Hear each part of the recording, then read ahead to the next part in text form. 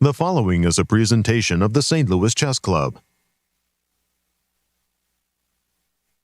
The 2024 Grand Chess Tour hit the ground running with the Superbet Rapid and Blitz Poland in historic Warsaw. 4 full tour players faced off against an illustrious set of wildcards determined to steal the spotlight in the beautiful capital city. It looked to be an underdog story to start, with young Romanian player Kirill Shevchenko going 3-0 to start the Rapid event. But it wasn't long before the veterans took control. Reigning World Rapid and Blitz champion Magnus Carlsen looked to be cruising, but was passed by Chinese superstar Wei Yi, who got hot and could not be stopped, winning 5 games in a row for clear lead after the Rapid section. Then all bets were off once the Blitz started. After day 1, Wei Yi looked to be running away with the event, securing a 2.5-point lead going into the final day. However, no lead is safe when the ultimate wildcard is in the field. Within 4 rounds, Carlsen caught the leader and quickly surpassed him to become the winner of the GCT Rapid and Blitz Poland. Players set their sights to Bucharest for the 2024 Superbet Romania Chess Classic, the second leg of the 2024 Grand Chess Tour.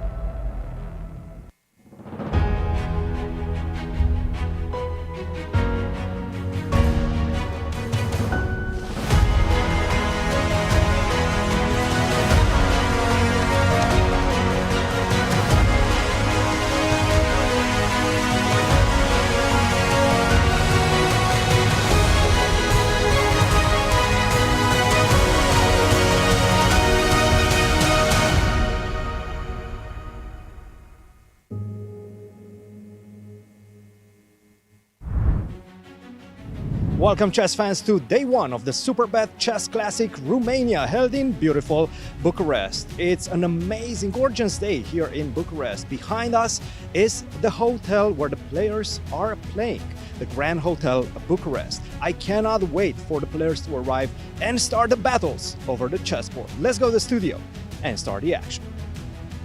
The Grand Chess Tour is back. Some of the best players in the world have come to Bucharest to fight it out for amazing money and GCT points. Day 1 starts right now. Hello and welcome. It is day 1 of the Superbet Chess Classic. I'm International Master Jovanka Houska, and it's going to be a great pleasure and I know a lot of fun to be commentating the action alongside Grandmaster Yasser Seirawan and Grandmaster Evgeny Miroshnichenko. Wonderful to have you back in studio, Mira. Welcome, welcome, welcome. Jovi, a pleasure as always. Good morning. Good morning. Hello, everyone, and welcome to our show. Indeed, the Grand Chess Tour is back. And what an incredible lineup of players we have for you.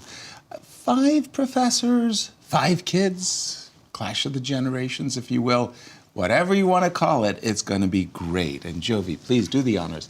Tell our viewers the roster of players, and the lineup is fabulous. It is absolutely wonderful, Yasser, because we have 9 of the Grand Chess Tour regulars and 1 wild card. And take a look at who is playing. Fabiano Caruana, he is at the top with his universal rating of 2788.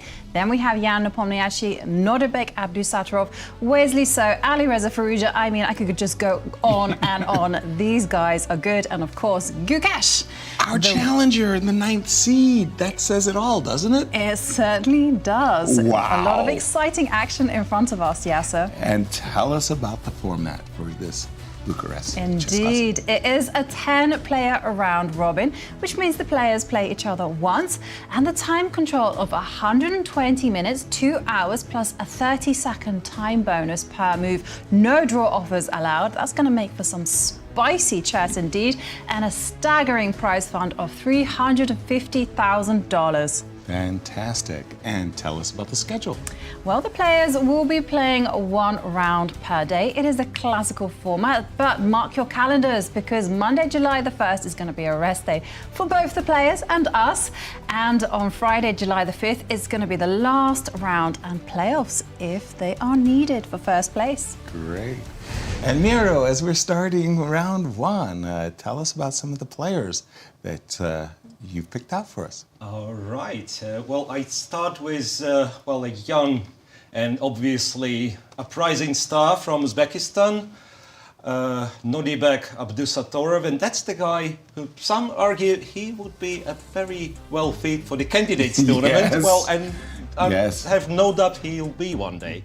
So 19 years of age, URS rating of 2767, I think he's seated third in our field, and 2021 World Rapid Chess Champion. And the other player, the local hero representing Romania, the wild card, Bogdan Diak, 22 years old. His URS is 2685, and one of the recent highlights, he has won a very strong Reykjavik Open this year. Wow, thank you, Miro, for that nice introduction.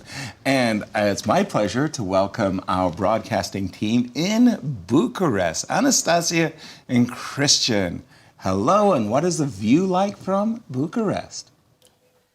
Good to see you guys. Welcome back, chess fans, to the second leg of the Grand Chess Tour, the first leg of classical chess in beautiful Bucharest. I am your host from on-site here, Grandmaster Cristian Chirila, and alongside my brilliant co-host, Anastasiya Karlovich. Anastasiya, how are you doing? Tell us a bit about the atmosphere here in Bucharest, especially in the playing hall. I'm doing well. I'm so happy to be here in Bucharest as well. And of course, great atmosphere. Players are coming, and it's really great for them that they just can take the elevator and go down to the playing venue. It's just here in the hotel. And also the spectators are coming to the playing hall as well. You know that you can have this luxury to come and watch the games live. You can see that players are gathering, and they will just come to the boards, and you can see all the games on the screens right next to you. And you can follow all the games live, unlike the others who will watch the games from internet with 30 minutes delay. What to do? I have to say, a great setting. Yes, not every place is taken, but we know that many tickets were sold out at this moment, and the players, they have a special room for rest. Cristian, which game you will be following today? Well, I have to say there are so many incredible matches coming along, but I have my eyes set on the clash between Fabiano Caruana and Alireza Firouzja. Fabiano Caruana coming into this event as the title holder. And of course, Alireza is one of the hottest participants right now. He's coming from back-to-back victories in different time formats, of course, in the Bullet Chess Championship and in the Champions Chess Tour, where it was a rapid format. But he's just defeated twice Hikaru and twice Magnus Carlsen, definitely coming into this event with a lot of confidence. But I have to say, it's not going to be easy against the incredible Fabiano. But this one is the matchup of the day in my estimation. Guys, there in Romania, how about yourself in Bucharest? Well, thank you, Cristian. Indeed, let's take a look at all the pairings for this round one, and we'll make our own selection. Yes, and we did see Cristian's highlight, Alireza Firouzja taking on Fabiano Caruana. And then we see a battle between the teenagers, Nodirbek, Abdusattorov against Praggnanandhaa, Maxime, Vachier-Lagrave against Nepomniachtchi. These guys have been at the top for a long time. Gukesh, just 18. We'll be playing the wild card, Bogdan, Diak, and Anish, Giri has white against Wesley. So crazy to think of Anish and Wesley as two of the oldest players in the field, but there you go. What are you going to do? And the money. You referenced it earlier, but that's a big prize fund. It is a big prize fund, and look at those top prizes. First place, $100,000. Second place, $65,000. Third place, $48,000. And do remember that this classical event is played by the tour regulars, so you will be seeing them more in action later on this year. Exactly. As they were getting ready for the opening ceremonial first move, as round one's about to get started. Yes, the Romanian footballer, Ilya, and you'll have to forgive my pronunciation, Dupadescu is about to make the first move. And there you do see them chatting to the players, Bogdan, Diak. He's a wild card. Right. But one of the things, he's just 22 years old. And for me, there's an unknown element to him. I suspect that he's either going to do quite well or maybe not well at all, because the players do have a target on him. Yes, indeed. He has played in these events in the past, and one of the things that's really surprising for someone so young, he has a very, very mature playing style. He doesn't gambit or go crazy, so he'll have the target, like you said. Yeah. But he'd be a tough man to beat. Yeah, exactly. I've seen him play before and very well prepared. I mean, all of these guys, these are the best players in the world. I mean, it's going to be all about those small margins, and there we can see announcements being made, and here is Alireza with the white pieces against Fabiano. Now, these two, of course, played each other in Norway Chess. They didn't have successful outings there, with Fabiano coming second to last, 5 out of 6 players, and Alireza just 4th. Yeah, just keep in mind that that format is a little bit different in the sense that in case of a draw, then they play these Armageddon games that decide the matches. As there we have 2 of our youngsters. And someone who actually did very well in Norway Chess, Praggnanandhaa with the black pieces. He defeated Magnus Carlsen, and let's not forget, in the first Grand Chess Tour event, Praggnanandhaa finished 3rd in Poland. Impressive indeed. As we're getting ready, as I'd like to encourage us all to think about our picks and who we would like, who we would expect to win the tournament, as I believe some opening remarks are being made by the local organizers. How's your Romanian? Doesn't exist. Doesn't exist. Yes, I'm sorry. Mine too. And there we see Anish, Giri, and Wesley. So familiar faces on the Grand Chess Tour circuit. And you mentioned that Anish was a veteran, but he is just 29. It's crazy. I mean, seriously, he, I want to say, broke in to the arena as a young teen. And he just had a very, very, very smooth glide. And it was almost in his, I want to say, early 20s that he kind of really broke in to the top 10. And he's always been there. The talent is there. The work ethic is there. You know, getting to the candidates is hard. It's just, and so many people just missed out. And he was one of those. Yes. He was on the bubble of the Grand Chess Tour, and he could have and there we go. Ilya, what are you going to do? D2, D4. Excellent. D2, D4, absolutely excellent. Let's see whether Gukesh keeps the move or takes it back and plays something else. There you have it. He took it back. Immediately. But that doesn't necessarily mean that he won't be playing D2, D4. And Gukesh, 18 years old, world championship challenger. And he has white against Bogdan Daniel Deac. Miro, join in this conversation. We have 5 outstanding games. We have our marquee matchup in Firouzja and good morning, St. Louis, Fabi. But of these players, which game in particular are you expecting might show some fireworks? And by the way, D2, D4 by Alireza. Yeah. Well, Nodirbek against Prague would be my pick, like for the most exciting, Right. you know, without having any further information. Right. Wait. What do we see on this board? Is it a London system? It is a London A system. premature London system. It's right? the kind of accelerated version. But interesting enough, these two had a game in the London system in Norway Chess, where Alireza came armed to the board with some very interesting preparation. I'm having a little trouble with my game between Alireza and Fabi. I think we're just practicing the opening moves on that one, and so I'm not exactly sure how I'm supposed to refresh that. But I also see that, B7, B6, intriguing on move 2. Yeah, and that's actually a different approach from Fabiano from the game that I referenced in Norway chess. That one went along more mainstream lines of going d5 and staking that hold in the center. Here, b6. Well, Fabi's saying, how about I deploy the Queen's Indian setup of putting the bishop on b7, e6, putting the bishop on e7. If you will. You don't have moves yet, but pull up the game between Alireza and Fabi for just a moment. Yeah. Because d4, knight f6. Go ahead, you can move. You can yeah, make the moves. I can. d4, knight f6, and I'm used to seeing knight f3, so that you induce either e6 Oh, so Or you mean d5. like or too early d5 for a bishop f4? Yeah. Right.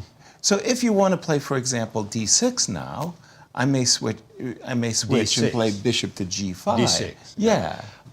So as far as I understand, like the reason for that is if black plays it's like very modest, the queen's gambit way, Right. then the knight on f3 might be a little bit too early. Okay. Because after this, I think this, Yes. knight e4 is the move. It's Okay. not like refutes the whole setup, but Right. normally you would prefer to have this one on g1 and the other one on d2, not to have knight e4. Okay. I was just trying to figure out why the particular move orders. And then after bishop f4, Oops. Yeah, so he went bishop f4, and the move we are saying is b7, b6. which is It is curious. very rarely played, Right. and there is absolutely nothing wrong with this move. So that's, at least for what I know, and I've checked I was preparing a student to play the London Really? system, Okay. and then we were checking, like you check the main lines, and then you look, okay, what else can black do? And we figured out that b6, it's not popular. It's like one of the Yeah. least popular options, and you just play. You put the bishop on b7. I don't think there is a specific reason to start with b6 other than e6. But yeah, Right. you play bishop b6, put the bishop on b7, later on e6, c5, d5, like all the normal moves. Yeah. Yeah. Possibly you keep the pawn on d7 as well. Yeah. So it could be, say, we just just put some moves we do on. the London things for white. Yeah. Right. So knight f3, e6. I don't know. The bishop goes here. Bishop goes here for now, and then c5, and I think at you some know what? point. The Yeah. key to playing this position as white is to think of it as if you played a black opening, but you're just that extra tempo up. So you can get your pieces to where they want to go. Them. For instance, your bishop is on d3, which Yep. means that you can back that up with queen e2 at the right time. Right. So you should try to find a place to hide your dark square bishop. Yeah, so maybe h3 Yeah. right here, Right. not to get exchanged. Castles, It's black to move. Yeah, h3. Yeah. Yeah, and what I'm thinking is, say, knight c6 could be still a move. So the thing is, after knight d2, I think one of the options is that you take on d4, and now it feels a bit too late to take with the c pawn since your knight went to d2 and Right. not c3. And after you take like that, and then some knight d5, so And this jumping. is also playable. Yeah, it's quite interesting. Nice. Bishop f4 to me in this exact moment, I mean, it stands out as a juicy target. The bishop Right. on f4. My understanding is that you don't tend to commit to the London system so early, not Right. because of b6, but more because of g6. Yeah. And then you get into like the London system against the King's Indian defense, which is Yeah. not the most pressing, let's say. But okay, we do see that Alireza has gone into a deep thought and then come he up with played c4. which kind of transposes into a Queen's Indian where I'm thinking the move bishop f4 is just premature, frankly. b7, b6. So c2, c4.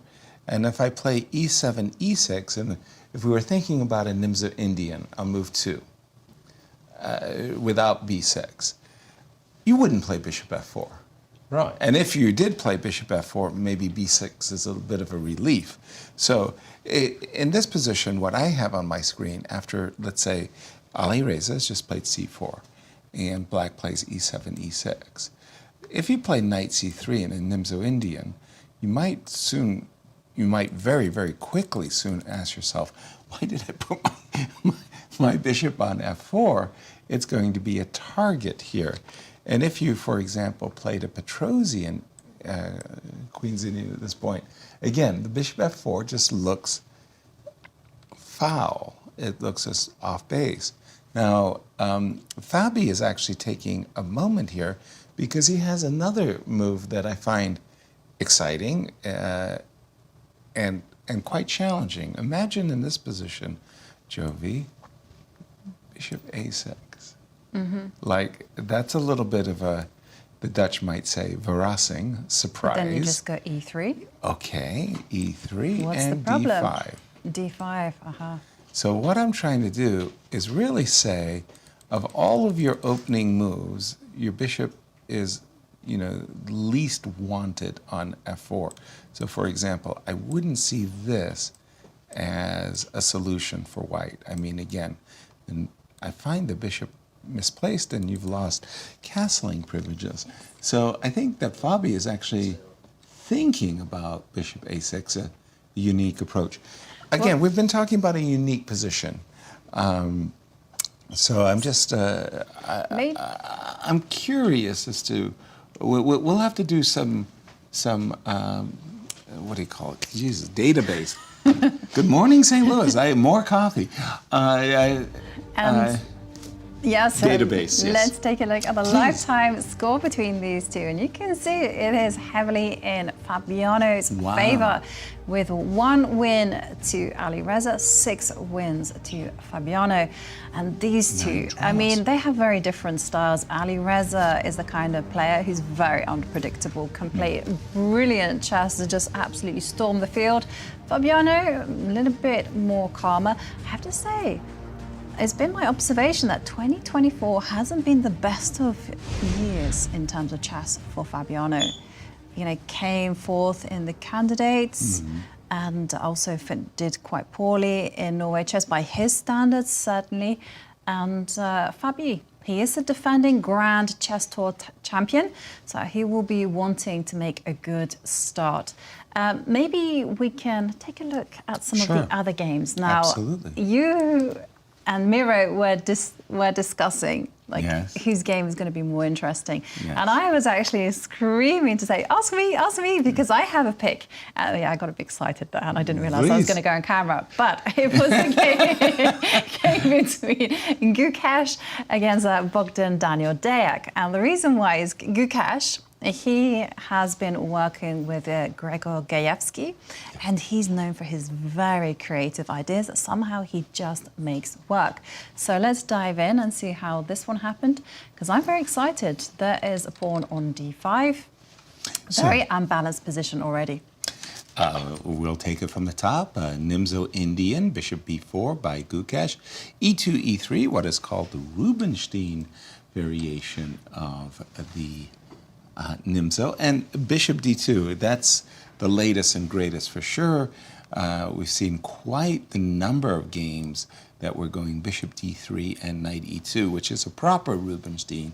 The idea is the knight on e2 prevents the bishop from doubling the pawns. Bishop d2, latest wrinkle, and we've seen, I want to say Wesley So, kind of leading the way there. c7, c5.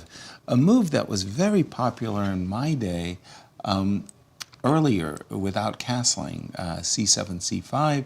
The players very quickly would capture on d4 and follow up with d5. Bishop d2, c5, d5. Now this is very ambitious.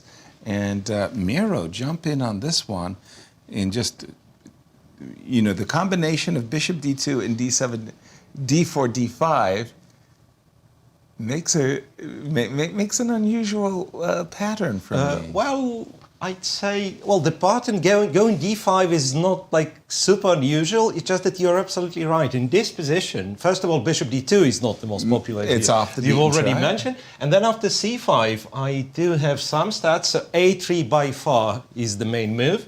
The second most Knight popular f3. is knight f3, just develop the horsey, and d5 only 8 games in the database that we have. So c5, d5. So we're in Did you know rarefied. something? I'm looking at the database, and I can see that this actually d5 seems to be played by a lot of the top female players. So I've got Anastasiya Karlovich. She's one of the best French players. And then we also have Alexandra Grashkina, Karina Sivka, and then just There's 3 already. 3 big names in women's chess. Gukesh has been studying the ladies' game. It's clear. Yes, actually, Obvious. I tell you, the top players are studying all the games. Of course. Yeah, and then after D6, D6? bishop D3, that's only one game that we have. So that defends D5 by tactical means. Yeah, so we can show that after ED5, White's planning to take with the pawn. Right. Bishop C3, we capture back with the bishop, and after Knight D5, Bishop H7. This way, White wins back the pawn. Queen takes D5, and apparently White has an advantage here because the king is somewhat vulnerable, and I presume White's going to castle long, develop Knight to F3, and develop some reasonably strong attack against the king. Okay. Yeah, so the pawn is not to be taken. And D7, D6, pardon me, Bishop D3. So Knight to D7 is one of the computer's recommendations, or after exchanging on D5 to get Knight D7, and we would get what's called the Benoni structure, Right, So but that with in the the bishop center, with the outside. bishop being on B4 and not on G7, Right. Which is not that easy to judge, I'd say, because. Yes, we, like the experienced players, we used to see, the pawn on G6, the bishop on G7, very powerful. Right. But at the same time, that whenever the bishop is exchanged, usually it means that black runs in trouble in the Benoni. Here, however, if you exchange the bishop, even for the knight, it's not as bad because the pawn is on G7. So Exactly. the king side is safe. It kind of feels like a check Benoni. Oh, no, snake Benoni. Snake Benoni With is a the bishop on did- D6, Yes. right? Right. You are, but then if you compare to this quite a dubious line, Snake. Benoni, there bishop goes to D6, then to C7, then to Then to A5. A5. So you waste a lot You of time. saved And here you yourself. almost like, cheated, went bishop F4 over your own pawns. Yeah. The snake that swallowed itself.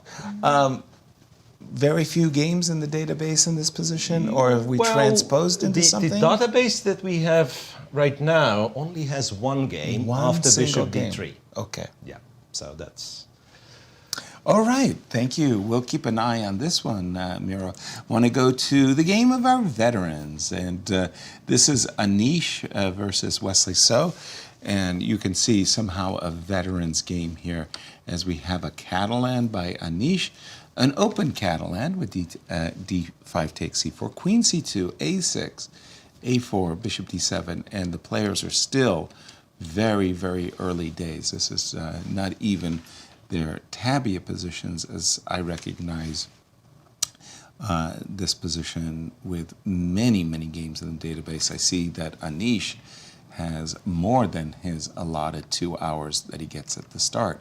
Again, we're using the time control of 2 hours or 120 minutes for the whole game, no second time control. Yes, which does mean that it's going to be quite a frantic ending to the game. Which is our experience from the Cairns Cup. Yes. No, I was going to ask one question, though, Please. going back to that Catalan.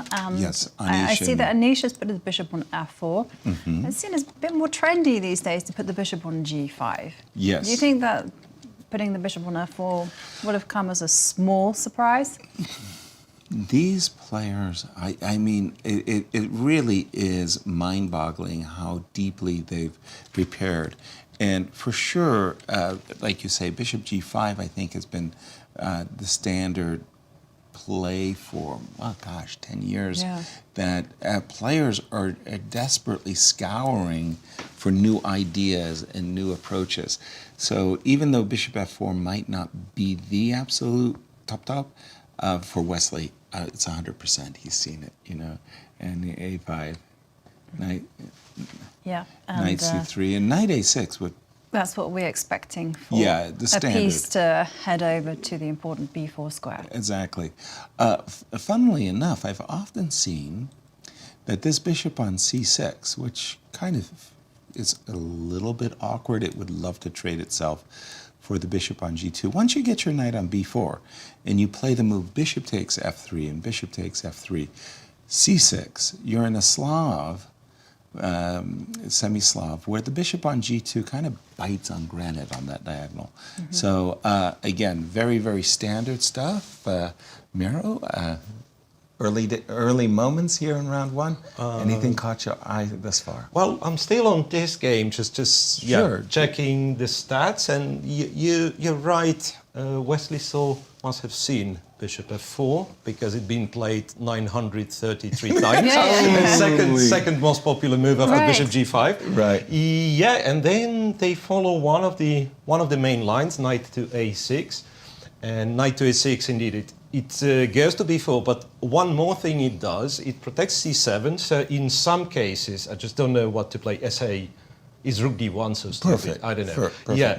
There is an option of going bishop d5, and that's another way of exchanging, or rather letting white to exchange the bishop, because if you take, yes, you do get a pair of bishops, but in this Carlsbad structure, I'm not even sure where the queen's going, because, black gets such a beautiful setup, c6, and it's sort of what we call the Carlsbad structure, with black achieving an awful lot. So the knight on b4 is perfect. Right. The bishop on g2 is not very well placed in the cards, but yes, so you have control over e4, so black has to have no trouble whatsoever. It's very important to actually remember that this is the plan for black, because it could be very tempting for lots of people. You know, the bishop is out there on f4, hunt it down, right? And often white will just say, fine. That's a very good point. So say, again, let's make a move, and then knight d5, and white just does something. Right. So this exchange is not that great for black usually. Right. Yeah, because it strengthens white's center, and sometimes after king h1, rook g1, the g file can be used to white's advantage. The reason why I mention it is because I fell foul of this. Some grandmaster did this to me quite a few years ago, and I was like, what are you playing at? You're giving me the bishop pair, you're doubling your pawns, you weakened your king. Yay. Like, why? And then I understood why. Right. I had two games from essentially this position, very, very similar. Exactly. Walter Sean Brown and Anatoly Karpov on the black side, where I allowed them to double my pawns, and I got a good knight on e5 one draw with Karpov, but I defeated Wally with the double pawns. I had that nice knight e5 grip. We'll continue our tour here. Where would you like to go? Can we turn our attentions to the game between Maxime and Vachier-Lagrave? Let's do it. Against Jan Nepomniachtchi. I haven't seen Maxime play so much. I mean, obviously he played in the French... Did he play in the French league? I'm sure he did, right? Yeah. As he's up against the wily veteran, Nepo, two-time challenger to the world champion. Nepo, he's made it very, very clear. His home is the Petrov, the Russian defense. And he's been playing it, I want to say, for the better part of 10 years, maybe even longer. And, you know, there was a time when MVL played the Najdorf and only the Najdorf, the Grunfeld and only the Grunfeld. And he just challenged the whole world to prove that his line doesn't work.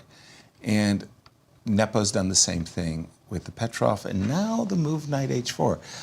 It feels like this came from the candidates, but... Yeah, I was about to ask if it looks familiar to you, because I believe, I'm not sure if I'm confusing something. Wasn't like g3 a move somewhere here, and we are talking Hikaru against Nepo? Yeah. Something like that. Right. So knight d2, rook e8, it's certainly familiar that there have been like high-profile games for sure. And Richie Rapport versus Nepo, remember also there was a knight h4, bishop e6. I am sure they are following, the 8 games in this line still.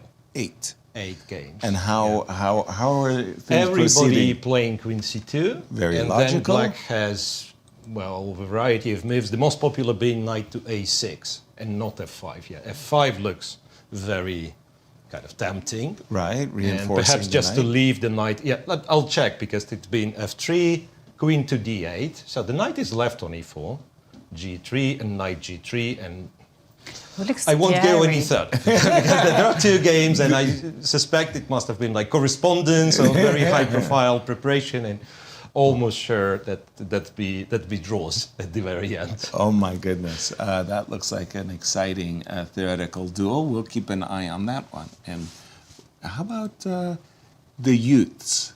Let's go to. Let's check out Nodirbek against Praggnanandhaa, both 19 years old. And they do seem to be competing to outdo each other.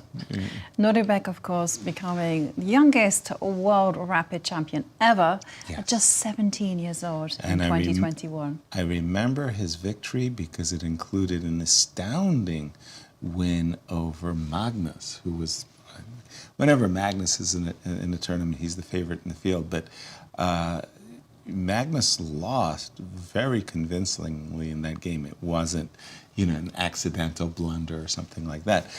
The players are, well, what can I say? Fighting a very theoretical duel. But pause for a moment and let's jump to Bucharest. Guys, I just came back from the playing hall and I was keeping an eye on that clash that I mentioned earlier, the one between Alireza with the white pieces and Fabiano, and they have some history as well, recent history, especially in the London system. Alireza tried this against Fabiano in Norway Chess just a few weeks ago as well, and he's trying it once again. But now Fabiano comes up with this b6 move at move 2, and take a look at what transpired after, because this is very, very interesting. After a short think from Alireza, he played the move c4, which definitely surprised Fabiano. Generally, when you play the London, you want to keep the pawn on c2, maybe solidify, cement the center with the move c3 followed by e3, things of that nature, not necessarily c4. And very surprisingly from Fabiano, after c4, he started spending some time. I was expecting him to blitz out just a normal move such as e6, right? This is going to be some sort of a Bogo-Indian solution, but with the already committed bishop on f4 for white. So it's definitely a better version for a black. No, Fabiano had something else in mind. And I have to say, I'm seeing a trend in his game. He's starting to play with fire. I remember in Norway Chess, he really wanted a victory with the black pieces against Ding.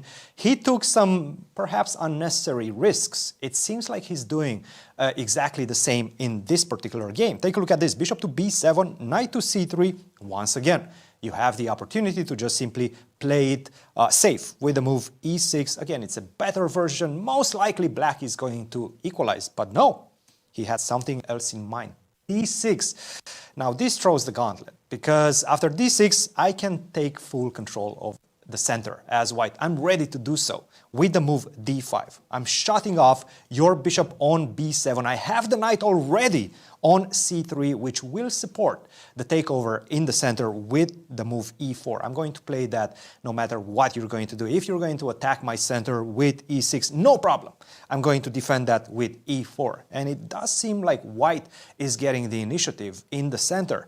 I have to say, Fabiano is definitely comfortable playing, let's say, perhaps e5, this type of King's Indian, if you're going to go g6 later on in the position structures, right, where white has the majority and is enjoying space advantage on the queen side. Black is going to try to do something on the king side. Definitely a very intriguing battle ahead, but this one, well, we're going to see some fireworks on the board. Guys, back to you. Thank you, Cristian. Fireworks on the board, as promised by Cristian. And of course, fireworks is exactly what is needed if one wants to win games. And let's check out the player with the most win probability, the chances to win the tournament.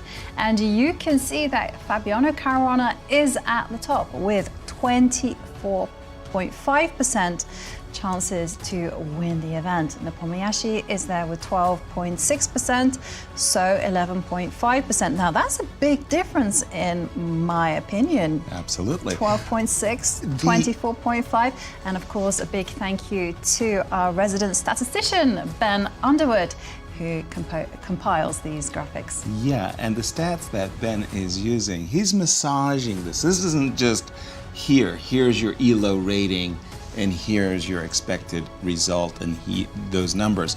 No, he's combining this with some head-to-head clashes, how players do with black, their winning percentages and stuff like that, please. And 15,000 tournament simulations, Yasser. Yeah. I mean, this is like some Dr. Was it Strange? the Marvel character. Right, yeah. Doctor Strange and being to multiverse and Yes. seeing all the comic outcomes. And books. Fabi's going to Now win. we're talking my language. Yeah. D7. Oh, pardon me. Miro, D7.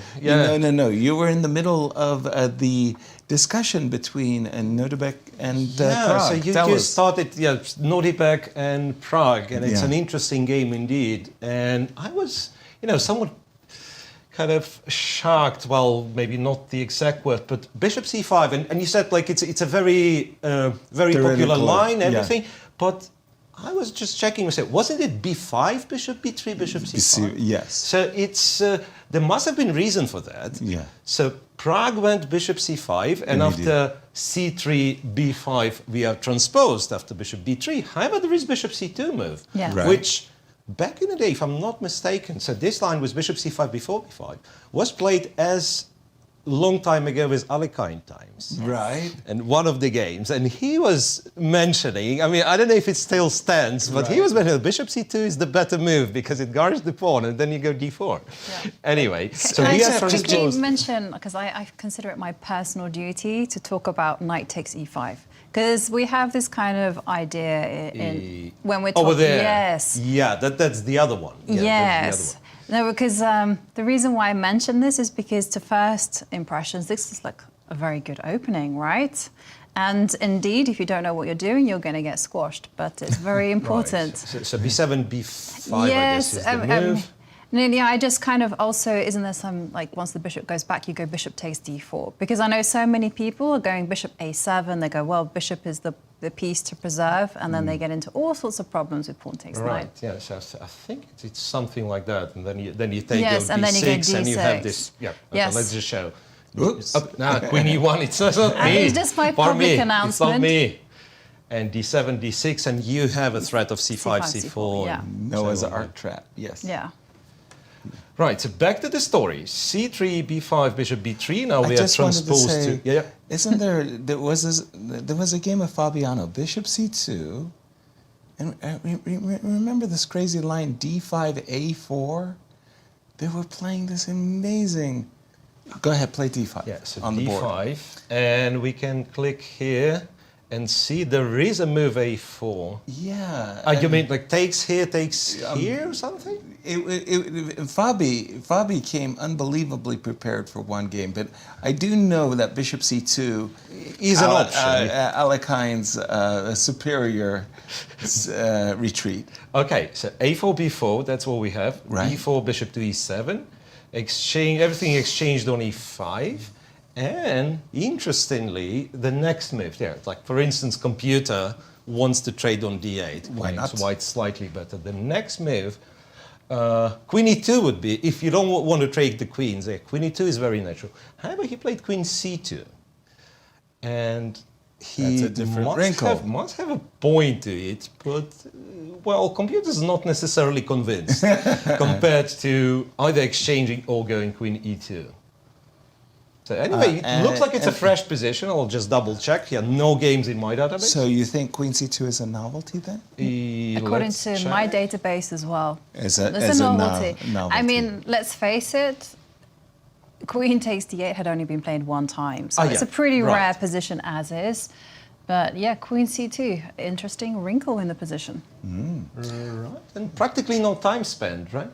Yeah, practically no time spent. Let me just bring this one up if I'm That's the scary thing about this What's top that? level chess is like no time has been spent. Yeah? They know everything. And Even when you think you're prepared a novelty, they're like, no. We've already looked at that back at home. And one of the great things about these players is that if you do surprise them, they are more than capable of working out the consequences. Yeah, because over their the board. familiarity with the position. Probably one of the greatest theoretical duels I've ever witnessed in my life was a game from the Bonn World Championship between Vladimir Kramnik White versus Vachier-Lagrave. It was one of those very, very complex Slav games. Essentially, Vladimir lost the match with the white pieces as Vichy won 2, maybe 3 games with black. But the point was that Vladimir came and played like 20 moves, hit him with this great novelty, and Vichy immediately responded. And then they went like 5 moves deeper, and both players were in their preparation. Talk about Queen C2 for a moment, Miro, because I'm looking at this move and I'm warming up to him. This novelty, I'm warming up to it. The funny part is this bishop on A7. The desirable Queen E2 looks fine. Nothing's wrong with it. Until you kind of start to look and you say, well, there is this move, Bishop C4. And against such an... you'd like to play F3. like, how dare you? You come to my side of the board and you attack my queen. I'd like to play F3, but that's illegal. If we show all the lines, that let's mention that Queen A6 is not a good response to Bishop G4. Indeed. Don't go pawn grubbing. Don't be thinking that these players will blunder a pawn. That will really upset you to lose your queen. But as I'm looking at Queen C2, I'm saying the problem for Black's side is this pawn on B4. If the pawn were on B7, I think Black would be just fine, and he would happily castle and say, not a problem. If you take, let's just say you want to solve your problems, and you take on, with the knight, you go castles, you're okay. But I'm going to take with the pawn, and I'm doing it for a very deliberate reason. And the reason what I want to do is that if you do castle, now you start to understand that, well, things aren't that convenient for Black. Give me your exchange. Oh, you don't want to lose your exchange. Well, very good. Give me your queen. Okay, we block it. Yeah, exactly. Any move? Okay, give me your pawn. There was a reason for Queen C2. It's just suddenly a little bit strangely awkward. Yeah. That's what I want to say, that I'm warming up to Queen C2. Okay, you say to yourself, I'm not going to take your pawn. I'll play A5. But are you sure you want to play A5? In this case, I can play for bishop to G5, knight to D2, knight C4. What I mean to say is I'm warming up to Queen C2. Well, I'm also warming up to the idea, but in this day and age, Yasser, it's the counterattacks as well that you have to be thinking about. Because counterattack. I've noticed this is a particular trading trademark of Praggnanandhaa. You were bishop B7. You attack something and you think he's gonna move it. No, he's gonna go bishop B7. So first things first, Queen E2, and I'm dead serious. It was the better move. Okay. And why is that? Because after bishop G4, you go Queen C2, and that's computed. That's not me, but that's why. And bishop G4 is a bad move. Wow. We don't know why, but okay. So this would be better for white. Okay. After Queen C2, however, like the good move is one of the good moves is rook B8 apparently. And then to take on B4 with the rook and target this guy. And the line that you guys were discussing... I think it wasn't the castle, it was takes on C3, right? Yes. Yeah. So apparently knight takes is what computer prefer anyway, because taking with the pawn castles, somehow it manages. Rook D1, bishop A3 first. Or bishop A3 first, rook to E8. And now rook D1. And now rook to D1 and bishop to D7. I went Queen A2. And after Queen A2, apparently there is something, knight to G4 and Black is winning. I'm sorry. That's, Queen H4 is coming. No, but it's just Queen H4 is coming, Queen H4. Yeah, like you take on F7. Let's be greedy. Let's take on F7. Let's take on E8. And now Queen H4. Bishop F2 check. Bishop F2 check. We have to... Ouch. Apparently we will have to take with the Queen because that wasn't King the plan. F1, Bishop B5 happens to be a checkmate. Queen D1. Nice. But as Jovi pointed out, you have to watch out for these guys. You think you're attacking, then all of a sudden they have something up their sleeve and they're counter-attacking very fast. And you think rook, the engine thinks rook B8 is... it keeps shifting between bishop to B7, rook to B8, castling. Castle seems very natural, and then if the pawn is taken, then it goes rook B8. Bishop Yeah, D2? like bishop D2, I guess. But then you can pounce on the I pawn, guess, bishop B7. again, some tactics, and bishop you- B7, and we take the pawn no matter what. So knight C3 does not really protect it, because at the end the bishop is hanging. Right, Yeah. so bishops of opposite It's color. tricky, yeah. No problem. Okay. And you were thinking also, Jovi, I think against Queen C2, Bishop you were about to say B7. Bishop B7 Yeah. Bishop is the B7 Prague move. immediately is also a Yeah. reasonable move. Yes, rook to, I'm not even sure, like rook D1, I was given bishop G5. Bishop G5 is quite G5. interesting. I don't know how it works, to be honest, because to me it looks black picks up the pawn with a tempo, which he does, but then Queen E2, and yeah. Oh, a moment ago, We said I played Queen E2 to C2. So now we do trick the the opposite. bishop to go Right. to G4. Now we do the I opposite. trick the bishop But- to go to E4. If you're perfectly honest, it's a little bit of a computery line, right? Yeah. Because, the threat is obvious. We want to take the Yeah. bishop. And then Queen but black D3. has Queen D3, and now black is better in every single line but rook E1. Okay. So rook E1 takes here, takes here, moves the bishop, and That's a check. this one is roughly equal. Whoa. But that's It's one- still one of pretty the wild to me. So already Wow. quite the complicated position True out of that. the opening between the teenagers. Can I Please. just divert your attentions to another game that looks to be heating up between Maxime Vachier-Lagrave and Jan Nepomniachtchi. So when we visited it first, we kind of saw that there was a nice pawn on C5 for white, a pawn on D4.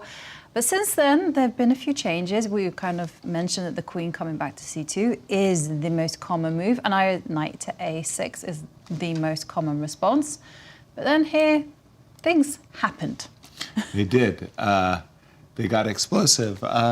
F5 was a move that Miro had mentioned, and then there was some crazy line with F3, Queen D8, G3, and he stopped. He said knight takes G3 and correspondence game and draw. Complicated. Let me run out, run away from the studio. Yeah.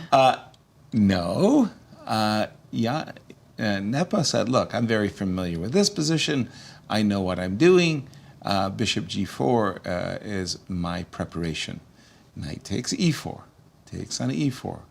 Rook takes E4. So MVL's up to task as the players quickly put their prep on the board.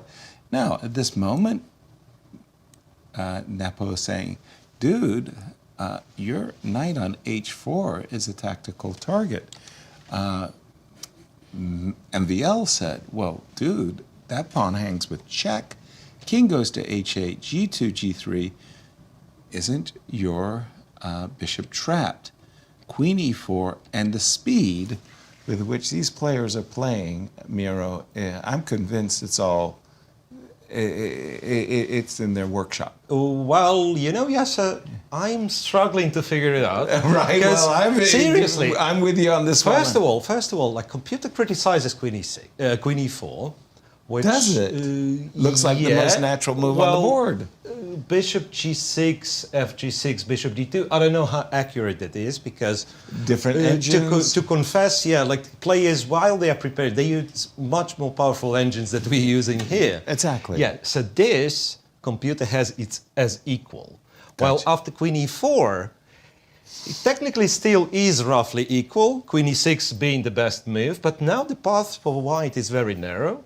So, takes has to take on G6, black takes back, and it's a check here. That's and the pawn path number is narrow 3. for both because King G7 is the only move, otherwise you lose.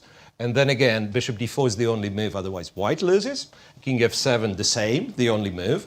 Now you might be tempted with Knight H8, but you lose after King G8. Don't ask me why. And so Knight E5 is the only move, and this is where I'm confused. So Bishop E5. Bishop E5 and Queen F5 or G6, and computer trades the queens. Like, okay, gives Queen C4 check is one of the options, but also trades the queens.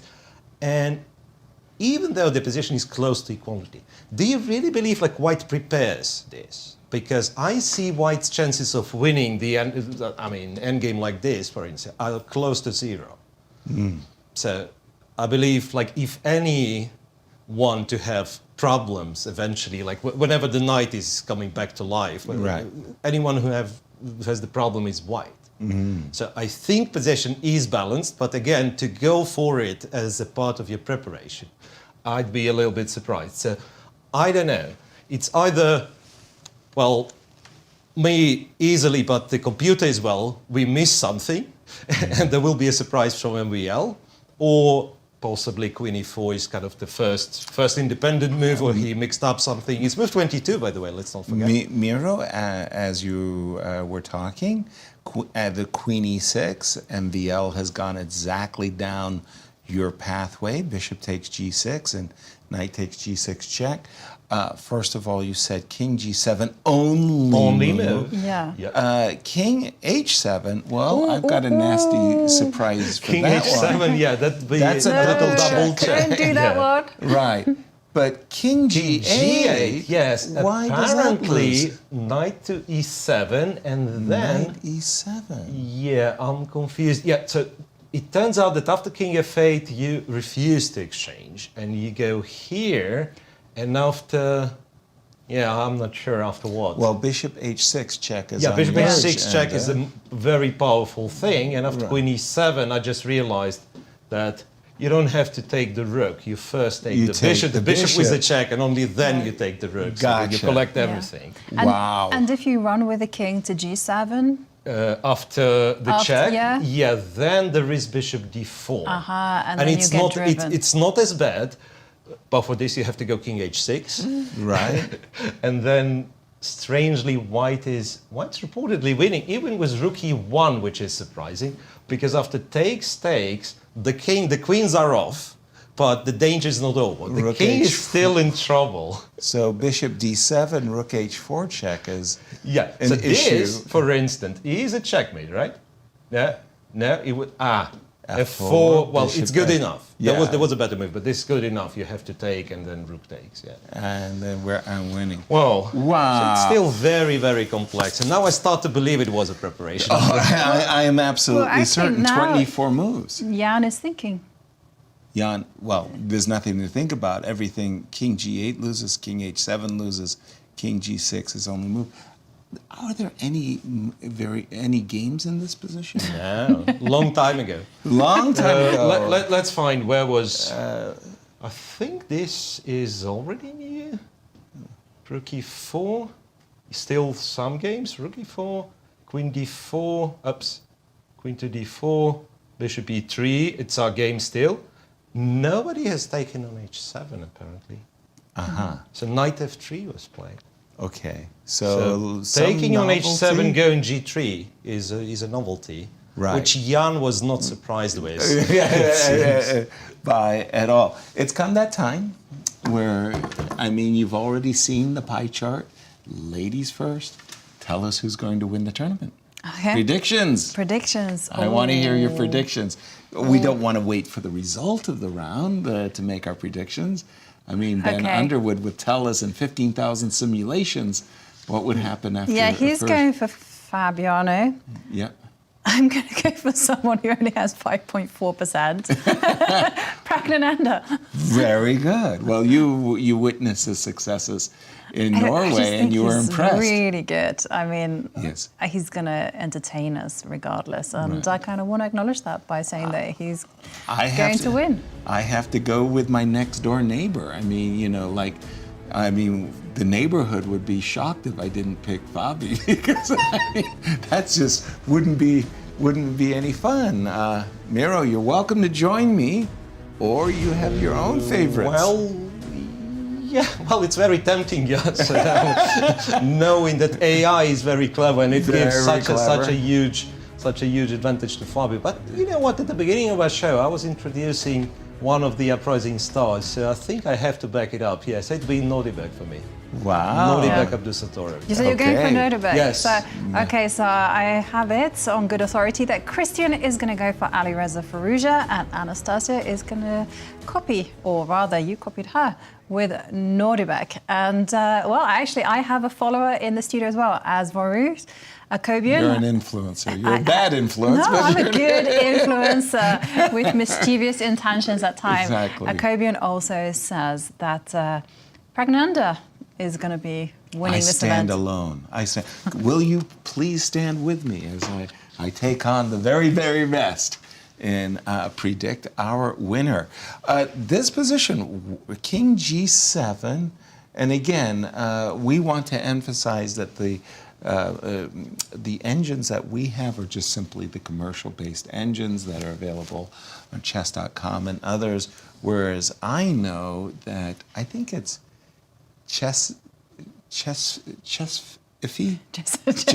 Chessify. I don't know whether that's the correct pronunciation.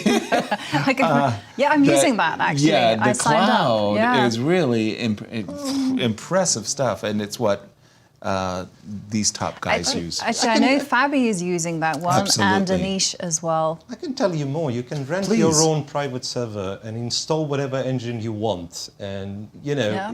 it might be cheaper. If you know a little bit about the infrastructure, it might Yeah. be cheaper than Yes. learning from commercial That's services. exactly what Hikaru does. Hikaru, with his second, Chris Littlejohn, Yes. they have their own. Well, Setup? Chris has his own setup, his own server, and his own engine, where he's Wow.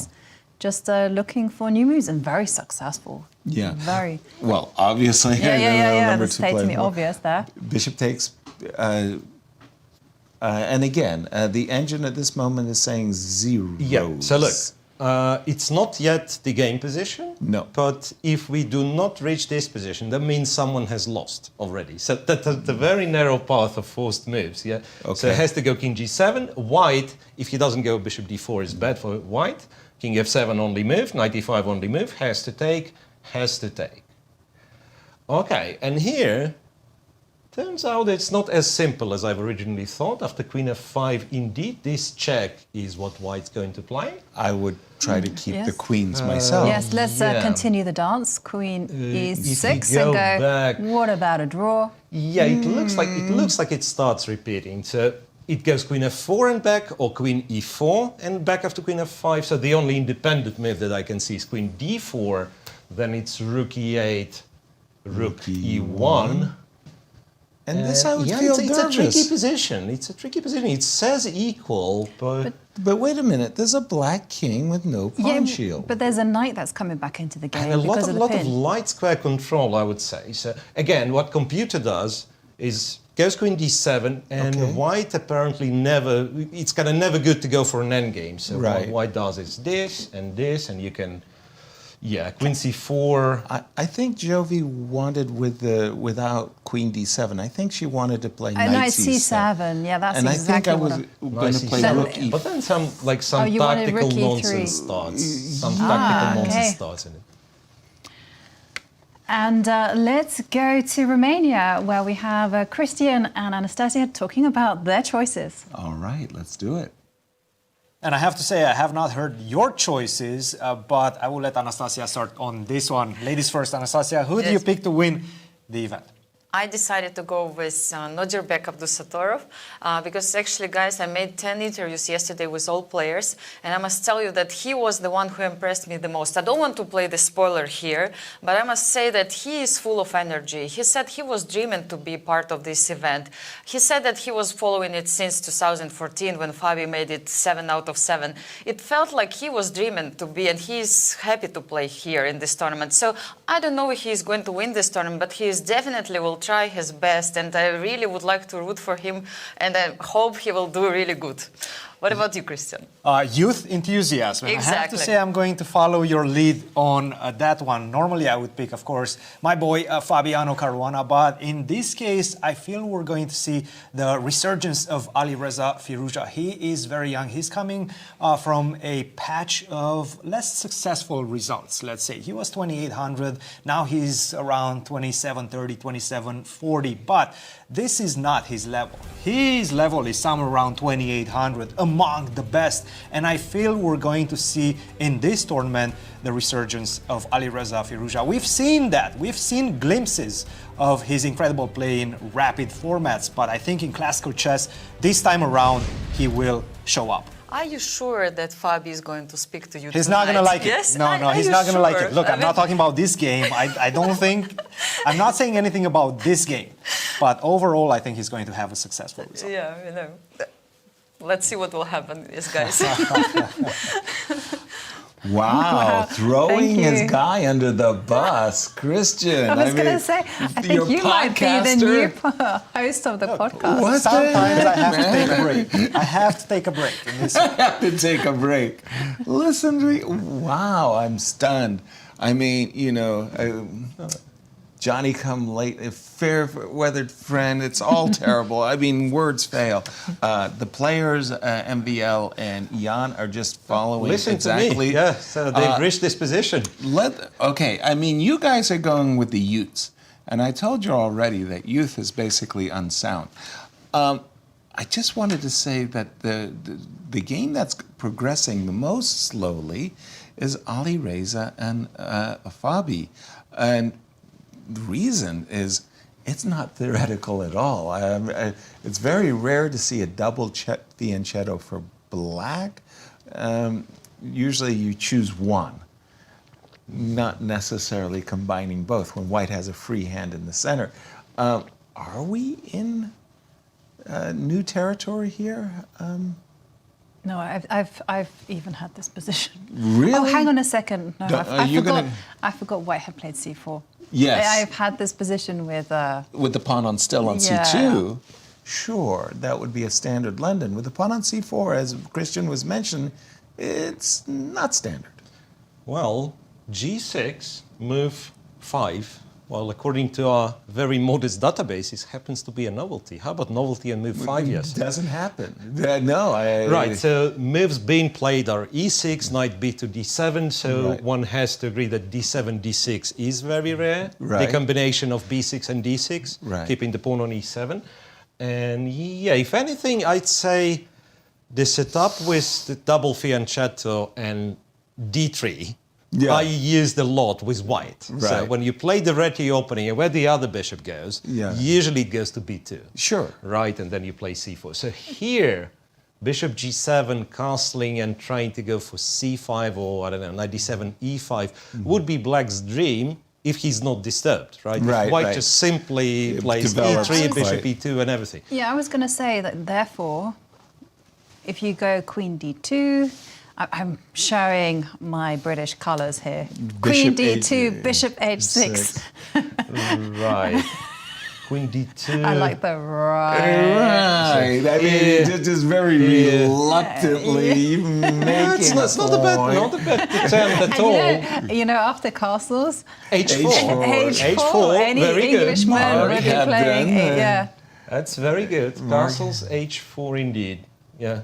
Well, they were playing h4 move 3 against the King's Indian setup. So Yeah. here you should be... And so many of my students have won this. Like the one will go. Hang on, if you can just show the in this, just to show a little trap that us that the black most of does the something. English knight to bd7, Right. h5. Let's do it. And then they go knight takes pawn, and they're like, hey, one material rook takes Right. knight. Yes. Rook takes and queen to g5, and this is like So my many dream. English juniors have won games like this. Where's my lollipop?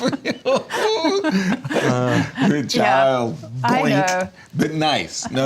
I think I've lost that position a few times in my life. You know, now rook takes h5. You'd be surprised that, speaking of, the old school in positional chess, yes, Yeah. right? So d5 would not surprise you, No, right? that was kind A of what move Christian... like queen c2, preparing E4. Not surprising at all. The third move, according to the engine, is, of course, the new wave h4. Yeah. h4. Just in case, you see the pawn on g6 and you still did not castle short, go h4. h4. Nice. Also likes white. Yeah. Wow. So By the way, What's Alireza, D5 following played. in the footsteps or the advices of Cristian has grabbed the center, his lion's share, if you will, played the move d5. And if we see, for argument's sake, e5, I do have a choice of en passant, but probably more reasonable would be bishop to g5. So it's kind of like a king's Indian, where, okay, white has lost a tempo or so, but the bishop is on a closed diagonal. Right. Isn't this very similar to the lines that Spassky used to play, like putting the bishop out to g5 and then e4? And Yes. What's it called? Well, you've got the Averbach system, which is what I played a lot, but nobody, and I mean nobody, people played a5 and b6, but they just never put their bishop on b7. They were always playing to control the c5 square. And let me toss it back over to you, Miro, because the move d5, e5 looks very compelling, but on the other hand, if you played bishop g7, then my bishop is a great bishop. Why do I have to play? I'm sure you would play e4. Yeah, I guess e4. I would castle. So you're like, you don't want to play e5 at all, right? Well, I'm not sure. I think I can do this, but only up to a point. And then you'll have to play either e5 or e6. Yes, right you are, Yasser. I think I've seen some people doing, say, don't know how to do it. Maybe the moves will be bad, but just I want to show the pattern that they go e6, they go knight e7, and somehow it's still playable, which is surprising. Confounding. And the idea is like you are not capturing on d5 because the moment you capture, the center stabilizes and the bishop on b7 is very silly. Right. So you go e6, you go knight d7, and somehow like it's also not clear what white is supposed to do because you cannot yet start advancing the b pawn while the center is still kind of tense. No. And so this could be an idea. However, computer is relatively happy with e5. Still. And says bishop g5 will just like ask you to make up your mind. Right. If you are taking or not. And bishop h4 apparently we are not afraid of. That's computer's flexibility, which we lack of. So bishop g7 would be my move as the king's Indian player. No, it says go bishop e7. Now you're threatening some tricks d5, maybe sometimes like knight d5 and everything. Yeah, and then white almost like forced to take. And with two bishops you are less worried perhaps. Yeah. Still, you do get, interestingly, you do get positions like that or similar from the Queen's Indian sometimes, right? With, if I may, so how's this position from the Queen's? So it has to be this. Knight f3, this, b6, b6, right? G3. Say bishop would go here, bishop would go here. How do we do it? Castle.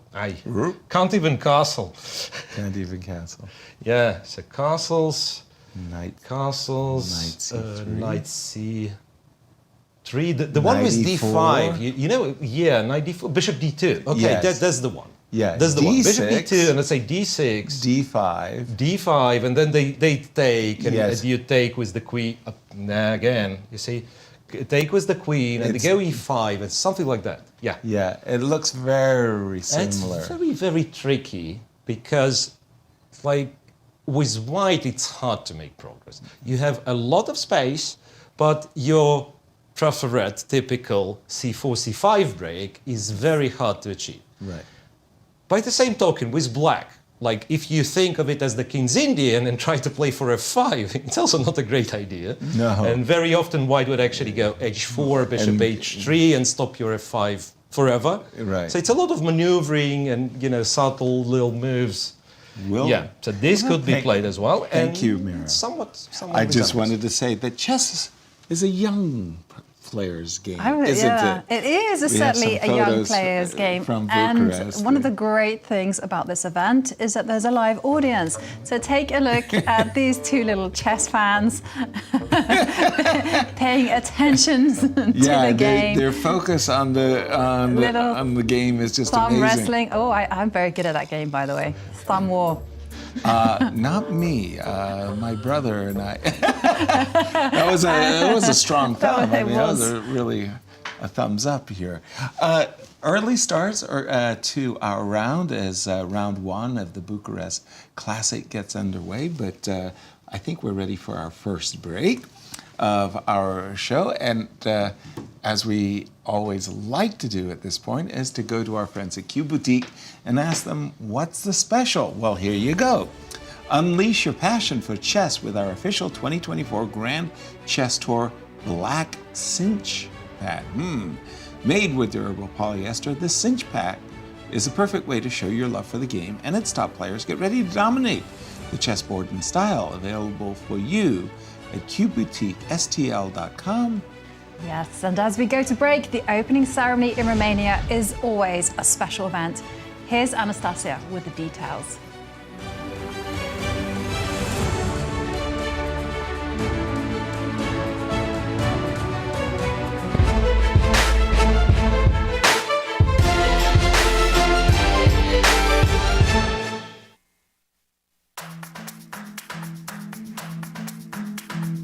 Hello dear chess friends and welcome for Superbet Chess Classic here in Romania. We are ready to start the opening ceremony. Let's go and have a look what's happening.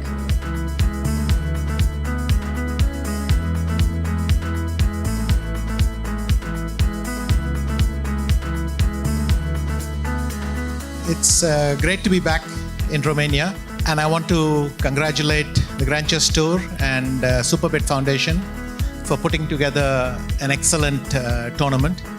It's my first time being in Bucharest. It's a new place, a new tournament for me. I'm really excited.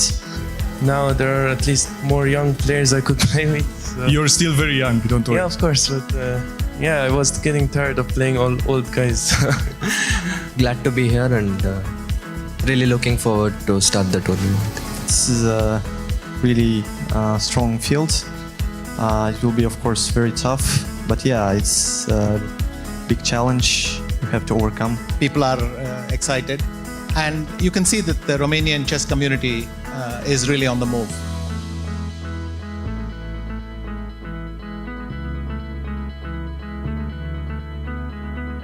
It was a great way to kick off the tournament. It was really exciting opening ceremony, and now it's time to go back to the studio and to the games.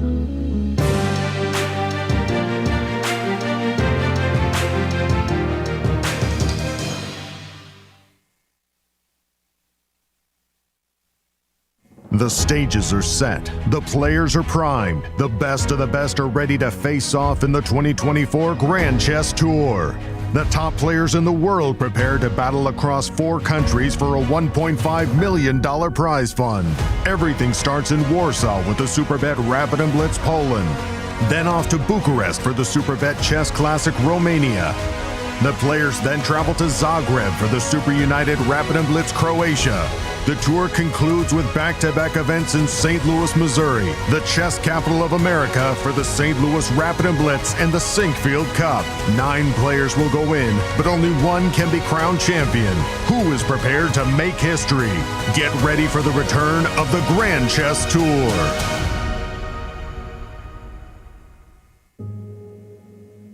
We are here to celebrate what the Chess Campus does and collectively make a difference to St. Louis through the artistic, cultural, and educational endeavors of chess. The St. Louis Chess Club and World Chess Hall of Fame makes such a significant imprint throughout our community, and with your help, we will continue to grow opportunities of outreach and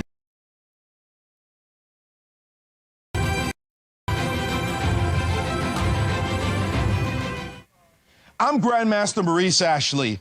Join me on October 24th to 26th for the St. Louis Chess Conference to be held right here in the chess capital of America. Also featuring legendary world champion Garry Kasparov and Hall of Fame inductee Judith Polgar, the conference will explore the broader educational and social impact of chess. For more information, visit stlouischessconference.org and sign up today.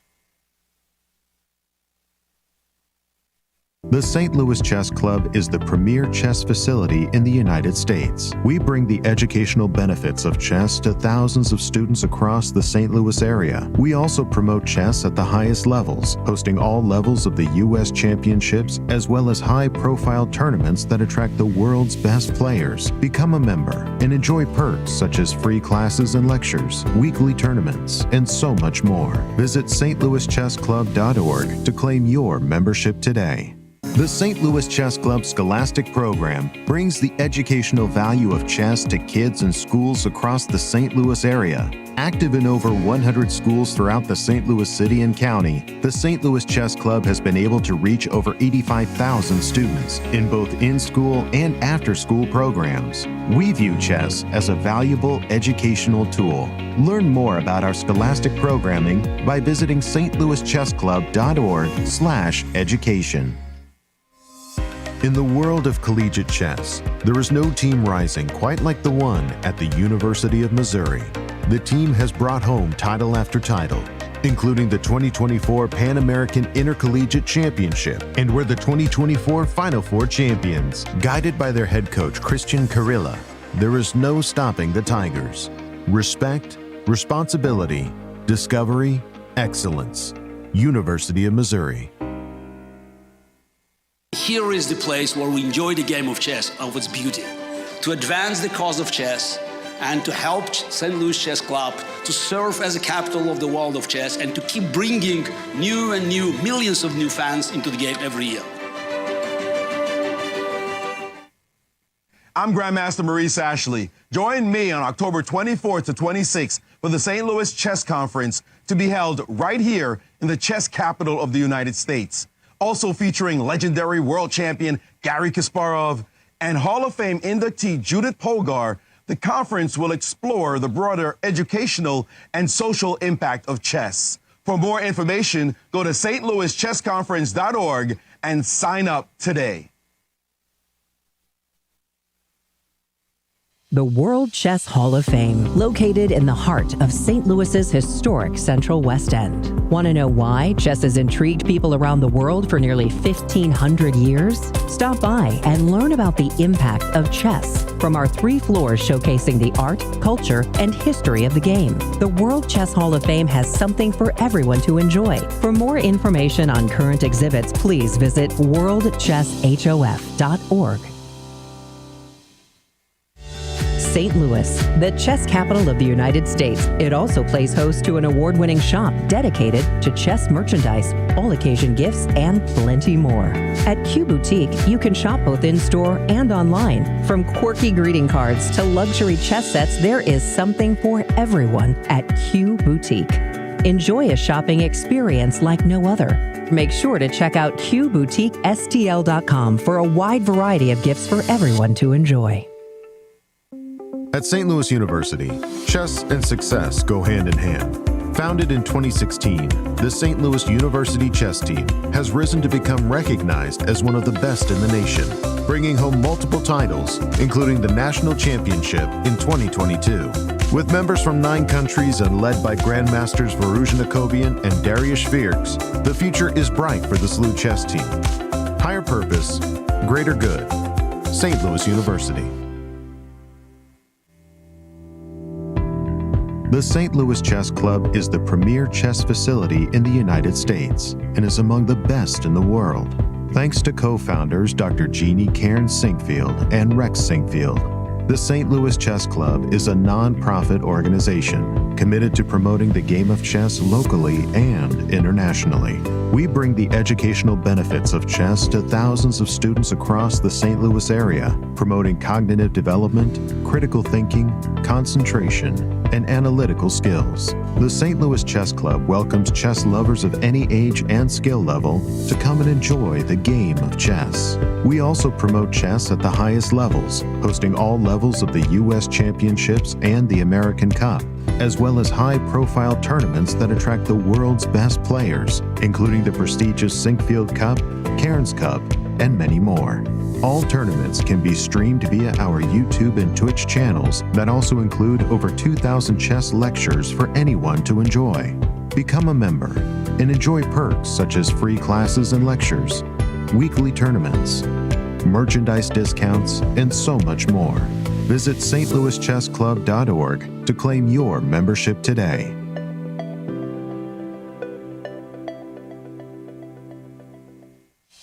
The World Chess Hall of Fame, located in the heart of St. Louis's historic Central West End. Want to know why chess has intrigued people around the world for nearly 1,500 years? Stop by and learn about the impact of chess from our 3 floors showcasing the art, culture, and history of the game.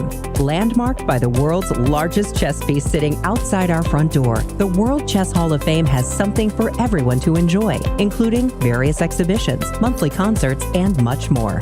Whether you are a beginner or a professional, there is something for everyone to learn here at the World Chess Hall of Fame. Enjoy free admission to our rotating exhibitions in our galleries and sign up for chess events, family-friendly programming, and art classes. And don't forget to stop by our award-winning gift shop, Q Boutique, and shop a wide selection of chess-related merchandise. For more information on current exhibits, please visit worldchesshof.org. St. Louis, the chess capital of the United States, boasts the world-class St. Louis Chess Club and the World Chess Hall of Fame. It also plays host to an award-winning shop dedicated to chess merchandise, all-occasion gifts, and plenty more. At Q Boutique, you can shop both in-store and online for chess merchandise, autograph collectibles, chess campus souvenirs, and much, much more. From quirky greeting cards to luxury chess sets, there is something for everyone at Q Boutique. And all purchases go right to benefiting new exhibitions and programs at the World Chess Hall of Fame, dedicated to exploring chess and its immense impact on art and culture. Located on the first floor of the World Chess Hall of Fame, enjoy a shopping experience like no other and become everyone's favorite gift giver. If you can shop in store, make sure to check out QBoutiqueSTL.com for a wide variety of gifts for everyone to enjoy.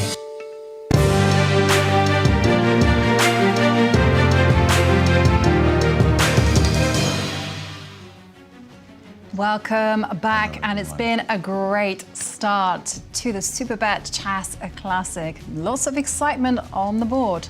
Absolutely, and jumping into our marquee matchup, we have a novelty on move 5. These 2 top players have a very different take on the opening position. G7, G6 by Fabi, double fianchettoing of his 2 bishops as black. Very unusual, and in this case, Alireza has taken a big grip in the center. It would look like a King's Indian if this bishop was on a G5, but the bishop on F4, and it's also very strange. Black has not played E5, which, has not played the move E5, which would lock in the bishop. So this is not in any way what you would call a typical King's Indian position. And before we went on break, we were just asking ourselves the question. Miro was saying, well, imagine that black doesn't play a King's Indian, just goes E6, Knight D7. We can play our Queen D2, the move that you like to play, Jovi, and Rook E8. I don't know what to call it because it's not a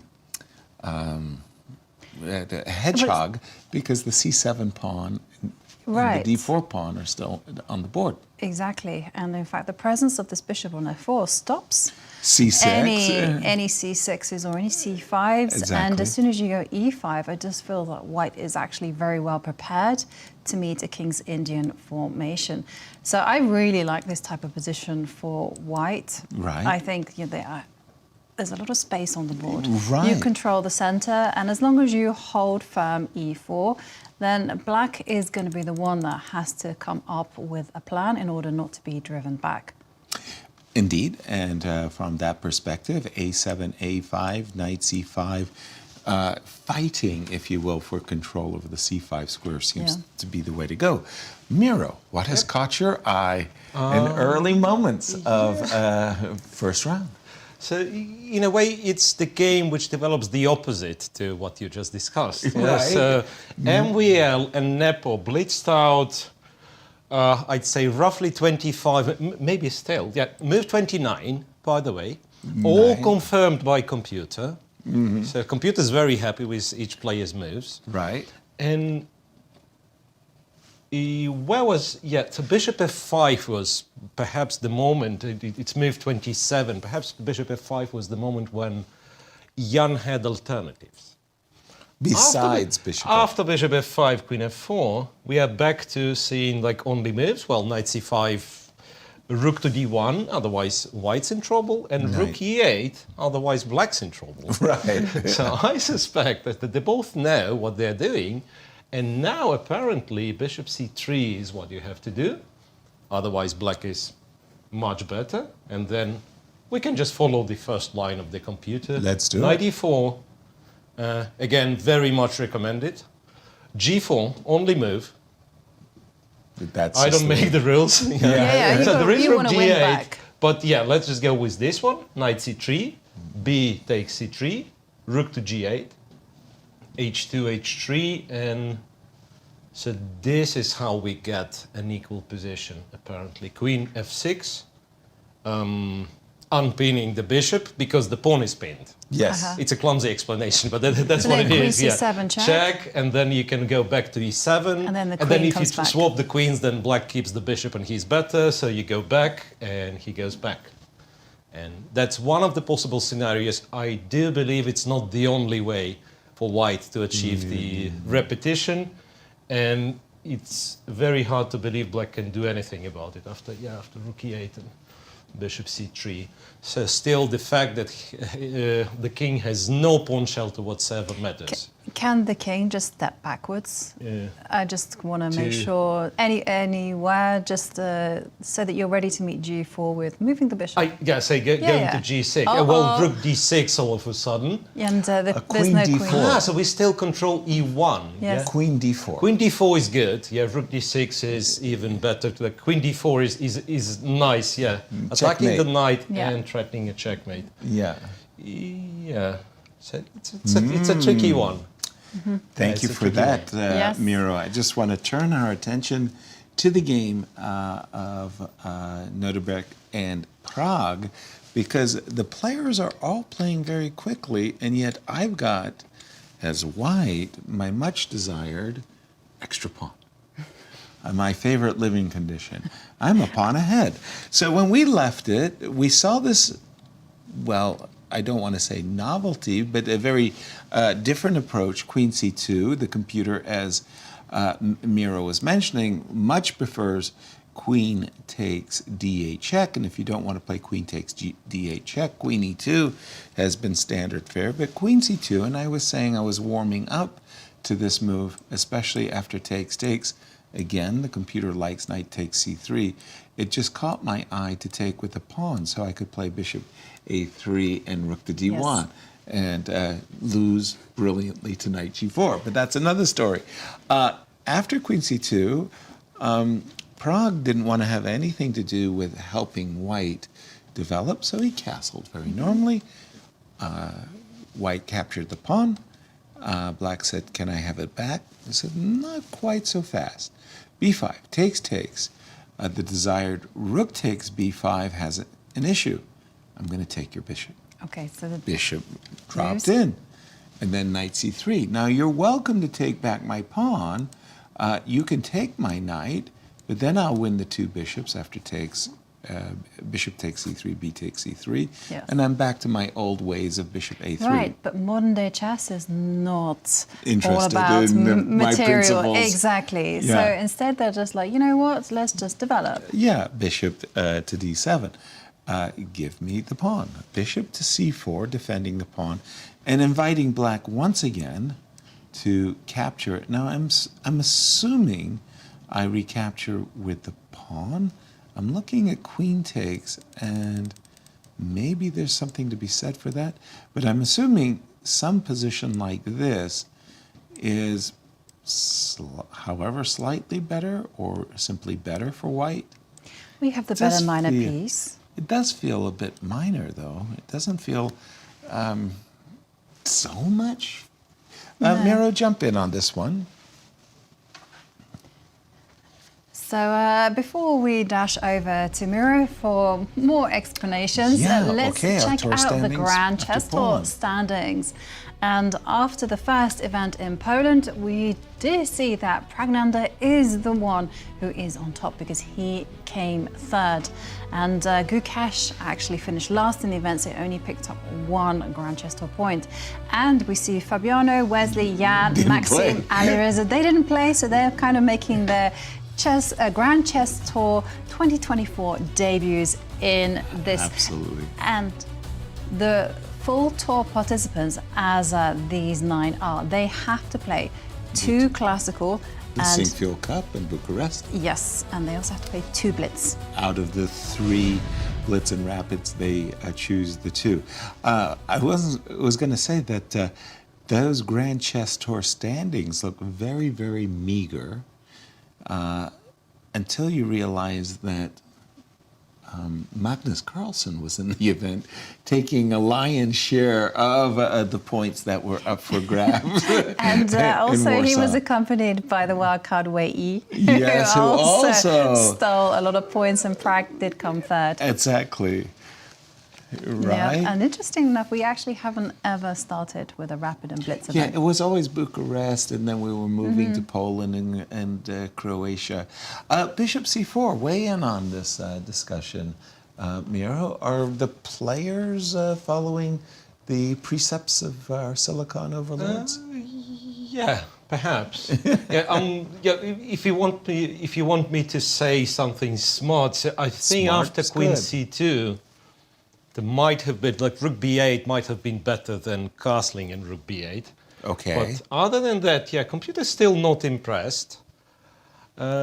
Thinks that, like knight e8 is a little bit too deep to me. So I was mostly thinking of capturing on c3. Right. And then doesn't matter what you take with, because queen c3 is a move.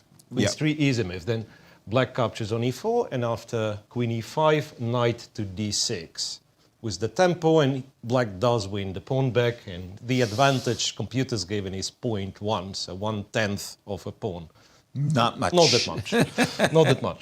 So perhaps after bishop c3, the best white can do is to take with the pawn, and then after bishop b5, use this little trick to keep a pair of bishops. To go rook d1 first, and after queen c8 to move the bishop to either b3 or a2, let's say to b3, and then now we have mine and Yasser's favorite positional move f3 installed to make sure the e4 pawn is protected, to restrict the knight on f6. This feels like better for white. The bishop pair, better pawn structure. Yeah, maybe in fact, as much as I said, like bishop b3 is more natural, but now since I've spotted that there is queen b7 attacking e4 and like indirectly bishop, maybe I go bishop a2. Right. Yeah, and it's not much according to the machine, but like in human understanding, like white is just tiny bit better on every, every front, right? Like two bishops and like very solid, and the dark square bishop in particular is.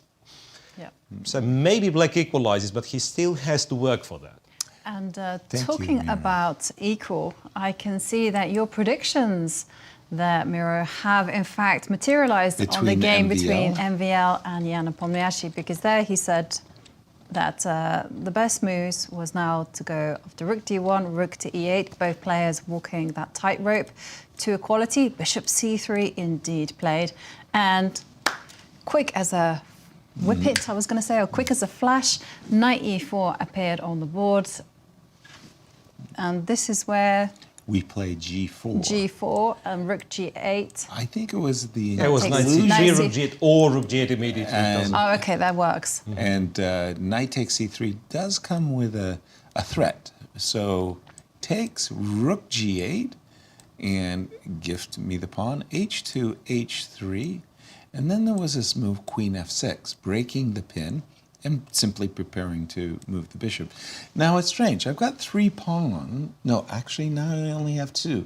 Knight takes c5 took a tooth. And that's important. Toothless. Yes. I've lost an important tooth. And so this is where the repetition, queen c7 check, queen e7, queen f4 was prescribed. by Miro. And, well, two veterans showing each other their homework, and what can we say? Yes, and indeed, G4 played by Maxime. At times, when you have these type of games, you feel like chess has been solved. Really, yeah. There was a times when I was watching these World Championship matches between Kasparov and Karpov, and this goes back to the late 80s, that they were playing these World Championship matches, and they would just play like perfect chess, you know, for 30, 40 moves, and you go, golly, it feels like chess is solved. And then we thought, oh gosh, the computers are going to revolutionize chess and make it absolutely, absolutely solved. And then, in fact, they infused it with new ideas. And still, at times, we do have moments like today. Well, I mean, I do know that in the computer championships, they're not allowed to play mainstream openings because it would just all be a draw. And I really like the story about AlphaZero, like when it taught itself to play chess. Right. Like it's after E4, I think it went for the French defense first. Yeah. And then after thousands and thousands of games, no. Not good enough. And then it tried the Caro. It was like thousands of games later. Not enough. Hold on. So I played millions of games against each other. But the story I like is you've got 48 hours to solve chess. And AlphaZero says, okay, I'm going to play millions of games. In 2 hours, no French. And it was like 40 hours later, no Caro. You know? And it was 48 hours later that it was like E4, E5, and it's Berlins and, you know, Joko pianos and whatever else that they're playing. Indeed, Miro, I mean, I think every generation, regardless, has had their grandmaster draws, and they've got these, you know, like grandmaster draw number 5, grandmaster draw number 10, and they develop these lines, but the lines are complex, and as you've pointed out, any deviation, you're done. Right, and well, for Jan, I think it's all kind of fruits of his preparation against Magnus. That from first the World match, Championship that first match, World Championship match he was involved, because that's a few months before the match, he started to play the Petrov. In fact, you were mentioning 10 years, but if you think it's ironic, because Jan Nepomniachtchi and Maxime Vachier-Lagrave, they were playing the same openings. They were very narrow in their opening repetitors, and Najdorf and Grunfeld. D4, it doesn't matter if it's MVL or Nepo, you expect the Grunfeld, E4, you expect the Najdorf. And then he switched to Petrov, and he mastered the Petrov, because, Magnus couldn't do much. And then nowadays he's still, in the candidates, like he two candidates, well, 3 candidates. I mean, Nepo has been very, very impressive in this candidate match play. I mean, he's really outperformed when it has counted. And there you see that the players are still, kind of a view of this extraordinary. Talking about view, here we can see some of the stats on Jan Nepomniachtchi, 33 years old, 2-time candidates winner, twice challenged for the World Championship crown, and with a universal rating of 2778. Extraordinary. I saw a photo probably about a year ago. In 2002, I had gone to Moscow, and I was the captain of the rest of the world versus Russia event, and it was really a spectacular event. The rest of the world. And a little young boy, like those thumb boys, was in the playing hall, and that was Nepo. Oh, yeah? Yeah, I could even recognize a couple of the features that he has as a mature young man. Yes. And here we go. They have played that whole line.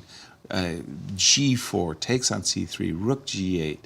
And I see it's kind of funny to see the exclamation mark by the computer for these moves that we think, that's a different one. There we're seeing on the screen the game between Anish, Giri and Wesley. But H2 is just played. H3 indeed played. And, well, we are expecting queen to F6 in order to break the pin. He's reaching for the queen. And There's nothing for MVL to do to keep the game alive other than just to dive in with the queen to give a check. Yeah, I mean, it's that the path is so very narrow, as Miro's been saying. You deviate, you're worse. And you make any moves other than queen c7 check, you're worse. Just going back and looking around, I see that Alireza and both Alireza and Fabi continue to play very slowly. We left the position after castle's bishop to d3, and Fabi hasn't moved for quite some time. They're, well, burned 40 minutes each on their clock for some very few number of moves. Here's a big question. Should I be playing e5 or not? Let me just take the bull by the horn and play the move e5 and go into a King's Indian for a moment. I think I would rather do it when you've castled short. You committed yourself already to castle short. But let's say I just go e5. Okay, and let's go bishop g5. I'm never sure whether one should provoke h6, but let's go for it. Okay, and you've got it. I'm going to And now play the bishop h6. goes back to d2. Bishop back to d2. Okay. I just don't want to allow any knight g4 excursions. Exactly. Okay, I will go a5. In a sense, I'm just trying to take control of the c5 square. Yeah, but okay, so I'm going to go castles. Castle short. Yeah. Okay, and I'll do my thing. Knight a6. b3. b2, b3. So slowly, you're going to play a3, you're going to play b4, and you're going to... Kick you back, my friend. Kick me where it hurts, I get it. Knight to h5, and I'm going to follow in the footsteps of Bobby Fischer and put my knight on f4. And just to interrupt you there, Yasser, we should go back to the game between Maxime Vachier-Lagrave and Nepomniachtchi, because they are indeed repeating moves. Getting ready to make the handshake. Yep. Queen f6, and as we we've seen. like to catch those type of moments. Handshakes. Queen f6 played to block the pin, and Maxime Vachier-Lagrave, he only has 2 pawns for the bishop. His hands are tied. He really must give a check to the king. The perpetual, yeah. And just as Miro was saying, that he suspects that this is from a world championship match preparation earlier in his career. And I must say that I worked with 2 players, Viktor Korchnoi and Jan Timman, in world championship matches, and boy, the work is intense. The players invited the arbiter over. And we have a first handshake, a draw between Maxime Vachier-Lagrave and Jan Nepomniachtchi. A first result in this Bucharest. Yes, excellent preparation by Excellent. Nepomniachtchi, and The maybe accuracy a touch is through disappointing. the roof, right? But it's maybe a touch disappointing for Maxime, because as white, you do want to push a little bit harder. Of course you do, of course. But you kind of just, you go here, you go there, you try to find a weakness, probe around.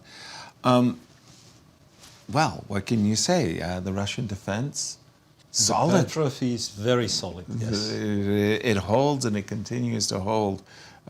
Generations of players have broken their heads trying to figure out an advantage for white. By the way, if you do find an advantage for white, you will. You got my email. I'll let you know. I'll let you know. I mean, easy day at the office for those 2 players. Miro, Shall we quickly return yes, to the subject that we were talking about, and What's then that? we can move on? Because we were looking at the game between Alireza and yes, Fabiano, we were and going discussing E5. the consequences of e5. And I can see Miro has it up on his board. Yeah, so e5 Right. isn't a bad move. Well, the position might be not very pleasant, so e5 is one of the moves. Right. And bishop g5, the one that you were discussing, is Provoking actually H6. a good thing. what surprised me, and you guys were not expecting, that bishop e3 happens to be a good move the here. very move that Jovi was Look, trying to avoid. Good for you. I think with you're all right. honesty, I would never consider this because I used to be a King's Indian player. Right. And again, you don't have the pawn on h3, you never go bishop e3 because knight g4 and It's too things disturbing. will happen. But that only is with the bishop on c8, right? So now you can go to g4, bishop goes to d2, but then things are not happening. Like f5 is a terrible move here. We can just check it. Yeah, f5, well, actually not so terrible. It's just that somehow I believe like h3, something's going to happen. So if we try the King's Indian thing g4, then, f4, then even like g3, it says. So why did not castle short? Yeah, Right. Like, Queen e2, castles long, g3, h4. Gotcha. Yeah, so what computer does after bishop e3, it just goes a5, knight a6, something, and I thought, maybe there is no rush to go e5, and maybe this is what black has to do. Okay. It's not great, again, don't get me wrong, it's not great, but we wait for white to castle, we play knight a6, and then we look where the things are going, say rook e1, knight c5, bishop c2, and we are in no rush to play e5 yet, again. And even if we do, maybe this one is not such a bad King's Indian. Maybe we just return to c8. Still, white is better. Here, there is little doubt, white is better. Thank you for that, Yeah. Mira. Thank you. I'm just kind of like, I'm sorry, I'm laughing at your expense, but I thought you were right. That after bishop to g5, h6, I thought you were very clever not to play bishop e3. Me too, yes. Yes, exactly. Knight g4. I mean, but it's funny that with the knight undefended, like the bishop is on c8, we're happy to play the move f5. When the knight is just kind of hanging out there, it's very strange that you don't really have a very good move. And my threat is to play h3 and then to take on f5 and take again. And I like the whole point is that white hasn't committed to castling kingside as well. So the attack is completely an illusion at the minute. And like after f4, queen e2. And you just go, well, I'm going the other way, guy. Bye-bye. Yeah. h3, g3. And thank you for putting your pawn on f4. It's giving me an anchor to pry open the kingside. So that is perhaps an explanation of why the slow play pace in this game for Fabi. Can we look Please. at the game between Gukesh and Bogdan Daniel Diak? Yes. Because that one started with Gukesh. He unleashed a novelty, and then the pawn structure became very unbalanced. This Benoni Yes. structure, if you will. And I'm kind of very curious because Gukesh, he is the world championship challenger, just 18 years old, working with one of the most creative trainers around. And what do we think about the game position? Yeah, okay, so it's the Benoni structure, but the bishop is not on g7. It's traded, so we can now refer to it as a Nimzo Indian, a two bishops for white. First impressions, I like the space, I like the two bishops, I like white, but I recognize that black has made certain progress on the queen side. How significant it is, I don't know. I'm really missing the dark squared A5? bishop for black. But wait a minute, queen a5, rook to b1.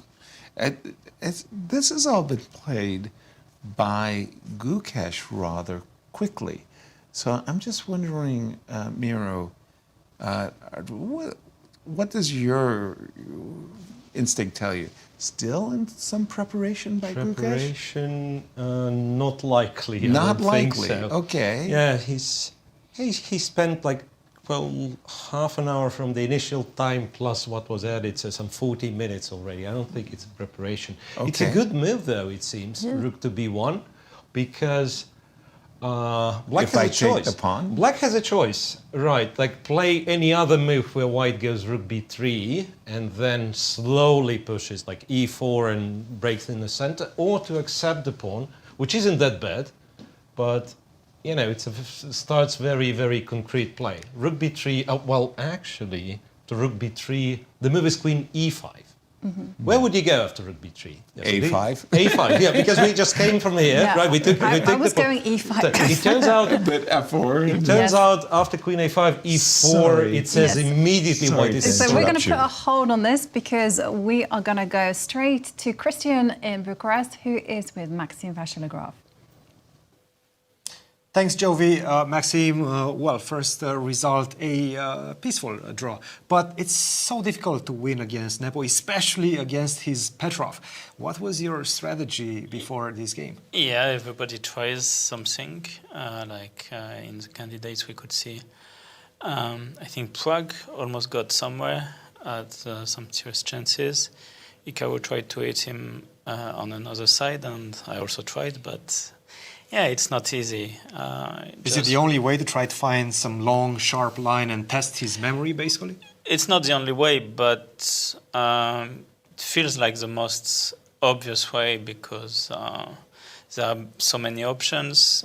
I thought, knight bd2 is not one of the most played, and it's quite sharp. If you don't remember something with black, of course, it's tough to go for this position or with your king open and so on. But Jan was once again up to the task. Yeah. You've probably spent so much time on this one. Tell us a bit about the ins and outs of this position. You mentioned knight bd2. Yeah, knight bd2, of course, not the only way. You can go knight c3. I think you can even go some weird moves like g3 or like all sorts of ways, or bishop e3 first. But anyway, knight bd2 was my focus for this game. And yeah, rook e8 is not the only option, of course, for black. Bishop e6. But then bishop e6 is not like as convincing, maybe. Rook e8 really is. Knight h4, I remember some line. This is actually a fun line. So you go knight e4, yeah, pawn takes, rook takes, bishop takes, queen d4. Then you give up a piece, but of course at the end you take on b7. Yeah, g3, queen e4, queen b7. Now I think, if I remember, yeah, if you go h6 first, you get rook e1, so bishop h3, you go queen e8, No, h6. just h6 with the idea g5, yeah? Yeah, it's not the end.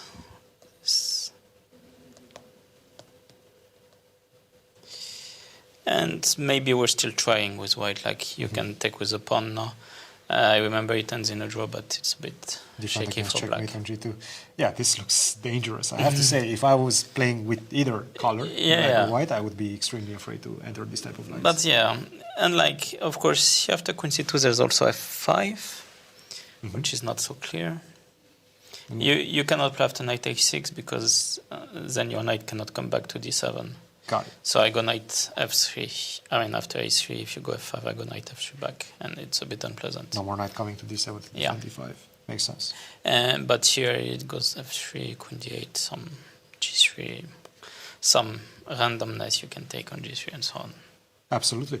And I think it was at this moment where he started spending some time. Bishop to e3, queen f6, yeah, and queen to e4. I think, yeah, he was just trying to remember the accurate way. But he did. It seems like he did. Yeah. Yes. You guys were still blitzing Yeah, out. also, like, because I think here also he spent some time because king g8 also looks tempting, but yeah, knight c7, king f8, and here queen h7, and suddenly, yeah. Now that's not fun. So, of course, Jan was not careless. Yeah, I looked at some knight h8, but of course doesn't work. So, knight e5, I mean, and yeah.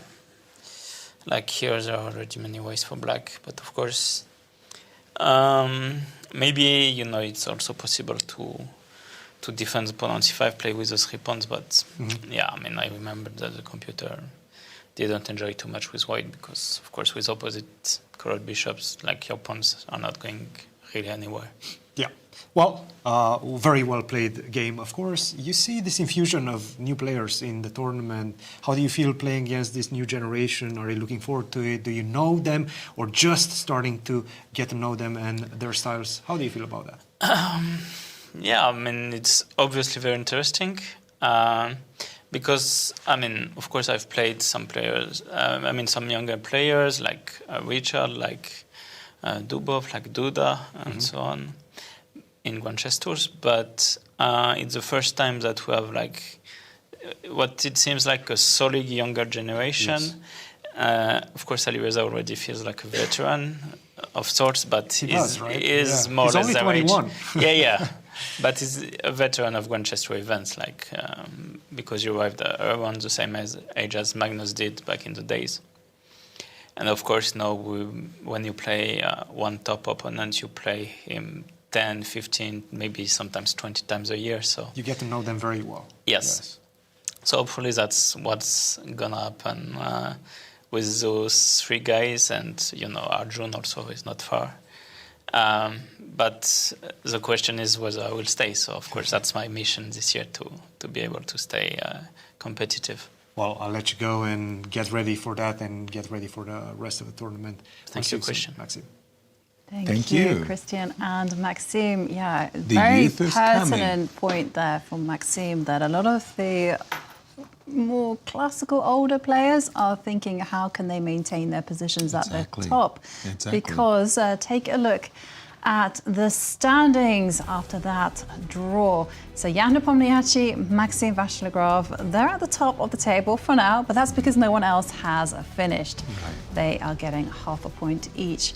But to the point that MVL was making, you say, wow, we're missing Levon Aronian. I mean, he's been such a fixture on the Grand Chess Tour for so many years, and these young players are coming and they're saying, hey, make room, and there's only so many Grand Chess Tour events and Grand Chess Tour players. There's only so many spots as well to be a tour regular. 9 spots, and that's decided by rating, also a combination of other factors as well. But you want to be participating on the Grand Chess Tour. I mean, take a look at the first prize, $100,000. Exactly. Big money. We did get to, I'm referring to the game of Nodirbek and Prague, and when we left it, we had just reached this position, and the discussion that Miro was having is we want to maintain our 2 bishops. Should we retreat our bishop to A2 or B3? Once we started to see this move Queen B7, we said, well, A2 is the natural move. But in fact, no, he liked the square B3. Bishop B3 was played on the board. And again, we've got our 2 bishops, and if we can get in our bishop to A3, our pawn to F3, slowly, we'll be able to flex our bishops and prove advantage. So I'm looking at this position and I'm saying, okay, as black, I understand this. I want to do something about it. And I would be tempted to, I'd want to challenge this bishop as quickly as I possibly could. The desirable move, Queen B7, F3, I don't have time to play bishop E2. Inviting an exchange of bishops, because I have the intermezzo bishop takes F7 check. You could toss in a check, but again, now you have bishop. Oh, that's interesting. Now you have bishop E2 after queen F2. So in that case, I'd really have to move my king into the corner. Is there any way you can take advantage of this? Miro, is there a way for black tactically to take advantage of the bishop on B3? Let's find out together. So, after bishop B3, queen B7, that's what we are talking about. We're looking at F3. Yeah, so F2, F3, and right here the check has to be... Press in the corner? Oh, look, queen F2, computer doesn't necessarily agree with us. I thought queen F2 doesn't work. Because of bishop But it turns out, bishop E2.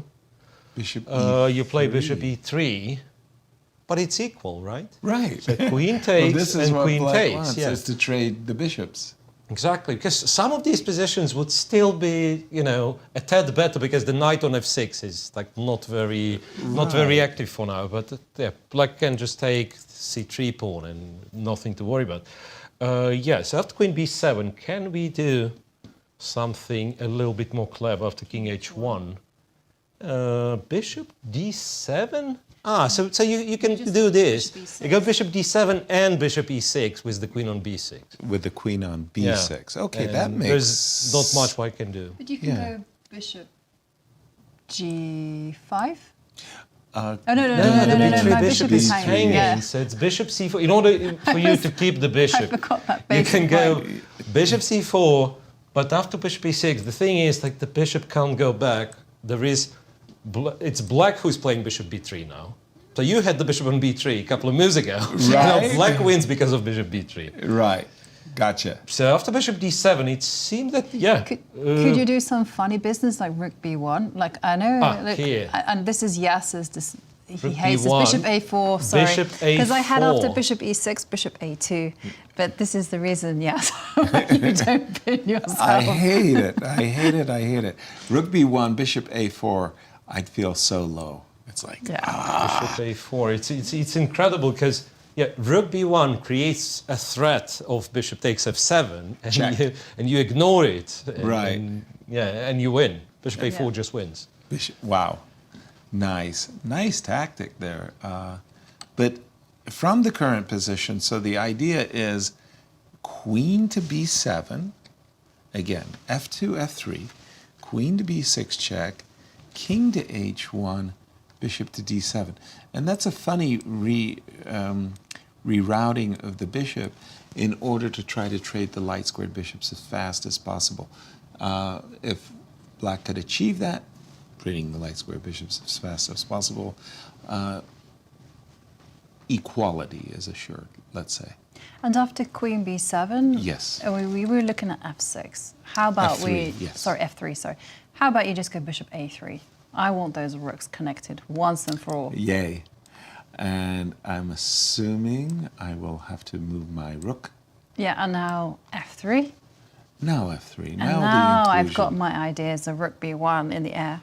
Okay, so similar as before, check, king h1, bishop back. Yeah, and now I have rook b1, no self-pinning whatsoever. Nice. Can I exploit the fact that this bishop is hanging? Not sure. Yeah. Well, I mean, it's not the best placed bishop, let's face it, but at least I still have the bishop pair. That's true. That's true. Well, all right, we'll keep an eye on that one as we continue our tour. And another thing that's very interesting is, of course, we like our stats over here, and we do have a beautiful graph for you describing the classical decisiveness by year. So this tournament is relatively new. So you can see in 2021, 26.6% of the games were decisive. Interestingly enough, there is a correlation between 2021, 2023, but in 2022, it went up to 35.4%. Exactly, more. And we have started the event with a draw, so we'll see. And we can also take a look at the decisiveness by round. And you can see that traditionally, the first round only has decisiveness of 19.7%. One of the lowest ones. Actually, can you guess the other one? Actually, the graph tells you. Yeah. Without looking at it. I'm gonna go with the last round. The last round, yeah. Not too many decisive games there, but it seems that the players are peaking in round 7, where you're seeing a 53.5% decisiveness. That's a big number, 53%. And Diak, he took the pawn. Yeah, so that's a big debate if Gukesh lost or sacrificed the pawn, right? We'll go with sacrifice. So we go with sacrifice, and we looked at it, and as we said, automatically Queen you want to A5. play back to a5, queen back to a5, after which computer, being a pawn down, screaming white is much better because, the rook's very useful in the third rank.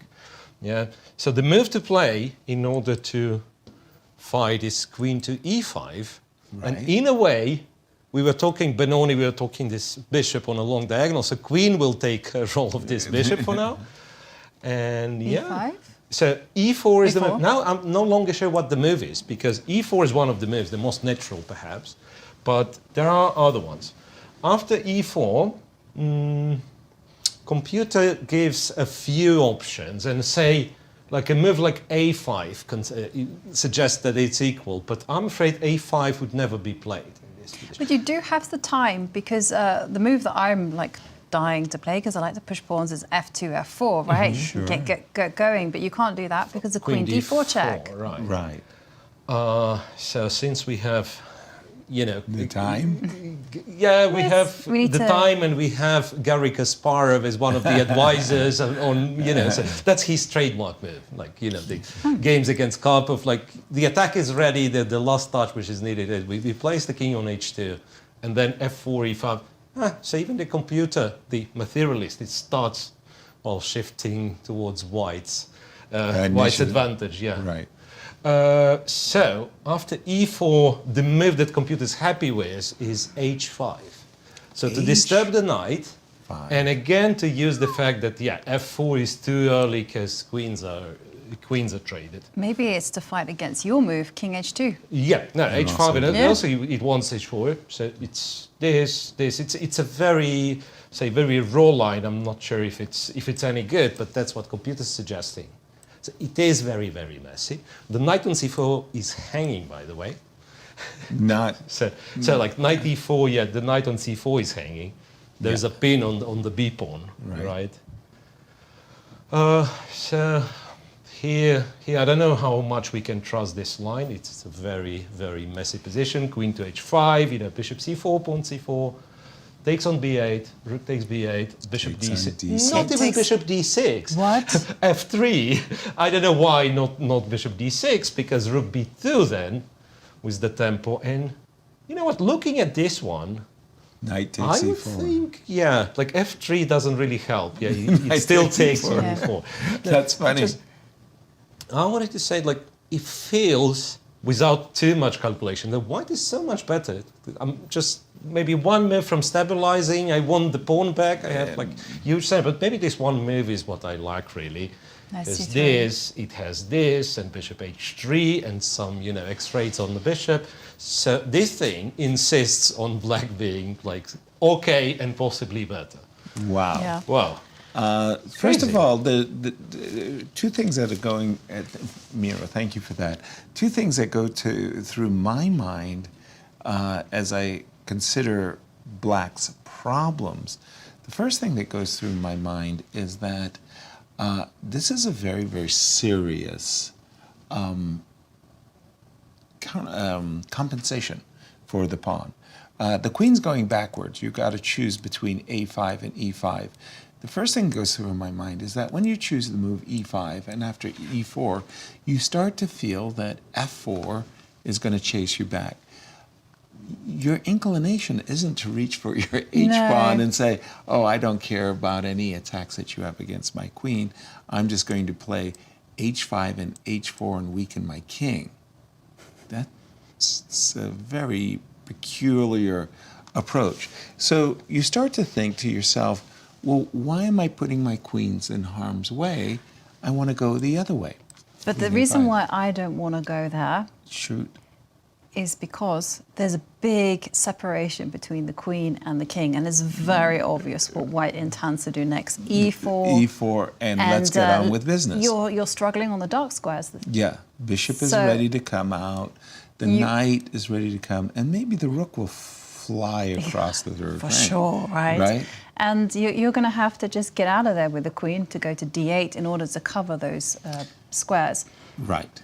So I can easily understand why Daniel is like, wait a minute. Yeah, he has to go queen e5, but I don't know whether he'll back that up with h5, because that's a very energetic move.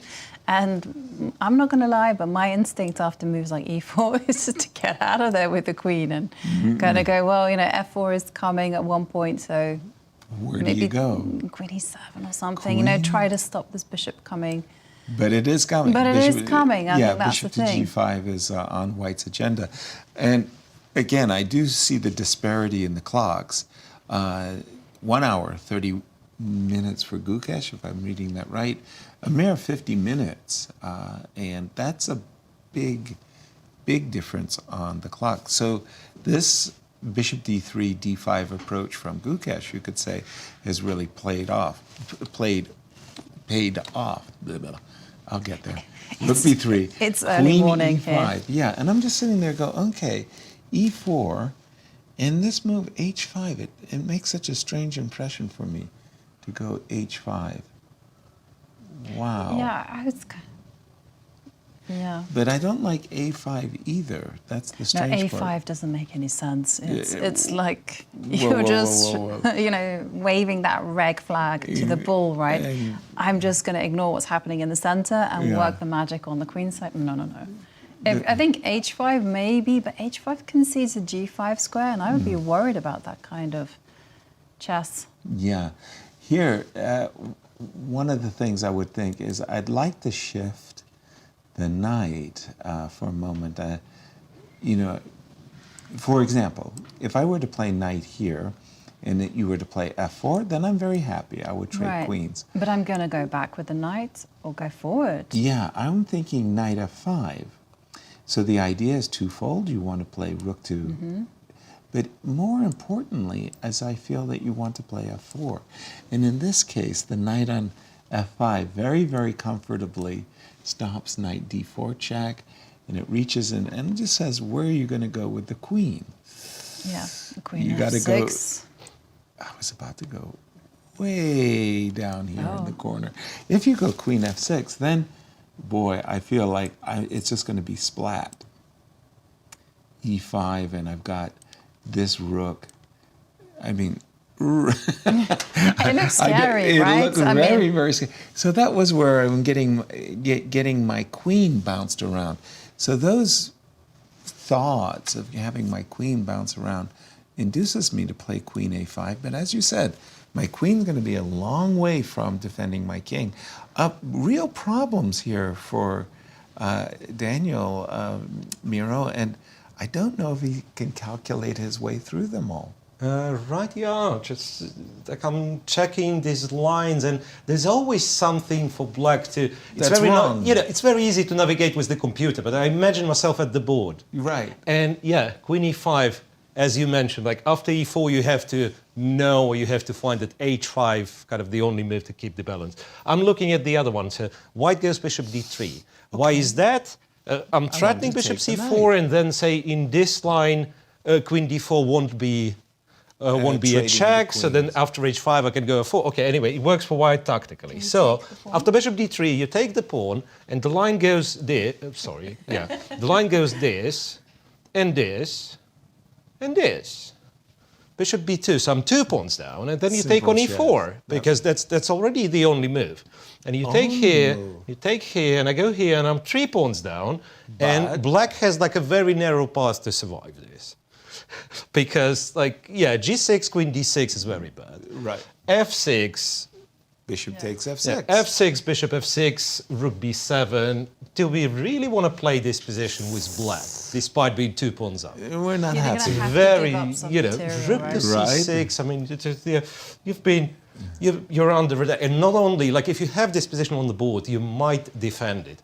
But imagine this is your turning point, and you are seeing those positions at the end of the lines, like in 10 moves, I'll be in this, well, maybe I'm getting checkmated. Right. So that all makes for, I want to go queen a5 to be safe. And let's not forget, the longer you calculate, the more cloudy it becomes down the variations as well. I find myself oftentimes talking myself out of a queen decision. e5, indeed. A brave decision there by Bogdan Daniel. We'll see whether it proves to be the correct one. You provoked a whole different discussion there, Miro, with the move bishop to d3, because previous to that, I thought e4 was automatic. I wasn't even considering another variation, just because I just thought, okay, look, the pawn is under attack. I can defend the pawn, doing something I want to do anyway, which is to play f4. Bishop to d3, when I was thinking about the position, should I be playing queen e5 or not, this whole line just never crossed my mind that a simple move like bishop e2 was going to cause so many, or e4 actually, pardon me, I think wasn't it e4? Did I already mess it up? You first go e4, then take on c4. Yeah, of course. So here your queen has to remain attached to the knight. Takes, bishop b2. Knight takes e4, knight takes e4. Queen takes e4. Rook here. f6. And then we just pause for a moment because, wow. We're just attacking we're attacking on the dark squares, you're defending on the light squares. Bishop takes f6, rook b7, where we could take on d6 as well as play the queen to a1. And we're just saying... Just looks commanding for white. Scary. Yeah, just scary. Yeah. If I'm black, I'm not enjoying myself here. Touching this one, but okay, that was white. That was one line. E4. E4 by Gukesh. No bishop to d3. He did play e4. He played that very quickly as now well. the question is, once again, is h5? Well, apparently it is the strongest move, but will it be played or not? It's not the first move that screams at you and says, okay, in this position, in the face of white's threat of king h2 and f4, I'm absolutely joyful to play the move h4. Wow. Yep, and just 43 minutes on the clock. Do remember that the players are not getting that second time control. Please. So it will be very difficult to get yourself out of time trouble once you are there. Maybe we can take a pause on this game. Sure. I would like to head to the game between Anish, Giri, Wesley. So we left it a long while back saying Catalan, mainstream, veterans. Very theoretical. Exactly. We left it at bishop f4. And the question for Wesley is, what should we do if we should follow? Pardon me. The knight didn't go to a6. Didn't go to a6, so went to d7. I had it in my mind. I fixed it in my mind that the knight was going to a6, that it actually had been played. Sorry, the knight ended up on d7. Okay. So Miro had been explaining to us, well, at certain moments, bishop to d5. In this case, c7 is hanging. So we do have ideas of rook b1 and rook e1 and e4 in this case, because the knight on a6 was defending c7. In this case, you're not threatening really to play bishop takes f3. So he played queen b3, bishop to d6, by Wesley, bishop to d2. Okay, some strange moves, and I'm just kind of catching up with the players. Knight e4 takes, knight g5 takes, knight back. Okay, b6, the pawn was under attack. There. Rook d1, queen e7, e4. Wow, massive trades, and they've gotten themselves into a materially balanced ending. And how do these guys match up in their tournament scores? Well, you'll be unsurprised to see that it is 3 wins apiece. Oh my goodness! Look at the numbers of draws. 23 draws. That's as balanced as it gets. Yes. I would think so. I would think so. My goodness, 23 draws. I don't think I have 10 draws with anybody, never mind 23. That's a lot of... I mean, who has been your rival that you've played the most games against in your career? That's a difficult question. 23 draws against one player? That's... Yeah, now you got me thinking. I couldn't answer that one. I mean, I've played Mark Hebden, Keith Arkle quite a few times, but not 23 times. That's a lot. And they've beaten me. Mercilessly. what makes you stronger, right?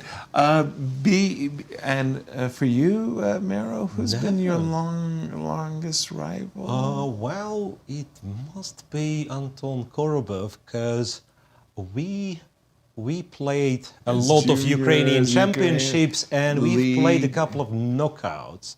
And knockouts would go very, very tough. Like, go deep. I take a lead, and then he equalizes, and he's So, and I think he's in plus with me, but it could be like very narrow out of 15 games, 20 games. But that's about it. Right. That's the only one. I think Victor Korchnoi and I probably played about 25 games with each other, but something like 7 wins, 5 losses, and many draws.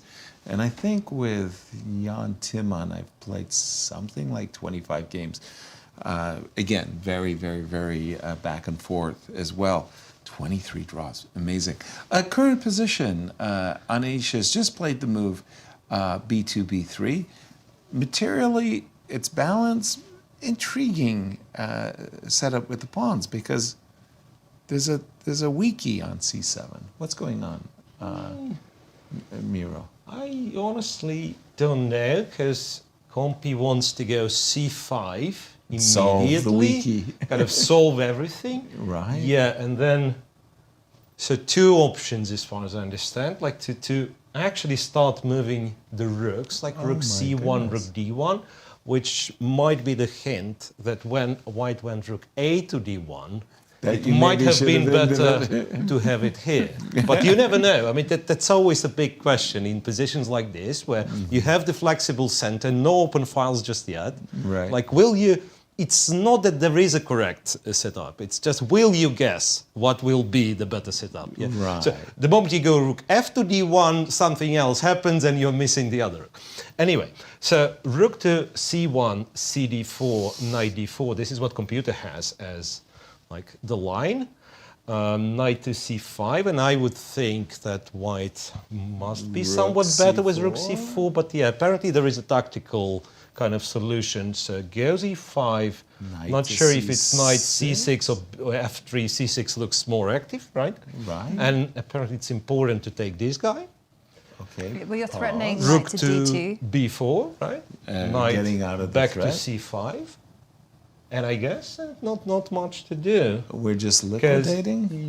Yeah, I mean, it does give a check. So I'm thinking, can we somehow, let's say, take this guy?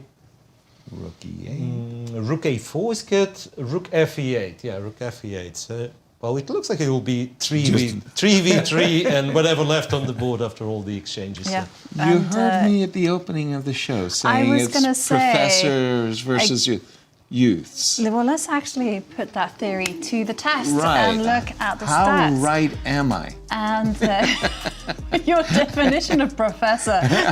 Well, it's a 7-year gap, that's pretty good. Jan Nepomniachtchi and Maxime Vachier-Lagrave are the 2 oldest players How in can the they field. be old? I mean, they're so young, like 33.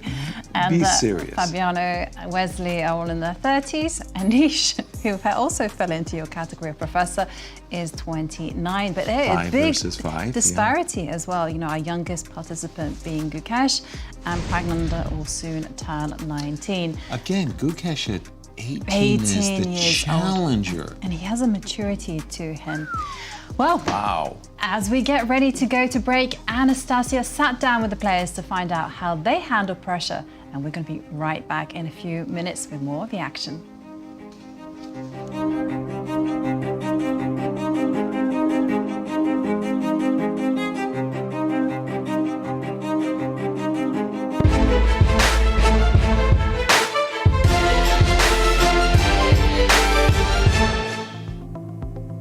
How do you handle pressure during high-profile tournaments? Well, it's easier said than done, but I think the best solution is just not to think about it too much. It depends on who your opponent is and on what your personality is. But to me, I find it best when I play happy, when I'm just playing very relaxed and just give my best chess. Try to get a good night's sleep. Try not to be too nervous. Yeah, I think you're really used to it at this point. You play so many top tournaments. Still, of course, you see with many players when the ultimate high stakes moment comes, you blink. But you play it against the opponent, so you only have to be better than your opponent, and that always gives hope. Well, I don't have too much experience on that. I mean, I'm currently gaining experience from playing super tournaments, but so far I can say that it's a unique feeling, a unique atmosphere playing in top tournaments, because everybody is putting their absolute maximum effort, and it's hard to overcome this resistance. But it's also very useful because whenever you play against strong opponents, you feel like you're learning new things, and that's the way to improve.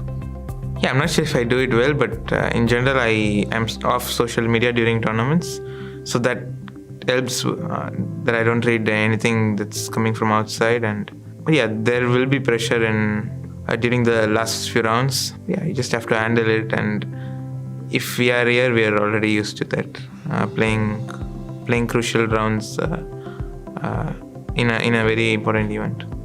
Okay, it's not easy to keep your calm in the tournaments, but this is what you need to do. It's for sure it's not easy to do that, and I won't say I'm an expert at doing that, but I have some practices like meditation, which kind of helps me during tournaments and during games as well. So, I mean, in general, now every tournament I play is high profile, and it's been so far the past 10 or 15 years. So I would say it comes with experience.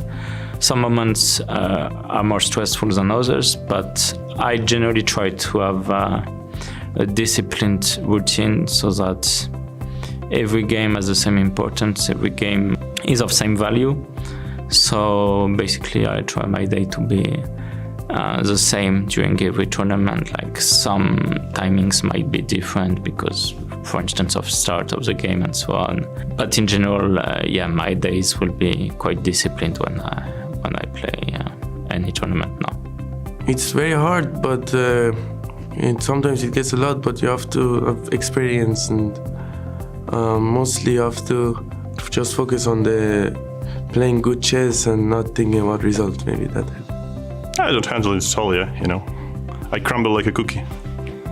Yeah, this is tough and sometimes not very well. I have to say that it's not like I have a secret recipe on what to do. I guess some experience helps, but also if the pressure is a little bit too much than you're used to, it can sometimes lead to mistakes or sometimes some very serious mistakes. But sometimes taking your mind off of chess for a little bit during the tournament so that you're not like 24/7 thinking about something, let's say the next game or the tournament situation, can be quite helpful.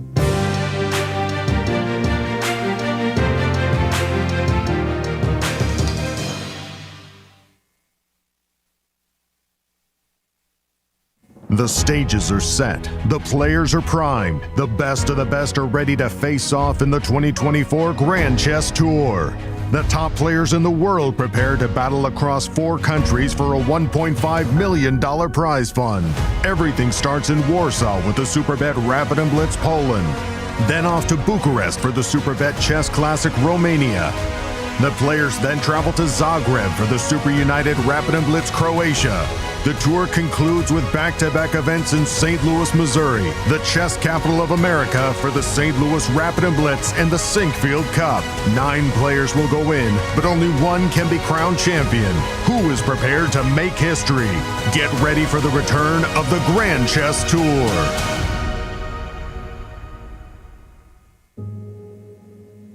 We are here to celebrate what the chess campus does and collectively make a difference to St. Louis through the artistic, cultural, and educational endeavors of chess.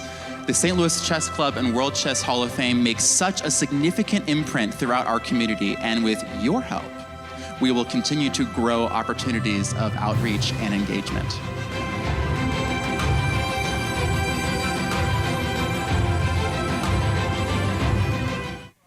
I'm Grandmaster Maurice Ashley.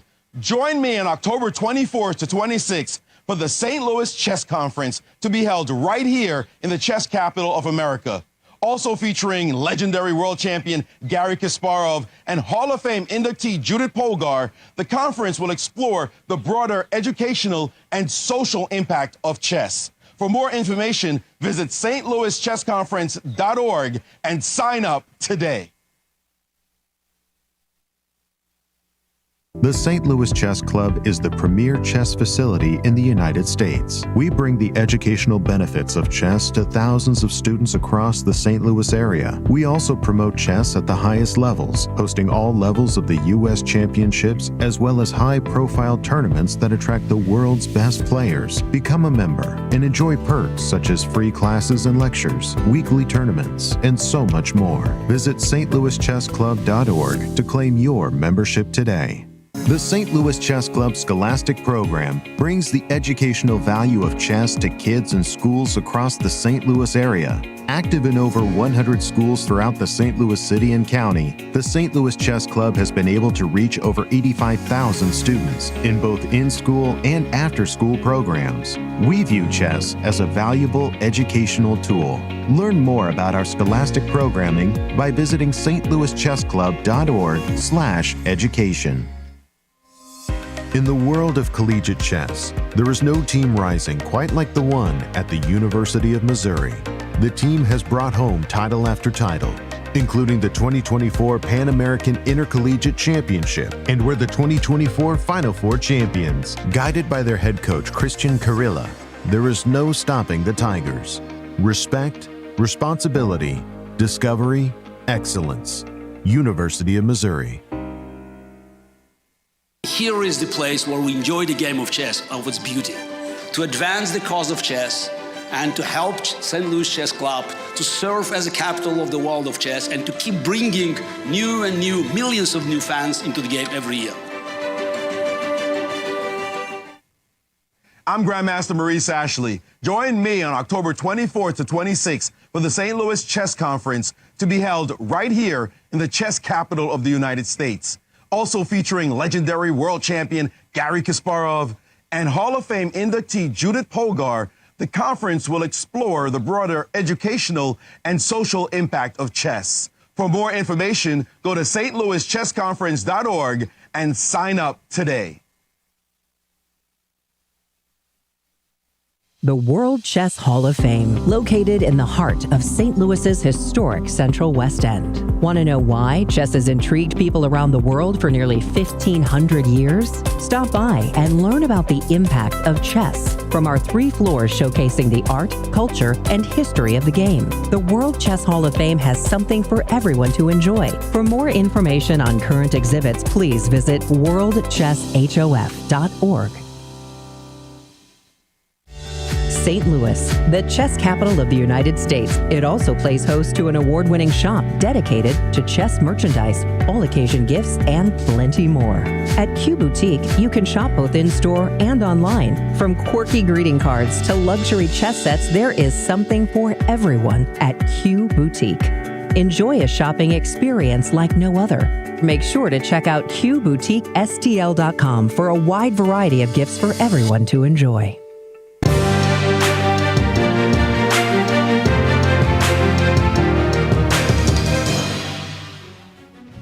Welcome back to the Superbet Chess Classic. It's the first round and we already have a result, so let's take a look at the standings.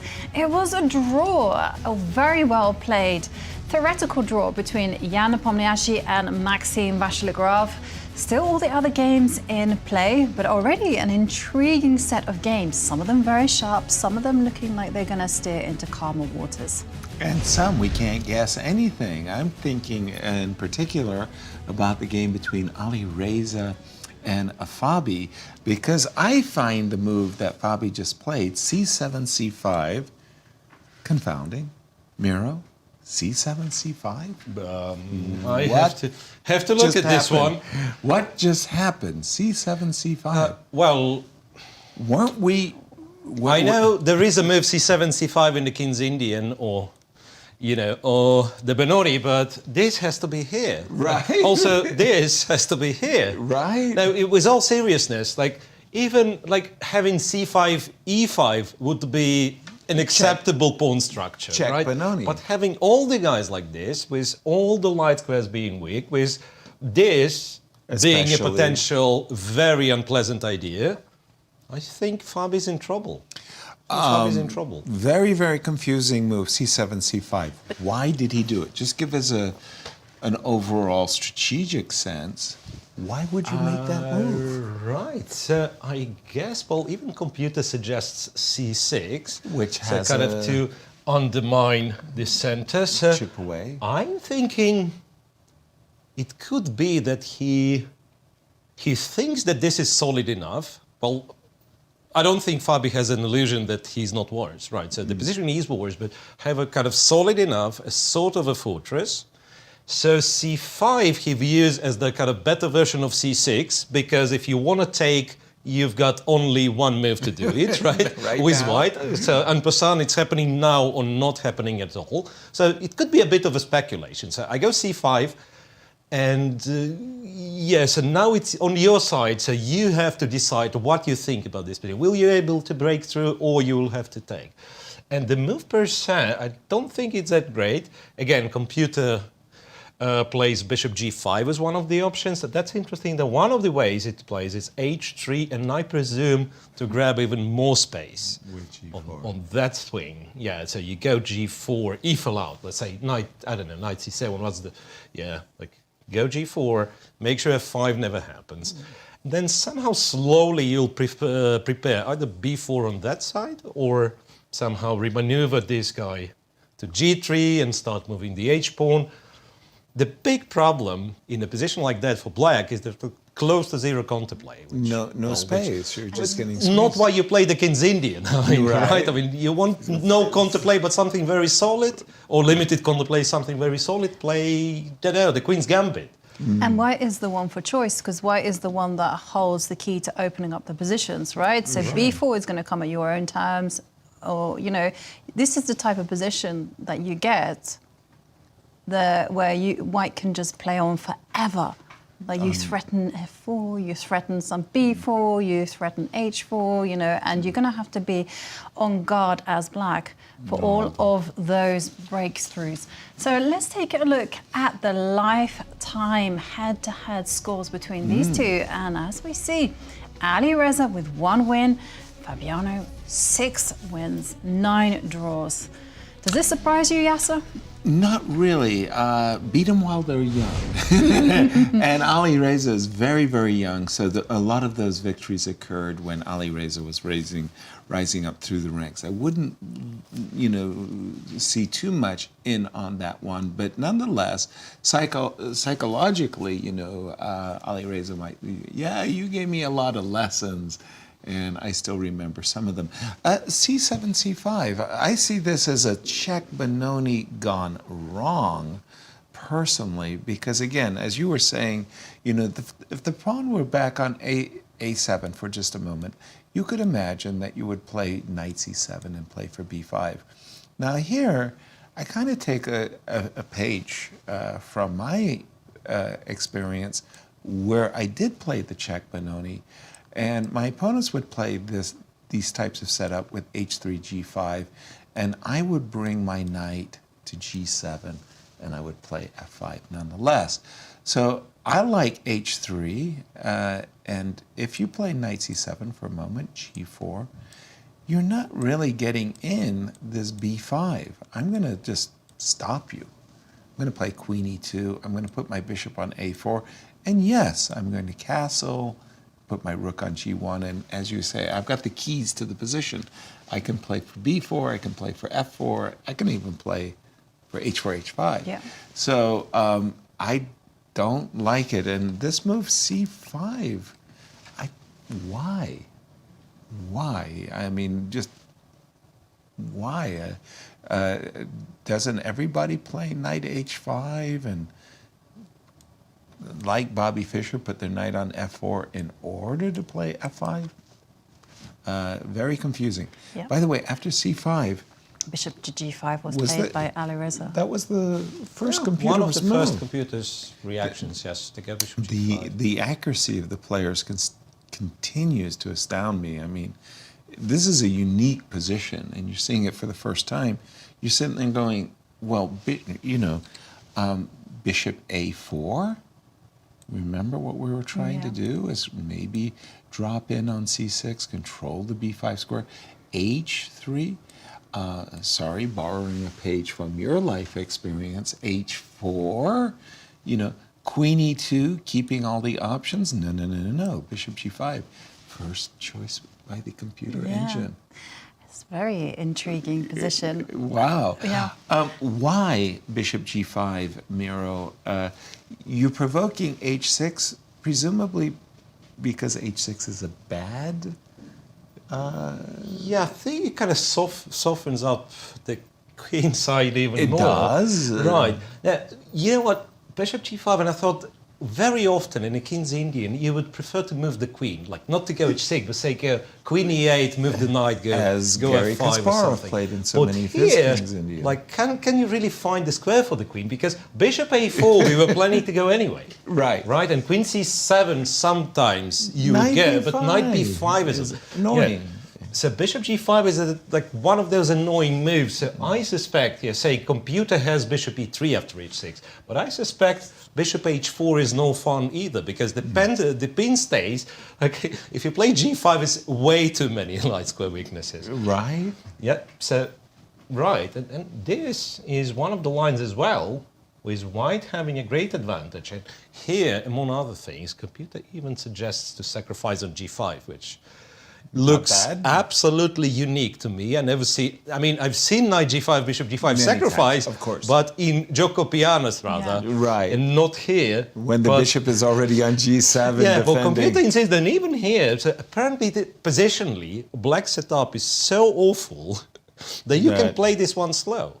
You just sacrifice a piece. Yeah, you go g4 and just slowly. Yeah, so that kind of highlights how dangerous Fabi's position is. A little softening has been done. h7, h6 on the board. And what are the clock times in this one? Because I know both players are actually playing it very slowly, Julie. They are, and they're only 12 moves in, and we see that Alireza has 51 and 54 seconds ticking down, whereas Fabiano has just under 50 and 30 seconds. For 12 moves. For 12 moves, yeah. We just witnessed a draw that went like... How many moves was that one? Well, the bishop 24. actually returned to bishop e3. Bishop e3. Again, I like the position there from Alireza, because earlier on we saw that once the king is still in the center, you can actually drop your bishop back to e3 and you don't have to be worried about knight to g4. But this is hilarious. Why? Seriously. Do find some humor. The position after c5. Mm-hmm. Okay. Bishop is on d2. Yeah. Okay. I play bishop g5. You play h6. I play bishop e3. I attack your bishop. Your bishop goes to d2. Maybe it goes to c1, and then it's done nearly all of the squares on the diagonal. Touched every square on the diagonal. Now, I agree that f5 is a very unattractive move because this knight on g4 is a little undefended. You can go h3. Yes, precisely so. h2, h3, and if your knight returns, well, thank you very much. I will take twice on f5, and I have a bishop e6 check, so don't reach for the d5 pawn with a discovered attack on my bishop. So I'm just sitting there saying, okay, my bishop isn't any great shakes on b7. Let me return to c8. Would you now play h3? Yep. Okay. Then you were ready. yes, I've got it for free. Yeah. And now we can go for the Miro plan, which is g4. The mirror. Miro. Sorry. Yeah. Look, I play the Czech Benoni as black, and I've had it in my repertoire, and I love to play it against the computers back in the day. They didn't understand anything about strategical chess. But here I feel strangled. Absolutely. My pawn on a5 just takes all of the... I mean, when white castles queenside, there is absolutely no way I can break through on the queenside with my pawn on a5. And by the way, we do have knight c7 on the board. Okay, so no... He's trying to repair his position somewhat with this move, knight c7, but I don't... Give me a suggestion, Miro, because I just don't like this. It's not easy. Yes, it's not easy to give you a suggestion. I have a conclusion, rather, that so far it's been poorly played by Fabi. Because Simple chess. if you think it, 13 moves. Out of the 13 moves, 4 was made with a dark square bishop, back and forth. Right. And then white, well, built the center, developed 2 knights and 1 bishop. Right. And the variation is plus 1.5. So that means like Firouzja didn't do anything, anything out of this world. Right. And yes, it's that Fabi's decisions that made the position like not great at the very least. We're going to leave this one alone. Jovi, where would you like to take us? I would like to take us back to the game between Gukesh and Bogdan Daniel because, we were uncertain whether Bogdan would be finding the move h5. That's a difficult find. He did. Wow, that's very impressive. But what time? Well, this is the issue because it took him a long time it on the has clock. taken him a long time, and he's now down to just under 24 minutes on the clock. Gukesh just over 1 hour and 22 minutes. And Gukesh playing very quickly, bishop to d3, the move that Miro was suggesting. Very simply, give me a knight, and the rook on a b8 is in a pin. So this is straight up threatening to capture a knight. Yeah, and you can't move the knight away with ease because the bishop will be coming, and also b5. Oh, the bishop will, I love the bishop coming. Yeah, let's just put that on the board. So if you move with the knight, besides the move rook takes b5, this is a beautiful intermezzo kind of a tempo. And the combination of h5, it makes no sense. Yep. Because I can take on f6, I can take on h5.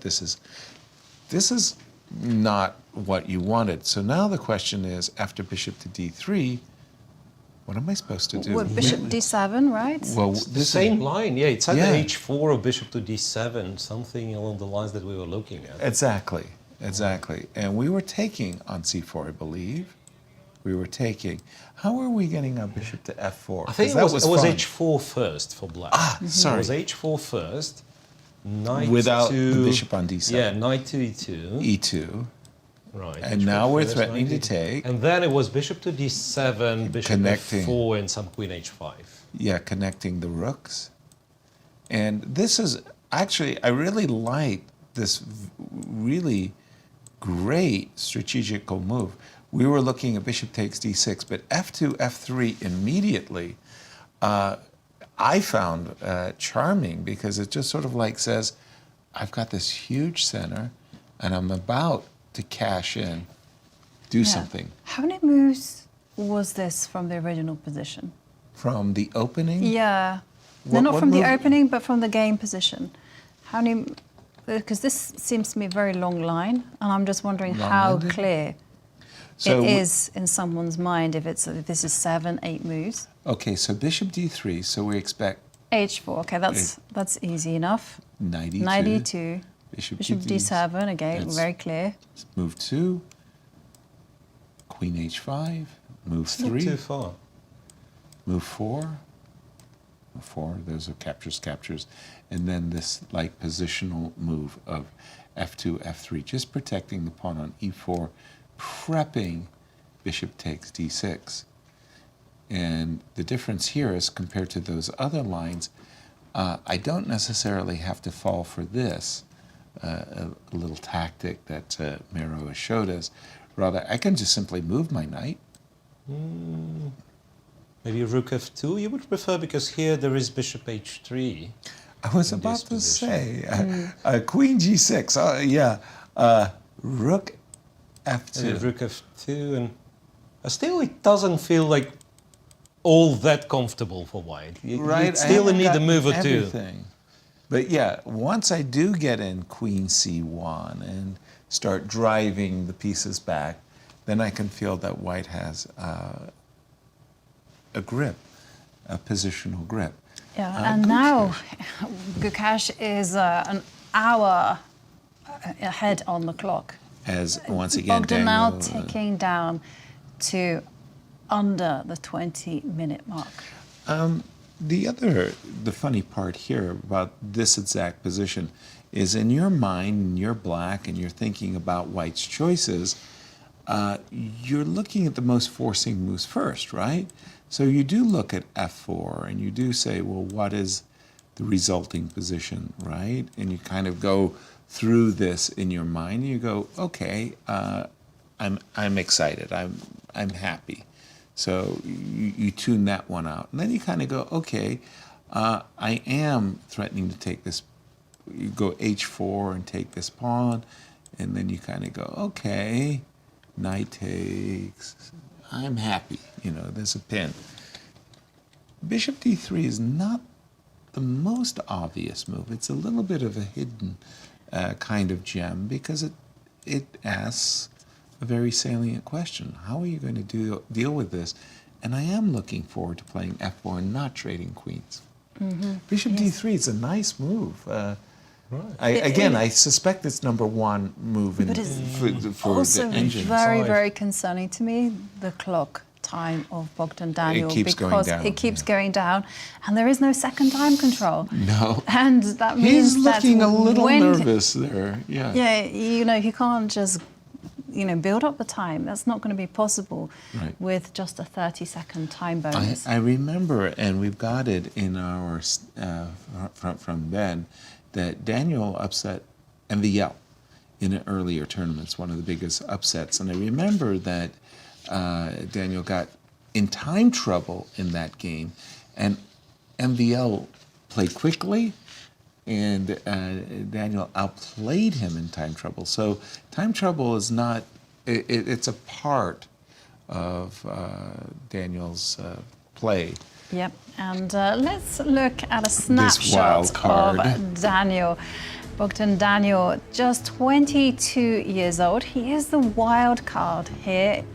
2024, he already started the year with a bang as he won the Reykjavik Open. He's also a formidable, I would say, unpredictable player as well. Yeah, and obviously when you're winning those big open events, it means that you're used to playing some sharp chess. Jump in, Miro. How is the situation going on between these two? Not much to add. Yeah, well, one reminder I have. The other player involved in this game, he also won a tournament this year. The challenger. Absolutely. So bishop d3. Yeah, I'm talking about Gukesh. Yeah, of course. He's going to play the candidates game. After bishop d3, h4, knight e2. Here, computer was giving some other moves like bishop to a6, rook b6. I can't figure out what's the best. Rook b6 has some nice independence. Yeah, could be. Because you're defending rook b6, d6. in some cases, yeah, you defend d6 after this and this. And let's say, like, we could look at this line. Yeah, takes. It is different. Right. It is different because now bishop d6 is just terrible. Yeah. Knight takes e4 and life's good. So instead of, after queen h5, instead of capturing for f3. Okay. So again, like the position, I won't be able to exhaust with all those lines. And I'd like to say that it's very hard to play for Diak. Because there is now, like, the more we look at those like various lines, there is no light at the end of a tunnel, so to speak, right? So he has to keep up finding good moves after good moves after good moves, being tricky after being tricky. And, like, with time running out, it'll be consequently harder and harder to do. If you don't mind, I'll continue to play the line because I'm kind of warming up to this moment. So the idea was h4, knight e2, rook to b6, bishop f4, queen h5, and now you don't take my knight, but you kind of keep the tempo. You go f3. You go f3. And if you don't mind, I'll continue. Oh, excuse me, queen h.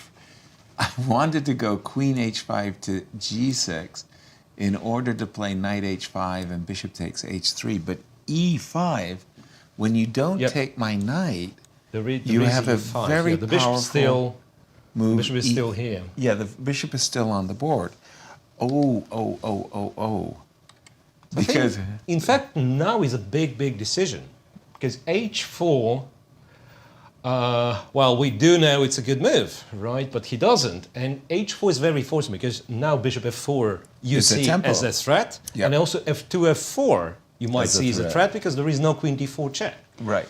So h4 is not, not an independent move that I'll play h4 and I'll think later. You have to have, the recipe till the end. Like, Right, and that's precisely why Bogdan Daniel is now down to 14 minutes and 28 seconds and is ticking down as we speak, and he reaches for the bishop. And played bishop to d7. No h4, no rook b6. And it's a good move, though. Bishop d7, good move. It's a good move. Por qué? Why? F4. Let's just look at the most direct and forcing. F4. I attack your queen. Queen d4 check? It's a check, yes. King h2? h1 or h2. Apparently H2? h1 is better. Okay. And black can and probably should sacrifice an exchange on e4. Or try to sacrifice an exchange. Yeah. Like knight takes. Knight takes, knight takes, and Rook takes. Makes sense. And again, it's so complex. So the computer is not feeling like f4 is the right way to go. No, that's why I praised bishop d7, because it wasn't the kind of the strongest move, but after it was played and it shows 3 lines for white, it turns out that f4 and accepting this position is the only way. Is the only way. I can't really find any other move, strangely. Well, you can go knight e2, but You can do this, But for then instance. I won of You can tempo do this. from h4, and You can do this, take on c4, go bishop b2, and guess what? In this case, we can sacrifice the queen. That's a Is that a powerful force? pawn. The pawn on b3. It's not you mean, is it force for black? Yes. It's not force for black, it's just good for black. It's good So for black black. is much better after sacrificing a queen. Yes, I'm looking for alternatives. Well, enough to say that the next best move after f4 is white going h3, h4. And this is, I'm sorry, but this is not happening. That's this not is on not my, happening. on This my is not list. happening. So that means, pretty much restricted to go f4. What was the other thing we were... so h4 in these other lines would force a knight already to be on e2, which allowed us to play f3 to guard the pawn. Yeah, so because now our knight's not we hanging. can play f3, and therefore the pawn is like hanging for real. h4 becomes a threat again, and that's why white has to react. Well, could you kind of maintain the balance and go rook e1? Rook e1. And Yeah, I think that then we pinned Then this we're one. And then knight. By the way, f4 came very quickly by Yeah. Gukesh. Okay, well, And okay, we're let's gonna- let's stick with your most obvious move, f4. Yeah, we're gonna Right. see. F4 We're is gonna good. see F4 is check. I'm thinking king h2. I understand that the computer likes king h1. I'm just saying, from a human point of view, you might look at a position like this. I'm just putting some moves on the board, Okay. and you're thinking, well, why don't I have my knight protected? So I'm going to play king h2. You're going to play knight takes e4. Hang on a second, actually bishop takes. Sorry. Yeah, knight takes pawn. After king h2, it's bishop g4. So that's okay, why... that's something else. Oh, so sorry. That's something else. We'll go there in a second. Knight takes e4. Bishop takes e4. Mm-hmm. Rook takes e4. And rook d3. So you're sacrificing an exchange, or you wanted me to take the exchange, but I have rook d3. Yeah. I'm winning a piece. Right. Okay. So there's no piece, there's no exchange sacrifice. But now Miro has the What is quote refutation to king h2. Oh, look, we got I'm it wrong, sorry. Yasser. Yeah, there is, with your king on h2, there is also this. And then they win back the piece, and the queens are off, so no attack, and this monster pawn chain on the queen side. Avalanche. I'm afraid we've reached this territory where we can't possibly compete with the computer. We just have to follow. Yeah, like you know, when it's a positional play, and sometimes human opinion kind of matters, but here, it's too much. It actually shows the pitfalls that both players will be very much aware and calculating. Right. And now again we see on the clock that Bogdan is under 13 minutes. F4. But, excuse me, why is he thinking exactly here? Because it can't be an alternative. I mean, Queen E7. No, that just feels... No, because you also got knight takes pawn as well. Technically, Queen A1 is the move. Technically, Queen A1 is the I can move. believe Queen A1. Queen A1 hiding... I'm saying an alternative to Queen D4 can't be Queen E7. Yeah. But Queen A1, okay. But Queen E7, doesn't it just get overrun by E5, or is that You can take the pawns. It's even simpler. Queen Just E7, knight knight takes H5, H5. and it's Yeah. huge plus for white. And the rook can swing Somehow across to you're G3. attacking. Yeah, for free. Let's put that on the board just to show our viewer. Knight takes H5, knight takes E4, bishop takes E4, queen takes E4, rook slides across, double threat of knight G7, rook G7, triple threat, knight G7, rook G7, and knight F6. Can't do, but I don't know if you're angry with us, Miro. Queen A1, just to really... No, Queen A1, you'd be surprised, but Queen A1 is one of the kind of moves that are sort of okay, but still, It feels like you're getting Computer's not very problems with the queen out Computer's there. not very happy because after knight H5, you still have to go check and go back to like taking on E4. So I think, right. There is no real reason not to go for this. Okay, so it has to be a check. Yeah. Now we've discussed a little bit, but after King H2, Bishop G4, said that's another tactic that Black has, and again, not so obvious. No guarantees that he's going to find it, but for White, it's better to go to H1. Okay. And then, both, there are like two directions, but both connected with capturing on E4. It's either start with the rook or knight E4. Knight E4 apparently slightly better than rook E4. So knight takes, rook takes, and White can actually, for now, leave the rook on E4. It's not running away. Take on H5, go on H6, and if you move the rook, apparently some F5's happening, or bishop G6, rook G3 happening, so rook just has to stay. So for instance, here, I'm surprised to find it myself, bishop F5 is the only good move. Not only defending the rook, but also stopping F5 perhaps, so blocking physically. And the evaluation revolves around 0, which gives us like nothing in the practical game because it's so sharp.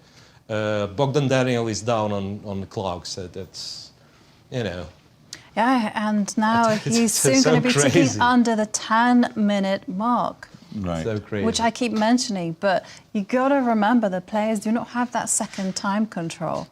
No. Once they're down to their seconds, they only get that 30-second time bonus.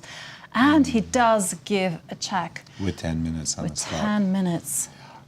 This position that Miro left us with, bishop on F5, this, without seeing this line of play is why I instinctively wanted to put my king on H2, just because I would find this such a compelling line as White, except I'm blundering my rook with check. My king were on H2. It would be a genius move, right? Putting my bishop on the long diagonal is kind of second nature. Please return to this position. Yes. Yes, because current I've position. already switched to the other position, but after bishop F5, computer had king H2 as one of the best moves. So your orientation is great. It's just that what moment? After bishop F5, that position that you said, if my king was on H2, so even with the tempo down, you could go king H2. That's crazy. Again, it shows yes, compute is very good at playing chess, and also it shows that it's impossible for the players on short time in such a sharp position to find all those moves. But it looks like, having said everything we've just said, it's all very forcing. Michael Tal, an often quoted line of Michael Tal was like, I like to lead my opponent into a deep, dark forest where the only pathway out is 2 + 2 = 5. Yes. And this pathway is one of those, like only moves. I like this. And you were saying King H2 in this position. Yeah, King H2. Isn't that crazy move? It is an absolutely crazy position. Wow. And also with the time imbalance, we're going to keep a close eye on this one. But let's go back to the other games, because I want to see the battle between the teenagers. Nodirbek against Praggnanandhaa. Because I'm looking at this position on my screen and I can see, hang on a second, isn't Praggnanandhaa a pawn up? I'll be with you in just a second. He played bishop back to d7, and I think that was one of the moves we were considering. We eventually settled on queen b7, inducing f3, bringing our queen. But we liked this move earlier with the idea of just challenging this light square bishop. Bishop d7, rook a5, okay, gift me this pawn. Queen b7, bishop c4, bishop b7, and now we have a problem. The desirable f3 runs afoul of queen b6 with a double attack, right? And you can't grab that pawn in the center. Why not? Because isn't that bishop takes e4? And then you're going to grab... Yes, I will snaffle that pawn on g2. Right.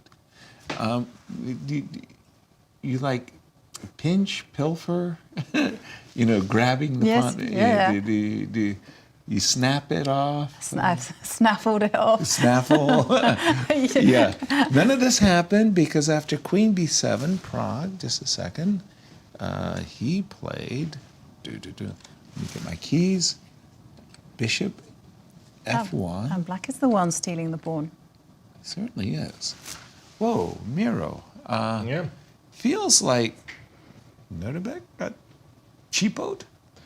Well, a bit. But if you'd like to know how dramatically the variation has changed, it went from being plus 0.1 to minus 0.6. Meaning that nothing changed essentially. No. Yeah, well, apparently he was counting on f2, f3 in some lines and then just blundered queen b6 as an option. But here, you can't really keep kind of the flexibility of the pawn chain. So say after h6, bishop takes, pawn takes, there are always going to be some compensation. Sure. Sure. Not maybe in the form of serious attack and black's in trouble and any of that, but winning this position with black is a huge challenge. And can you just preserve the integrity of the pawn chain with rook e6? Yeah, well, you could, but then I can, like one of the things I can do, I can take on f6, and if rook takes rook e5. Yeah. Right. Yeah. So that's tough. Yeah. So it's kind of tricky. Yeah, it has like various. And what's funny that say in the line that queen b2, rook b2. White's in no rush to capture on f6. Just play some moves like rook b1, rook e1, and black has rook b1. Right. And white just trades. And says f3. I'm just not impressed. I'm a pawn down, but I have two bishops. And yeah, I don't think it's much, if anything. I don't think it's much, if anything, for black. It's very hard to win, right? I mean, so rook c5 in the right moment will attack c7 and e5. Yeah. My whole world is shaken. Yeah, now it's seriously. A pawn up and, nothing, nothing to show for it. Equalish. Equalish. Yeah. Zeros. The third best line is plus 0, 0, 1 for white. Again, for those who are joining us late, we do have one result. It was a draw between MVL and Jan Nepo. Those two players played a very long theoretical discussion, and it ended up in a sharp draw. Gukesh is the one who seems to have, and look at this, it's taken Daniel a long time on his clock. It's taken a toll on his clock. He only has a mere 8 minutes, but he has been following the lines that the computer, the number one lines, suggested by the for computer. a long time. Playing very accurately. Very impressive. But the clock situation is very worrying because the position is still very murky. It's not like he's playing all these great moves and then the position has clarified. Right. There's still a lot of mess to come. Right. And there's a brilliant move there. Knight takes e4. Right. And just goes to show he's an incredibly classy player because when he needed to, he's prepared to sacrifice the material to hold the balance. Let's ask the salient question, because I don't think we've really gone down this line that much. Knight takes e4, rook takes e4, queen takes h5. Now, as Miro was saying, the rook is not running away because check would really ruin things for black. So g6, queen h6. Again, the rook isn't running away. In fact, there might be a very serious threat of f4, f5 looming over the position. Shall we just have a gander? I'm winning an exchange. Yay. Yeah, and let's have a look. Hero is expecting queen takes bishop. Queen takes. Again, bishop takes, you do open up the door. Exactly, to the dark squares, right? I was ready to sacrifice an exchange.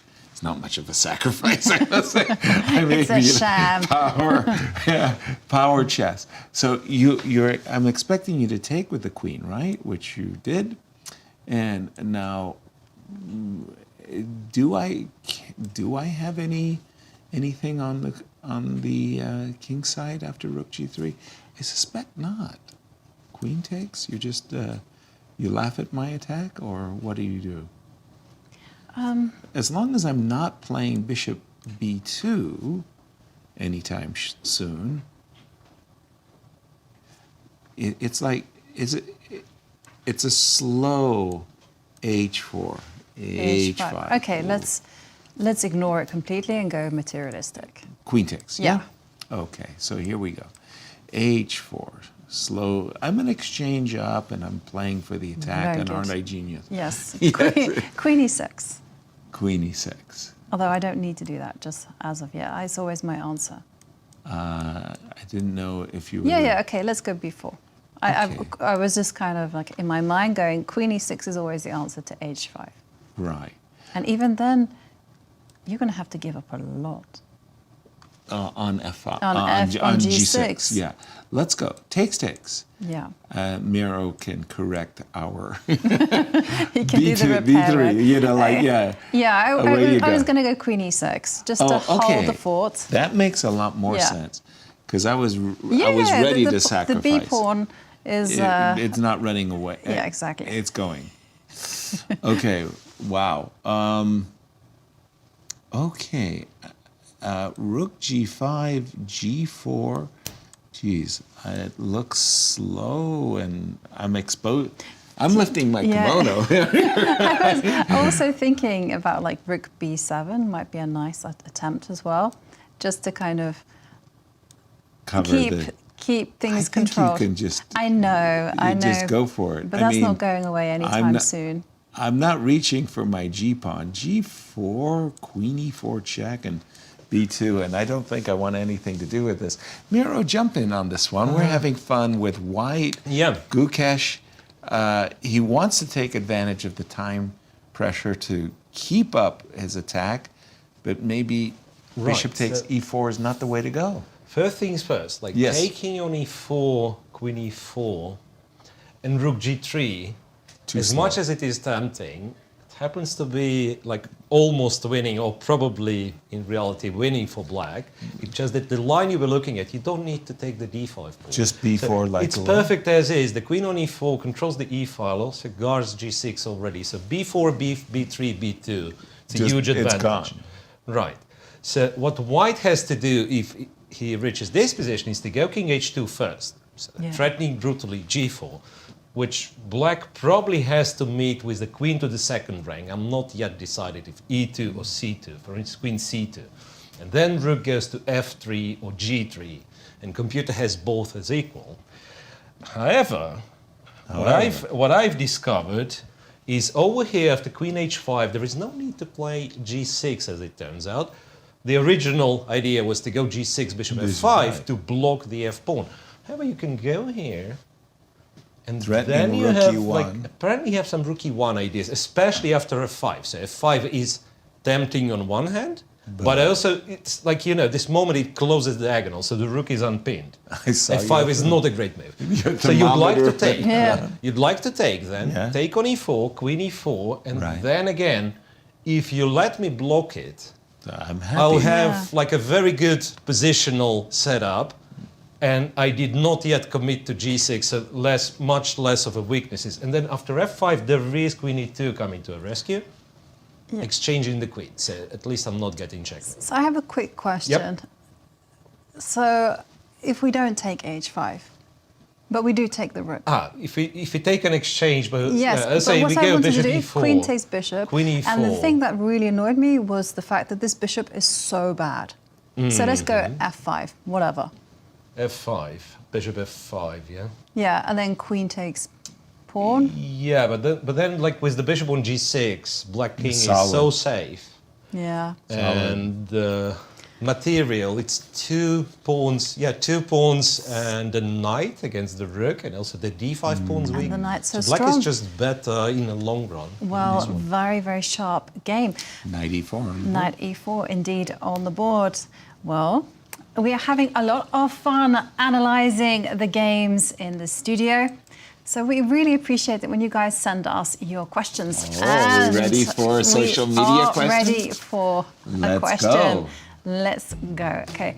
It's a question from Aesthetic Moise. It says, what are Alireza's chances to win? Funny you should ask, because we have a graphic answer for you, Aesthetic, and here it is.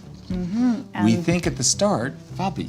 Yes, the favorite. That's what the stats are telling us, and it's 15,000 tournament simulations that Fabi has a 24.5% chance of winning.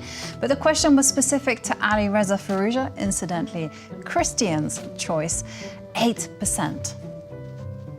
Out of 10 players, that means he's slightly underdog.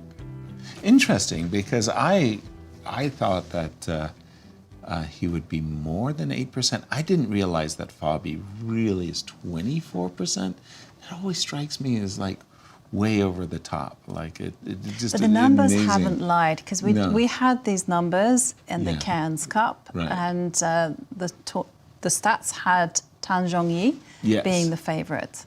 And I just watched. After each round, it would progressively go from 25% to 30% and it to went 40 all the way to up 50. to 73% at the end, 90. and it was proved correct as well. Wow. And we also have another question. And here it is a question from Sean. What are Gukesh's chances to win against Ding in the upcoming World Championship match to become one of the youngest world champions in the history of chess? He won't become one. He will be the youngest world champion in the history of chess, should he win. And it's not for us to say. Ding Liren himself said it very, very well. I need to be at least at my second best, he said. If I can be at my second best, I have good chances. But Ding has faced health issues, and that's the problem. We just don't know. And he doesn't know his form. If Ding Liren was at his best, which he would be very, very happy, how would you rate his chances against Gukesh? It's again, it's at his speculation. best. So Ding Liren at his best, and then we should start speculating how good Gukesh will be playing the match. Like, will it be at the candidate's shape, maybe better than the candidates? He'll spend half a year preparing, right? But this would at least it will make the match very, very interesting, because like if Ding Liren is out of form, this young lad is going to crush him. Exactly. Jump in on that one. Jovi. What do I think? I think it's very difficult to say. I think that if Ding were at his best, at his very, very best form, he wins. He wins. But then I kind of also agree with Miro that it says that we don't know Gukesh how is getting good better and Gukesh better. will be. He's 6 getting months. better and better. He's going to have a team behind him, like sharpening their tools. Don't forget that. I mean, if I wrote a book on Ding Liren's best games, you would think that this guy is, like Mount Olympus. He's won some of the most beautiful games and attacking games and positional games you're ever likely to see. He beat Magnus Carlsen in a playoff here in St. Louis to win the Sinquefield Cup. And he went on a plus 100 games undefeated, 106. streak. Hello. You can't lose a match if you don't lose any games. So Ding Liren at his best is formidable. Wow. But since winning his championship, his form has just been terrible. Like he'll be the first to admit it. You've watched him as well, so. Yeah, okay, but who knows? That's all I can say. Thank you for the question. You're stumping the masters. What do you have for us, Miro? So since the first question didn't specify if it was Firouzja to win the tournament or today's game, I thought let's maybe go back to Firouzja and Fabi. Right. Never mind the statistics, Firouzja has better chances to win than Fabi today. Right. Because his position is just like overwhelmingly better. Right. So there was slight development after knight to c7, h3. Fabi had to admit that if you play the hybrid of Czech Benoni and the King's Indian, at least the bishop has nothing to do on b7. Right. So bishop c8, queen d2. And again, this is something very, very sad usually for the King's Indian players if your pawn is attacked and you would like to be playing knight f4s in this position, or just like f5, take my pawn, I don't care. And if you have to go king h7, and you're dreaming of f5, and your opponent has the bishop on c2, and your opponent plays g4, That's seriously, depressing. I know how it feels. I've been there myself. Like if you have to play king h7, it's really, really bad. And Let me just interrupt you for a moment, Miro, and jump to Bucharest. Our man on the ground, Cristian. What do you have for us, Cristian? I just wanted to give you guys an update on this game between Anish and Wesley because I'm feeling there's a change in attitude, especially from Anish. I will tell you in just a second what I mean by that.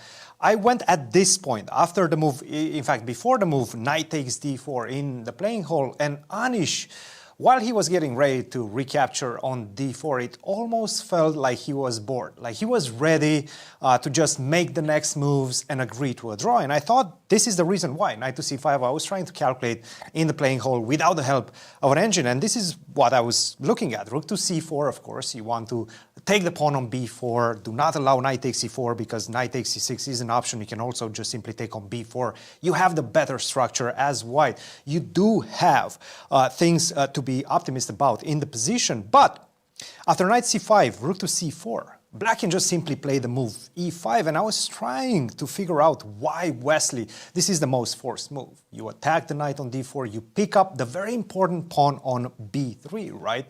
And I feel like we're just simply going to see some exchanges after this one.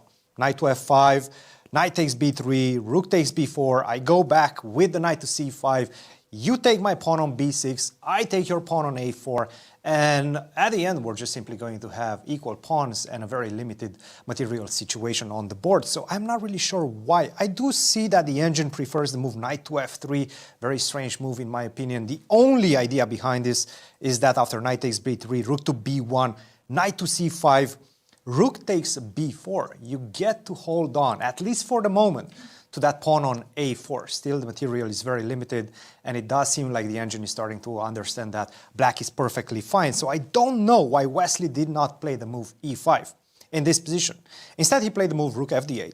Now I get to defend my pawn on b3, very important pawn in the position. If I manage to preserve the pawn on b3, defending the pawn on a4, then at least I can hope that maybe I will pick up the pawn on b4 and have the better position. Rook to c8, rook bc1, rook to a8, very important move, very important defensive decision by Wesley, but still white has a bit of an edge in the position. Perhaps rook to c2 is a move right now, rook to e1 to defend the pawn on e4. I have something to work with right now, because whenever you play the move e5, knight to c6 is going to jump, and that's going to be with a hit on the rook on d8 as well. So I'm gaining some tempes in the position. And I'm seeing Anish right now feeling much more confident than 20 minutes ago when I first went into the playing hall. Right now, it feels like he has the edge. He believes he has the edge. We'll see if he is able to make anything with it. And yes, and there we can see on the camera Anish looking for ways to just exploit black's doubled b-pawns. Trying. I'm looking around, and in the game of Prague, that's the two bishops as a compensation for the pawn. That's still looking even-ish. But Anish maybe has something in a balanced position. Gukesh, that's the tough one. But the really, really huge advantage is we're looking at Alireza's advantage after this move, rook b8. And let's just go through this for a moment, because, you know, white has all of these positional trumps, right? On the queen side, he can simply shut down things. He could just play the move a4. And essentially what white is saying is I've completely blocked the queenside play. My intention is to castle, put my rook from d1 to g1 and go splat. I'm going to play g5 and h4 and h5, and there's really very, very limited things that you can do about it. The other thing, and that was where I really wanted to ask your opinion from both of you, should I play g5? Should I encourage you to play b5? It's like, you're not bothering me over there. Should I just go all out? g5, hg, knight takes g5. I'm assuming your king wants to go somewhere, right? Now in this case, I agree, you can play knight h5, put your knight on f4. You could play your whole b5 concept, but at the end of the day, aren't I super fast? I'm playing to rook g1, h4, h5. That's on my agenda. Yeah. Discussion? Well, thoughts? I really like this approach, but I don't... It's caveman chess. It is totally caveman chess, but I think g5 is, personally, I think it's a good move. Okay. And I probably would play it. Right. But before castling, I would probably go a4. Just shut to things down. shut things down. And we do have a result. It was a draw between Anish, Giri and Wesley. So just when Commentators Cristian was getting cursed. hopeful I mean, he was that very Anish excited about was going Anish's to exploit chances. a slight advantage. But let's have a look at what happened. Aha. Just a repetition. And can you show us, Yasser, like how this repetition occurred? So it was just about, well, in fact, it was this. We're confused by his decision to repeat. We thought that in this position, well, at least I want to say Cristian felt that with the move rook c2, he's got something that he could work with. That's a surprising decision. I don't know why he has the better structure, and yeah, I'm confused by that decision. Well, maybe we will be hearing more from one of these players Maybe they will as they explain join themselves. Cristian. I especially want to hear Cristian grill them. Like, why did you agree a draw? Exactly. So smidge better. Okay, so those, by the way, Prague's game, very much the way Miro described it, Nodirbek is basically saying, look, I'm a pawn down, but thanks to my two bishops, my active pieces, I'm not feeling it for you, and you're going to have a hard time proving your advantage. I'll play f3, put my bishop on b5, go ahead, do your worst. active rook on a7. Maybe I'll play bishop to c4. Well, yeah, I can see that there's a big idea on the board just to go bishop takes knight, bishop c4, rook d7.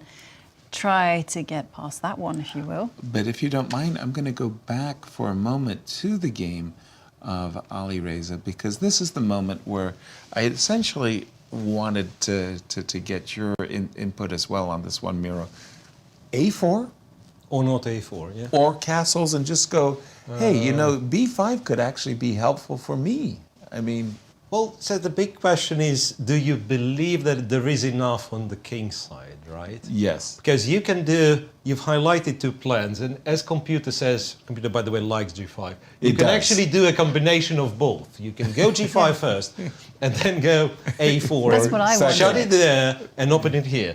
Right. And I was thinking, as well, like over here, so maybe you go a4, let's say, and you don't need g5 quickly. Like if you compare Yasser to those closed Chigorin Ruy Lopez's Spanish, very similar. Very often it's not exactly blocked the same way. Yeah. But white very often tries to keep the queenside shut, and then gets the knight on g3. To the f5. king would be on h2 Right. short castled, and then at the right moment you jump to f5, and somehow it works. Exactly. Right? So it could be that the slowish approach is kind of, yeah, so if you'd ask for my personal move, I would try to stop b5, but not with a4. Right. So I'm a sort of a kind of, you know, maximalist for the more options. I want to have more options. I would try bishop d3, queen e2, and end up not winning it, because I'd be fighting with b5 too. I'd be fighting with b5 too much. Yeah. Right, right. The other question I wanted to ask you, Miro, g5. Yeah, very, g5 very if nice. needed. You say check, king g8, and let's say the other version you Which had, was just castle accelerate long. everything, castle. Right. We don't, Well, yeah, but then somehow b5 is a bit of a relief. Okay, Is rook a bit g1. But before it starts like it starts jumping somehow. Let's say I'm unimpressed. Knight back. Yeah, Knight perfect. back. Perfect. Excellent. Well, perhaps this one is not that easy to break. I mean, of course, I don't know why I play knight h5. It has to be taken. Yes. I mean, at least you have to open one file here. Yeah? Right. So knight a3 and Let's knight h5. And white is still better. Bishop d1. Knight f4, I'm guessing. Well, h4. Let's go. Yeah. So you've made, what I want to say is you've made inroads in terms of opening up the half-open b file. Aha!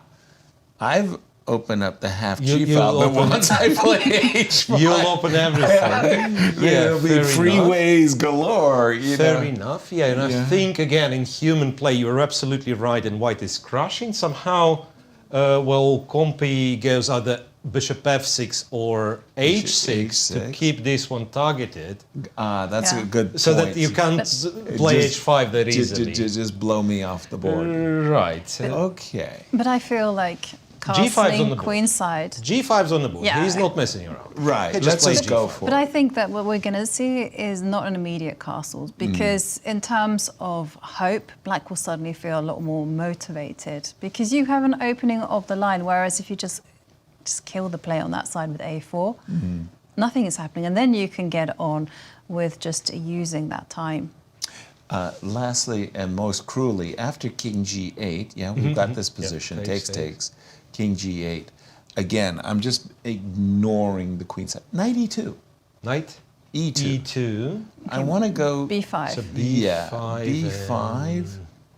Oh. But it's Knight not- g3, Knight you take... g3. You take the and pawn. there's a pawn on b2 hanging. Excuse Yeah. me. Also, Yeah. the knight will come Yeah. to b5 and d4. Yeah, yes, I'm totally Okay. well, and computer is with us. Yeah. So it's Okay. me, Jovi, and computer. You're alone, not wanting to play a4. Yes. Yeah. No, Well, this is the good. Look, I'm warming up to a4. Three best moves in this position are a4, bishop one. d3, and queen e2. All of them fighting against b5. Let's allow it. Let's not allow it. Hey, I mean, again, historians, what will they say? That that Yasser, he was a brave man, a courageous fighter. Knight takes g5 check, king g8, and a4. I liked it. I didn't know if I was playing a4 and move 1, by the way. He did play g5, and I think that was a good move. But a4. And for Fabi, and by the way, commentator's curse, I picked him as soon as Cristian would throw him under the bus. I think you made a good pitch, at least, for knight h5. You were trying to put your knight on f4, even at the cost of a pawn, opening up the diagonal. I think knight h5 is the best way for black to play it. But you have knight e2. Knight e2 in this case. Why do we have to allow such things? Well, okay, it's not that my knight on c7 was any great shakes. I'm trying to, you know what I mean, put up some kind of a blockade. Not that I'm there yet, but okay, yeah, give it a shot. I mean, I think white has a dominating position. Shall we just continue it? Yeah, continue with castle queen Knight side. f6. I think Rook g1. how can it not be a good move to play rook d1? And then I guess black just has to start passing now. Right. I mean, maybe rook b7 again, just getting ready to defend on 7th. I like that idea. In Seattle terms, we call this seizing the defensive, bringing on our mighty A hand. storm is brewing on that side of the board. and I approve. holding the dam. Yeah, it's not much of a hold there. I've discovered one defensive idea for black, which white has to be aware of. It doesn't work like perfectly, but it might. So knight h5 is the good move if this position happens. And after, say, knight e2, black actually can try to play f6, as ugly as it looks. It's not a King's Indian move. As a King's Indian player, I'm not very happy to do this. Right. But since there is no immediate punish and the knight has to leave, and you can try to sort of run away, go king f7, go rook h8, and set up some sort of a blockade. It's not a happy life, but maybe there is some life left. Because, like, if white does everything kind of correctly, which is a4 this and just the castle, and if knight f4 is played just to play rook d to g1 to tolerate it for a little bit, and eventually you'll go knight e2, there is like no way to save. And any attempt on going f6 here, it's just takes, knight back to f3, and this will happen. e5, Painful. and usually, again, I'm referring to those various Ruy Lopez positions, right? Yeah. So this bishop on c2 it's quite passive in the Spanish, right? In the blocked Spanish, but whenever you play e5 and all of a sudden everything enters and it's a total collapse, Looks like Spanish a great torture. position there for Alireza. And we already have 2 games finished, so let's remind ourselves of the standings. Oh, standings, by all means, please. Bishop takes g5. Yes, and you can see 2 draws. So Jan Nepomniachtchi, Wesley, Anish, Giri, Maxime, Vachier-Lagrave, they're all on half a point. But in the remainder of the games, well, it still looks like there's everything to play for. Yeah, the shocking developments in the Fabi game. For me, the move knight takes g5, I just didn't even think because it comes with check. I was going to play even h4 as an alternative to knight takes g5, but I never considered bishop takes g5. It's not a bad move from the looks of it. It just computer doesn't like it. But what about b5? Yeah. Isn't that the whole point of going knight takes g5, getting Was to that gain- time? you to play and a4 then to we lock were it down. arguing vehemently that you stop b5. And I was winning. Oh, okay, well, those arguments. Go. Yeah, so if I'm allowed, so apparently b5 is the only reason bishop g5 might be stupid. Right. Because if you let me play a4, again, Then that's a useful not an easy way to get rid of the A moment b. ago, I was trying to play knight h5. And the king on h7, it's not like it's a great king there, So bishop g5, it's not sort of a positional mistake, but rather dynamic mistake, which allows black to play b5. Okay. And that's the information we have for now. Maybe it will change. Yeah. So computer insists on going h4. Can I play bishop G4? Yes, that's not only you can, but you have to do, and then knight h2. Only and one move, bishop h5. Bishop h5 or queen c8. Again, I do not take responsibilities for that. Bishop h5, bishop to d1, bishop d1, queen d1. And apparently this one is possible to play for black. Queen d7. And all of a sudden, you know, when you have to put the pieces in an awkward way, like knight on h2, queen on d1, if there is no direct checkmate, all of a sudden this counterplay starts matter. Yeah? Yeah. So it's not easy. By the way, I think we have b5 on the board. Yeah, we do have b5 on the board. Back. Yeah, he has to generate some play. But can we divert our attention to the game between Gukesh and Bogdan Daniel? That was the game that Bogdan was in time Yes. trouble. Okay, and so he took a pause before he played bishop takes knight. By the way, and this was the moment where king h1 as well. Yeah, but this rook takes e4 happened very quickly. But as we saw, queen takes queen was the move. Yeah. Well, when bishop the king e4. was on Bishop when the king e4 was on is h2. still a big mistake for a different reason, because you take on d1 this time. You take on d1 and you go b4. That's what computer says. Like takes on d1. It's so important to get rid of the queens, and then you go b4. b4, because not even of this h4. Stupid idea. Bishop a4. So b4 is a tempo move again. b4 is the tempo move again, and h4 you keep as a threat. And so you're a piece down for a couple of pawns, but a lot of threats. This stupid bishop on c1. So black is just winning after b4. b4, black is just winning. Takes on d1, rook d1, b4. Well, let's try the other one. So h4 is no good because bishop f5.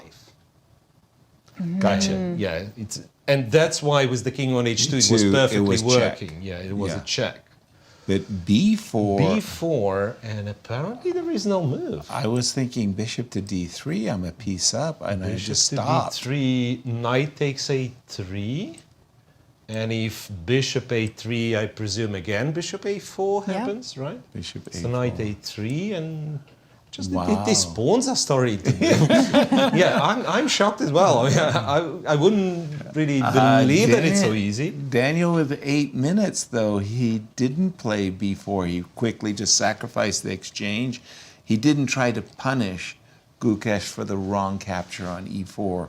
And I think he had it in his mind that he was sacrificing the exchange. But it has to be said, yes, it has to be said that his capture, which kind of, computers giving a very critical assessment. Right. So it had to be rook d3 for him really to try to capture black, because now black is lost unless he goes h4.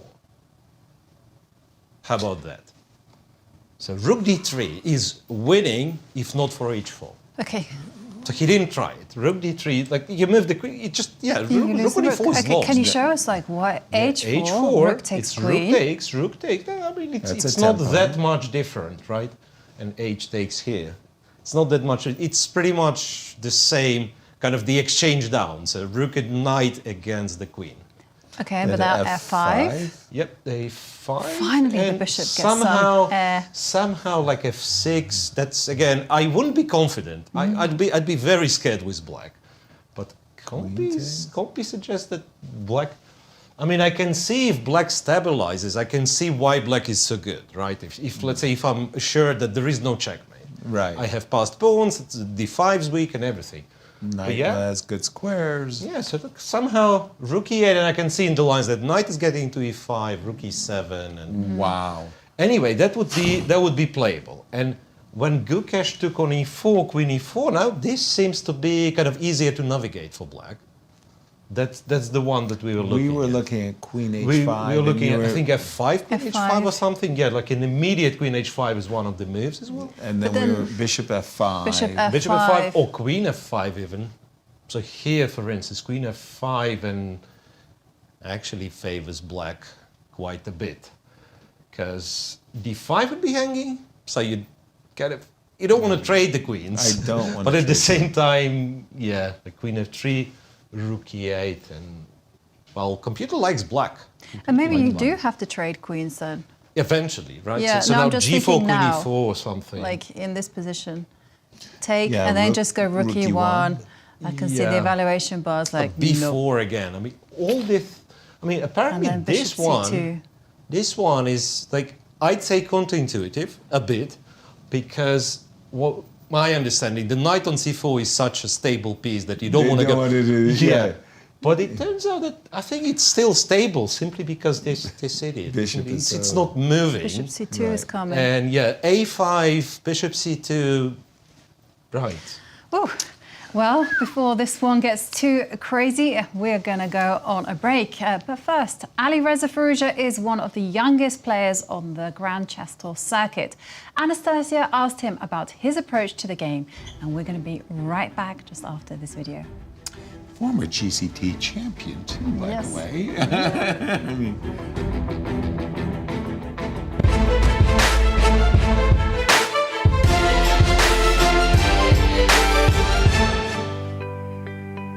Alireza, welcome back to Grand Chess Tour. Welcome back to Bucharest. You just came directly from the holidays, as I understood. Did you manage to have a good rest after Norway chess? Yeah, it was a very long period for me, playing candidates and then Norway chess. So, yeah, I had a 1 week vacation and now directly here. So I don't know where my head is. I have to try to come back to chess. What do you think about Bucharest and the tournament? Last year you were playing here and shared second place. What do you think about your result previously and what are your expectations this year? I think Bucharest tournament is always very close tournament. Like everybody has a good tournament mostly, and they're trying to start the tour very solidly. So you always expect by half a point the leader wins or sometimes shared. So I expect a very strong tournament and very close tournament. Yeah, we all remember that Fabi won just half a point ahead of everyone. Yes, so this is basically probably what you mean. Yes, compared to the last year, and this year the field is quite different. In this GCT event, we have many young players. You're also very young, and I was just really thinking, like, where do you see yourself in all this field? Like we have Fabi, Wesley, Maxime, and also we have this very young generation, Nodirbek, Gukesh, Prag. You've been here around for a long time. You won GCT event in 2022. And where are you in all this field? Like, do you consider yourself as younger generation, older generation? Like, tell us a little bit about it. Yeah, I mean, I'm in the mixture, I think. Like, of course, I played more than, for instance, Nodirbek or Gukesh, the top level tournaments, but they're very strong. So I think playing wise, it's very close always. But yeah, I have more experience, and but of course I don't have as much as experience as Fabiano, let's say. So I think I'm in the middle, and I think it's very unique, my situation. I don't think there's anybody that played so much top tournaments and is still can be considered young. Exactly, yes. And for example, in this event, what do you think will happen, especially that now these three youngsters are participating? Do you think it's going to be a lot of decisive games in this event and a lot of risks, a lot of novelties? Of course, when you get young players in, you get exciting chess, but now everybody, also young players, they understand they have to be solid against other top players because they are very good. So I expect it's still a very close tournament. Like, we will see maybe a lot of draws, but yeah, I think we get a lot of interesting games because the young players, they work a lot and they have a lot of new ideas. So yeah, I think it will be very interesting. Are you motivated also to work a lot, seeing, Gukesh, Prag ready to devote all their time to study chess? Yeah, I mean, I'm trying to work a lot, but I'm sure they work more than me. So I try to also work a lot, and it's not easy because I have a lot of experience and I've been here a lot, so their motivation maybe is a bit higher, but I'd like to win again the tour, and it would be a great boost for my career. What are you looking forward, against whom are you looking forward to play the most in this tournament? I think a lot of players are very interesting, but maybe against Maxime, because we always get a good game and we don't play so much. We only play in Grand Chess Tour, so Maybe against him. That's really cool. You live in the same country, but you meet normally in Grand Chess Tour. Normally just in Grand Chess Tour. This is really nice. Okay, all the best of luck for you in Grand Chess Tour. I wish you to achieve all your goals. Thank you, Alireza. Thank you.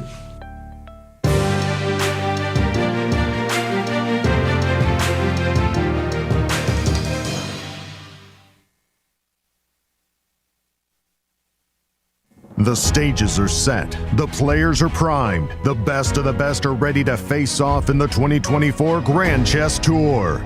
The top players in the world prepare to battle across 4 countries for a $1.5 million prize fund. Everything starts in Warsaw with the Superbet Rapid and Blitz Poland. Then off to Bucharest for the Superbet Chess Classic Romania. The players then travel to Zagreb for the Super United Rapid and Blitz Croatia.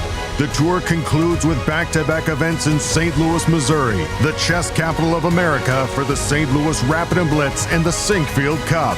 9 players will go in, but only one can be crowned champion. Who is prepared to make history? Get ready for the return of the Grand Chess Tour.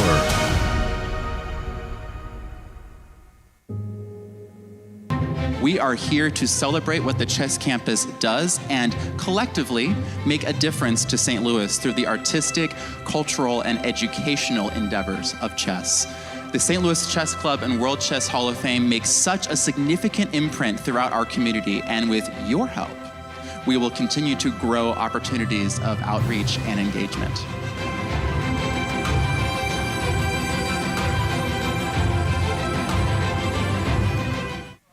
I'm Grandmaster Maurice Ashley. Join me on October 24th to 26th for the St. Louis Chess Conference to be held right here in the chess capital of America. Also featuring legendary world champion Garry Kasparov and Hall of Fame inductee Judith Polgar, the conference will explore the broader educational and social impact of chess. For more information, visit stlouischessconference.org and sign up today. The St. Louis Chess Club is the premier chess facility in the United States. We bring the educational benefits of chess to thousands of students across the St. Louis area. We also promote chess at the highest levels, hosting all levels of the U.S. championships as well as high-profile tournaments that attract the world's best players. Become a member and enjoy perks such as free classes and lectures, weekly tournaments, and so much more. Visit stlouischessclub.org to claim your membership today. The St. Louis Chess Club Scholastic Program brings the educational value of chess to kids in schools across the St. Louis area. Active in over 100 schools throughout the St. Louis city and county, the St. Louis Chess Club has been able to reach over 85,000 students in both in-school and after-school programs. We view chess as a valuable educational tool. Learn more about our scholastic programming by visiting stlouischessclub.org/education. In the world of collegiate chess, there is no team rising quite like the one at the University of Missouri. The team has brought home title after title, including the 2024 Pan American Intercollegiate Championship, and were the 2024 Final Four champions. Guided by their head coach, Cristian Chirila, there is no stopping the Tigers. Respect, responsibility, discovery, excellence. University of Missouri. Here is the place where we enjoy the game of chess of its beauty. To advance the cause of chess and to help St. Louis Chess Club to serve as a capital of the world of chess and to keep bringing new and new millions of new fans into the game every year. I'm Grandmaster Maurice Ashley. Join me on October 24th to 26th for the St. Louis Chess Conference to be held right here in the chess capital of the United States. Also featuring legendary world champion Garry Kasparov and Hall of Fame inductee Judith Polgar, the conference will explore the broader educational and social impact of chess. For more information, go to stlouischessconference.org and sign up today.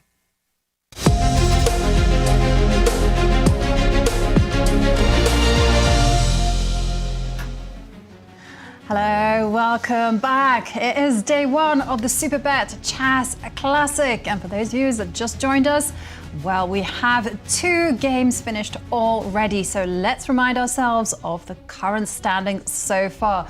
2 draws, draw between Nepomniachtchi and Maxime Vachier-Lagrave, and another draw between Anish, Giri and Wesley. So 2 very well-played draws where all the players were just very finely balanced. And the accuracy level was very high, especially in the first game that was drawn. Preparation between MVL and Nepo was just through the chart. Jumping into a very exciting game that's currently ongoing is the one between Alireza and Fabi. So when we have left it, we had seen this move G5, H takes G5, and we were just like pounding the table. Knight takes G5, followed by A4, shutting Black's counterplay down. That wasn't Alireza's approach at all. He took with the bishop a move we questioned. B5, getting in the counterplay. H4, bishop to G4, bishop to E1, and now we just pause for a moment. And we start to imagine what's going through Alireza's mind. Now, from Alireza's point of view, it's like he's got everything under control. He's ready to play this move H4, H5. It's that king that's sitting there on this very nasty square. Now just imagine a bad move.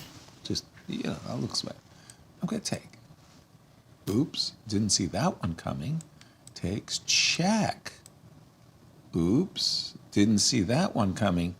You take on G5, but you know what I want. I just want to open up that H file and take this on H5. So, I mean, maybe the engines don't like Alireza's approach, but Fabi's not out of the woods yet, unless our engine says he is. There is a little move B4, which messes things up, apparently. So what engine has is exchange on B4, go knight B1. Makes I sense. suspect this is the line which kind of sold Alireza on going bishop D1, because knight E4, you have a little trap, bishop takes, knight takes, and there is a check, there is also this knight takes, and then the other bishop attacked and C7's attacked. Gotcha. Right? So anyway, so this way white would be winning. However, after knight B1, you kind of lost a little bit of harmony, and with the move like knight C to E8 or queen to D7, all of a sudden black is okay. So knight E8 in order to recapture with the knight if you take, and it's not easy. It's not easy at all. Rook G1, bishop H5. This time, if you take, there's always knight takes, and you can't break through H5. This is a bad move to take on F6, just to highlight. So the knight will recapture on H5. And I don't like Rook G1 either. Yeah. But I don't like after Bishop B4. D1, and then Fabi played queen to D7, which once again happens to be not a great move. And now H5 is possible. I don't know what's going on anymore, even with the help of an engine. Okay. H5, bishop H5, knight H4 is the line. Has to play rook H8, and we'll have this position apparently. Bishop F6, bishop F6, bishop H5. So the point of rook H8 is to go king G7 here, because the moment, as far as I understand, like the moment you take GH5, you might as well resign. Because knight F5 happening and so on. So king here, knight G2, and then eventually you take this guy. Well, not necessarily. Rook H7 with the idea rook H8 is also a move. You get where I'm heading. Like with people having 13, 20 minutes on the clock, we will see more and more of mistakes in this exciting position. Well, indeed. Which makes it unpredictable. It certainly will be unpredictable as the clock starts ticking down. So can we just look at the other 2 games in progress? So we saw that things are pretty crazy in the game between Alireza and Fabiano. Maybe we can turn our attentions to the game between Nodirbek against Praggnanandhaa, because once again, when I count the material, I see that Praggnanandhaa is pawn up. Yeah, our computer ages ago, when white had 2 bishops, was saying there's plenty of compensation. Here, I just see it as a play on two results. Prague with his extra pawn, very, very happy. He's thinking, I should win or draw. And from White's point of view, how to make sure you don't lose. It's not so easy suddenly after rook takes. The desirable rook b1, to win back the pawn. I'm not going to play rook c8. I'm going to kind of keep all of the pieces on the board, as many pawns as well. I'm going to play rook e6, and okay, advantage Prague. Now it is advantage Prague. It's again not so much in engine terms. It's fraction of a pawn. But even if, and it's a big if you get rid of these guys, if you exchange c3 for b6, it's still 4 versus 3, right? So depending on where the piece is going to be, and it might not be easy to make a draw even with 4 versus 3. We do see Praggnanandhaa, he's ticked to under 10 minutes. Right. Maybe that's something that will be a factor later on in the game. H4. So talking about time trouble, there was someone else, Bogdan Daniel Deac, as he was struggling in a very complicated position against Gukesh. Maybe we can move there and see how Gukesh has played this. And now, wow, Diak has just over 1 minute and a half. 30 seconds, right? If I see that, it's very hard for me to see that. So Gukesh, after capturing on e4 twice, he eschewed the queen takes h5 pawn grub that we were making. We were looking at positions after queen h5, rook e8, queen h5, bishop f5. Instead, rook e1, going for the open file.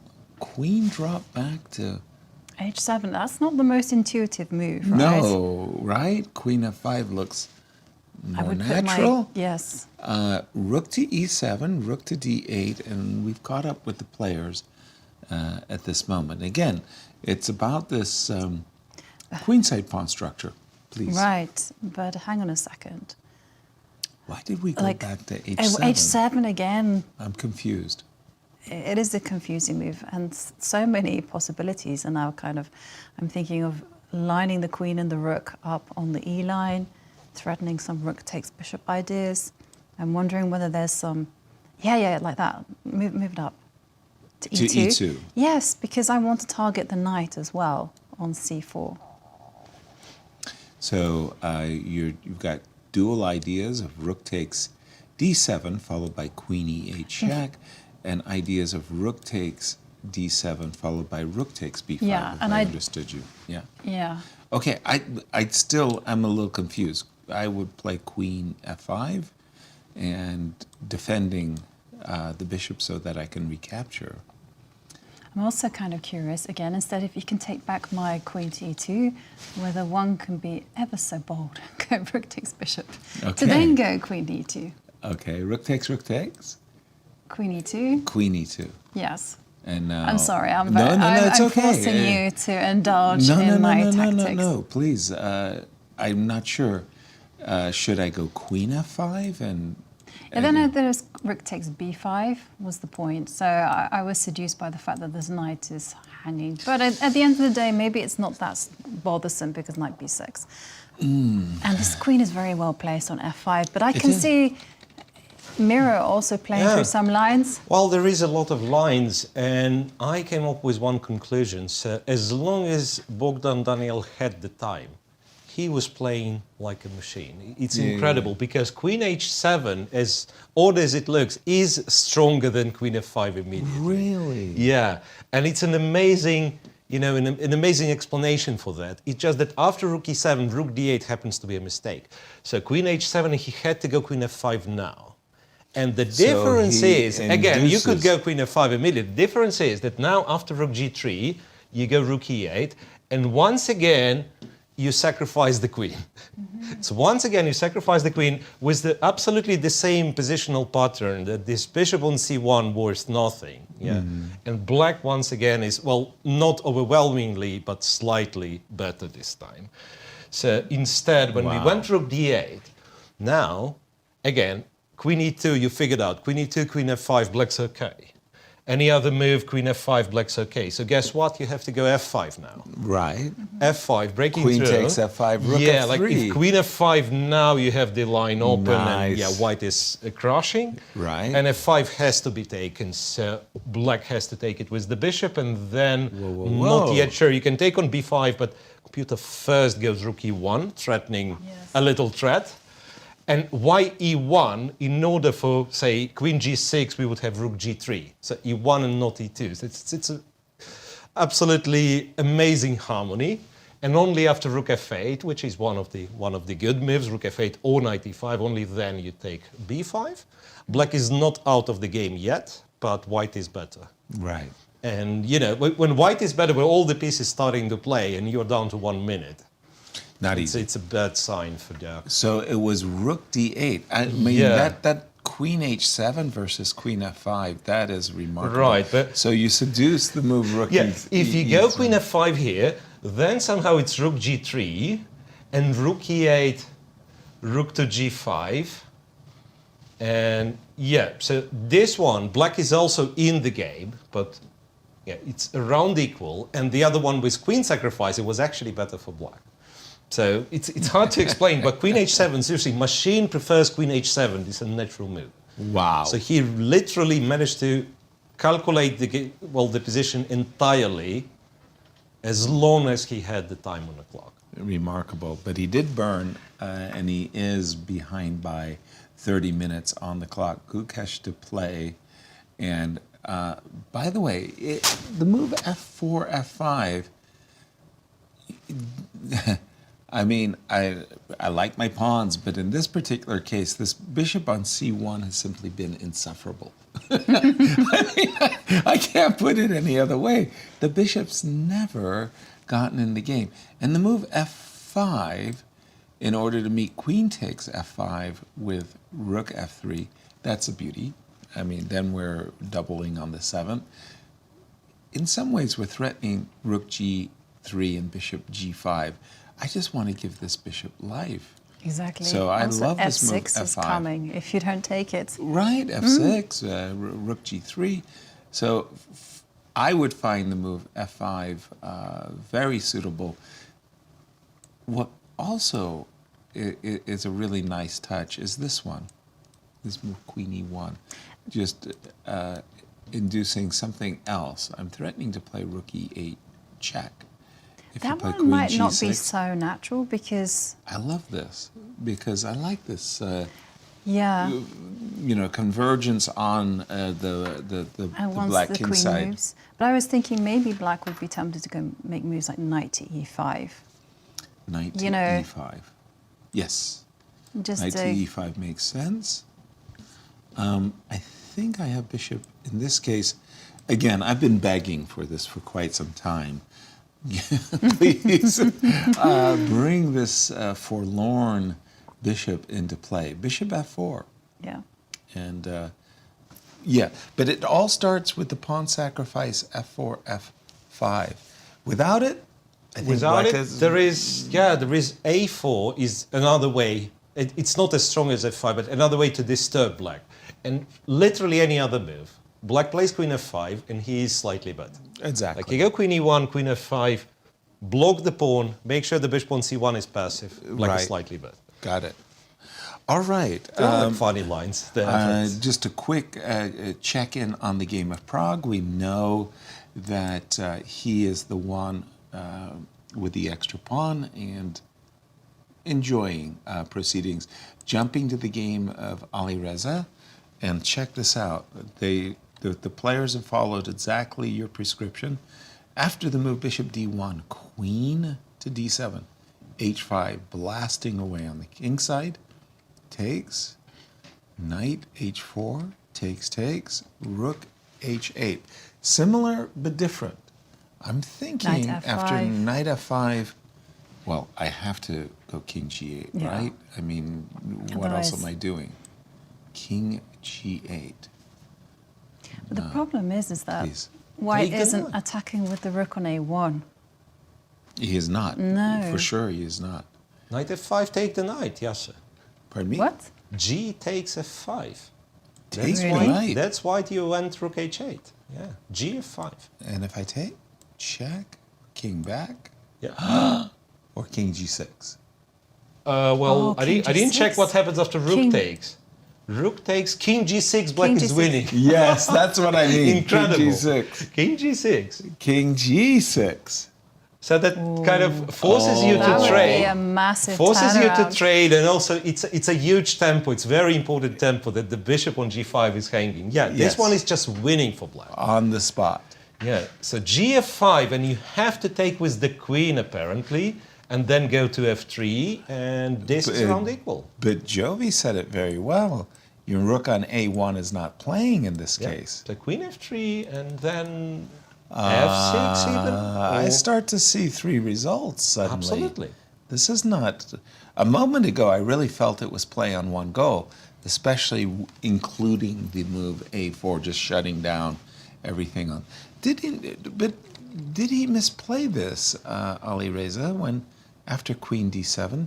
Because we were seeing a situation where there was a bishop on h5 tempo, right? No, not much. It turns out, well, his bishop takes g5, allowing b5, and then bishop d1 specifically. So Well, that over was the there, so culprit. bishop d1 was perhaps a big misstep, because after bishop d1, computer was criticizing queen d7 to be not the best move, because the best move b4 was already better for black. Right. So queen d7, but it still seems to be around equal. Okay. And h5, what Alireza did was one of the kind of good options, it's just the position is no longer better for white. Gotcha. h5, knight takes h5, and you know, visually at first, knight f5 looks good until, by the way, king g8.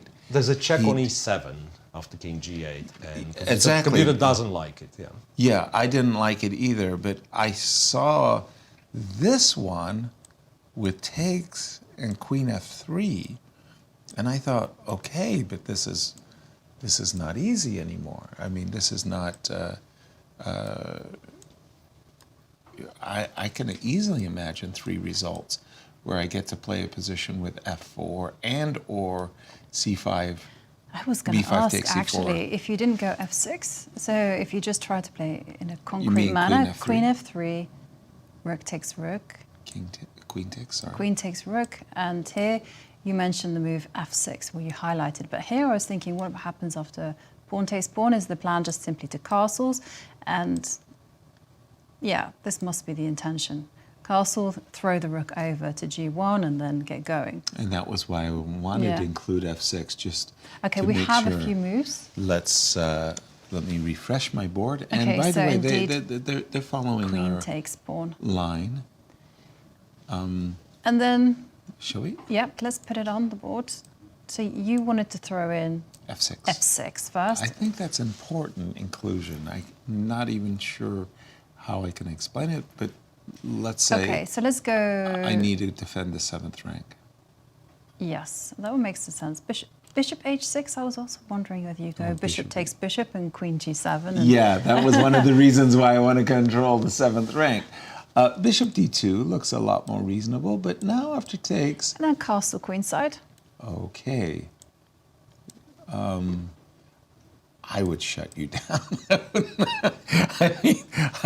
I just don't want to see rook g1 and but this, bishop. maybe, can you put the bishop on h6 instead Yes. of bishop d2? Because I like your idea of locking the bishop out with.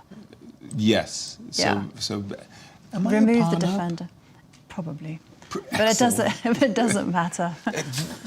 Excuse me, it's For the very, time very, being, very personal. It's not about material, it's about whether one can inconvenience the king. Inconvenience the king. Here I pause for a moment because you know I'm a pawn grubber. Yeah. And I'm looking at takes on e4. If you recapture with the knight, I've got queen g4, and that's a disturbance. Yeah, if you take on e4, I'm castling queenside because I'm very bothered by the fact. No, I don't have time to play knight e8 and f5. Too close. Well, in this please. one, capture on h6 and queen g7 is kind of good. And I'm But queen amazed h2. with your ability to find all the best moves, guys. Because yes, f6 indeed is the good move. After bishop d2, it's a funny, like one of the funny options is b4. And then if a takes, knight d1. Okay, knight d1, I'm making stuff up. It's not a good move. But just look at this position. So white supposedly has good pieces. So the bishop on d2 is a good bishop, right? Right. It's not, yeah. So black is better in this case. That's funny. Yeah, so the good move after f6 is indeed bishop to h6. Okay. And it doesn't seem, well, bc4 strangely is playable, but apparently the safest would be just to go here. And if queen h2? Queen h1 or h2. Well, maybe queen somehow h1 is stronger. Yeah, because h1 queen is g4. stronger, and then you have king f7 and bring the rook to h8, and the game goes on. It's roughly equal. Yeah. cb5, rook h8. And that's why you went queen h1, by the way.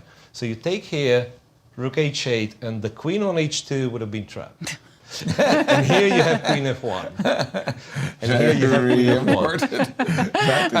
Yeah, I don't want to follow this one because the best move is knight a8, apparently. So we just have to leave players playing. Right. Yeah. And the knight It's comes such a complex position. Wow. Incredible. Good stuff. And we do have queen f3. We'll expect the players to catch up. Tell me the clock times between these two at the moment. Yeah, so Alireza just over 9 minutes, whereas Fabiano is closing in on 13 minutes. But of course, it is ticking down, and the players don't get that extra time control. So there you see, rook takes rook, queen takes rook will be played. By the way, I notice with the snap of the rook, I'm really used to seeing these top players leave the pieces right in the middle of the squares. And rook takes the rook was closer to h0 than it was the center. Queen takes on the board. And f6, crucial moment. If you don't include f6 at this moment, how bad is it? Yeah. Well, b4 a4 is still b4 f4. The combination of b4 and a4 is still an option. According to the machine, yes. Wow. So b4 ab. Every time I think things are absolutely forced. And f4. Well, it's like kind of tries to lean white's better, but then comes back. So it's point 5. King d2. f6 and rook a8 and rook g1, and you would think like everyone's attacking, and apparently there is not much. Knight e8 just as in time. And then eventually, if you want, you will play f7, f6. Wow. Yeah, wow. Well, somehow holds. Miro, we're going to jump to Diak's game. It's very interesting, but the time situation is just irresistible in the Diak game. He has 27 seconds on the clock, and so f5 was Gukesh not played. Didn't play f5. Instead, he went a5. King f8 played. With how much time on his clock did he Diak has only 51 seconds. Okay, I get nervous with 5 minutes. I don't know what I do with 51 seconds. Oh, he does this. Sorry. Yeah, so he gets up from the board. We see we that just all had the a time. question like, why is he getting up from the board when he only has 51 seconds? This is something that Deac does. It's kind of like he zooms out. But I can tell you, I've seen a few of his time scrambles. He's going to zoom in, get back to the board in time, and play his move. Okay, King f8 on the board, and because this was, well, not this exact moment, but here you were really trying, in our analysis, Jovi, to it was just irresistible. Rook takes b5. And exactly. You know. I mean, I still haven't solved the laggard, right? No, that's true. But then the king on f8. ain't the best piece. No, exactly. Give me a chance to check you, and the tables will turn immediately. Okay, queen to e4. I mean, I don't think I don't know about rook d8. Maybe rook d8 is okay, actually. But if you go rook to d8, I will go then queen e2. And that's a nasty tempo. Okay. Then you have to go knight b6. Okay, queen e2 immediately. Queen e2 immediately. That's very sensible. Okay, move. and 46 seconds for Diak to make a move. Okay, so whoa. Okay. So here, just a second. Let's see if we can understand this. He's reaching for his knight. Knight b6. This feels like a very, very good move. On the one hand, I'm just, I'm getting out of this tempos that we've been hitting, but I'm also getting ready to play knight takes d5, and I don't know, it feels like 3 results still is possible in this one. Yep. But it's still very complicated. I'm looking at a5. I'm also looking for the rook swinging over to e3. Well, wait a minute. a5, I've got knight d5 on my... Yes. Right. Then I wanted to sacrifice. Sacrifice? If I sacrifice the rook for the bishop, but we'll... Okay, but okay, you don't need to go for extreme measures. No. Well, you do. You do? Activate the bishop, go f5. I mean, f5, practically every move when you're not disturbed. f5 is a good move, it turns out. Really? Yes. Even here. At every juncture. Yes, f5, like in this position, in current position, f5, knight d5, sacrifice on d7, go rook b5. This is what computer recommends. So now, but seriously, now it's very dynamic, right? And you're not in time to capture f5 anymore because there is a threat on d8, and then like knight b6, there is a5. So rook d8 you'll have to play, and then queen d3, and the material is white is 2 pawns down, but the queen on h7. Kind of, he's the one creating threats, and the queen is offside on h7. Yeah. Knight e7, and you guard f5 with rook c5, so a lot of tricks all of a sudden. You guard, yeah. A lot of tricks all of a sudden, and again, while Compy says it's roughly equal, well, leans towards white, but how do you play this one on 30 seconds? I can't imagine. I hate my queen on h7, buried. So after f5, f5, but I'm afraid you don't have much of a choice. Queen takes f5, queen rook takes f3. f5, I guess loses to rook f3. It is a variation. Just loses to rook f3. It is a variation we've seen before. So f5's good move. f5. Good move. You're threatening bishop f4, right? And I can't shut you down with b4, bishop f4, right? That looks dreadful. Oh, rook f3 as well in some lines. Like it says, for instance, after b4, well, developing the bishop's good, but also rook f3. Rook f3 is kind of good. And if knight d5 again, you have... So apparently, if you lock the queen on h7, you just play this position with white. Wow. So queen e4, white's winning. It's a beautiful because pattern. Queen a8 and so on. Yeah. The queen is shut out of the game on h7. Right. I remember getting this feeling of being tasered by this Alpha Zero game where the queen was trapped. The queen was just trapped on like h7 or g7, whichever game that was that Stockfish had. And the queen feels so shut out at the moment here after the move f5. It's not an easy move to play, but in a strange way, it is, because the alternatives are not very obvious. Black is, after all, threatening to play knight takes d5. So you want to... You had also mentioned rook e3. Yeah, but maybe this allows queen e3? f5. I mean... because... Okay, this one is yes, easy. that one's self-explanatory. Rook takes bishop, and there's going to be checkmate on e8. And there you can see Daniel there on the bottom right. He has 58 seconds on the clock. All the time in the world, my dear. Yes, okay, he for sure is thinking about the game. You can see him in calculation mode. He just has to make sure that he's got enough time to get back to the board and physically make his move. Exactly. Rook sliding over to e3 with queen f5 is a very nice answer. And that just makes the move f5 more necessary. Please, you were about Yeah, no, to tell I me just saw a something. nice line, but it doesn't work. Anyway.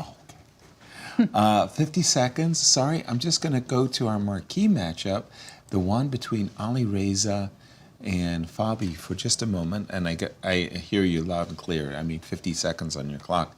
It's very compelling. Queen takes h1 was when we saw it. f7, f6. Fabi was quick to include that nice little flick of the pawn. And here again, b4, f4, you know, shutting down the king side, king f7, some nice moves. And how are the clock times in this one, Jovi? I mean, they're pretty balanced. Alireza with just over 7 minutes and 30 seconds. Wow. Whereas Fabiano, his clock is ticking down to 7 minutes and 42 seconds. That's very, very close. It is very close. Do remember there is no second time control. So that means that once the players have seconds left on the clock, they only get that 30-second time bonus. We say living on the increment. Living on the increment or not, Miro, f4, shutting things down on the queen side? On the king side, pardon me? Strangely, b4, f4, the combination of the two is what computer prefer, because here it tends to take. It wants to take on b5, which once again above my comprehension level. But then you can just consolidate. Yeah, like take there, and well, it says equal, and looking at the move queen h3, I suppose it's just some perpetual, so it gives away the b2 pawn and just goes for some sort of a perpetual. Gotcha. So I think white, not only white's advantage, but kind of white's chances of winning are fizzled out. So b4 first. Yeah, b4, I don't know if say let's play a b4 just for clarity's sake, and f4, and this is already like computer prefer black. Yeah, well, you've shut down knight e3. Yeah. So the knight will join via One day. f2 and g4 maybe, but the bishop is like, yeah, the good bishop is no better than the bad bishop. Exactly. As they say, bad bishops defend good pawns. Yeah, well, as Michael Schuba, in his book, wrote, knight, yeah, so I like that. And for Fabi, I see 3 results. We're going to go back now to Prague's game and just check in on it. And this one, ooh. Wow. This one is... Yeah. Well, this actually getting a little dangerous, I have to say. Yeah. What? Apparently not to Nodirbek, because he has 34 minutes and is ticking down versus 3 minutes. You would... This is dangerous territory here, because what we're going to do as black is we're going to go b3, we're going to go rook b1, and we're going to make a king run towards the b pawn and to win the rook. White will capture this pawn, bring the rook back, and then play g4 and try to draw. This is close, close, close. Again, we're going to go to Gukesh and see has he played f5 yet? No, he hasn't made a move. He's still thinking. Okay, but he's got plenty of time. He's coming close to the 12-minute mark. So a 12-1 time edge. Well, again, I just have to look at this move. f5. Queen takes f5, rook f3, splat. I think that's a clear one. Bishop takes. What were we saying about bishop takes? Well, we can simply take a pawn? Yes, take a pawn and then take on b4. No. It's Jovi's move now. Rook b to e3 after bishop f5, and white's winning. Rook b e3. Yep. So we've got a massive threat in the position. So we... Oh, then you go a5. That's nicely hidden. If you go back, we go a5 now. and rook takes d7. Yes, we've seen. Have we seen these things? Queen b1? No, that's just temporary. Yeah, you can just take the knight. Okay, so sorry. So wait a minute. So after f5, I can't take with either the bishop or the queen. I have to take on d5. And this is where rook takes bishop. Taking and taking. Swing. Yes. And I'm going back. And now you protect the pawn on f5. With?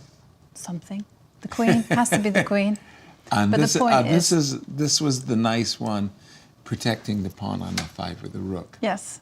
But actually the queen is just completely locked out. So it is a very, very dangerous position there for It feels Diak. positionally lost, actually. This bishop will eventually find a pathway into the game, and that king is much more vulnerable than White's king. Gukesh is taking some time because he has to calculate these lines, Miro, and what are the engine's top lines? So that's f5, and pretty much everything else is not great. f5 so and it bust. It could be that, yeah, that he kind of doesn't see f5 and tries to make other stuff work, and other stuff kind of doesn't work. Because, for instance, Provadio was entertaining lines. Knight e4, rook runs back, boom.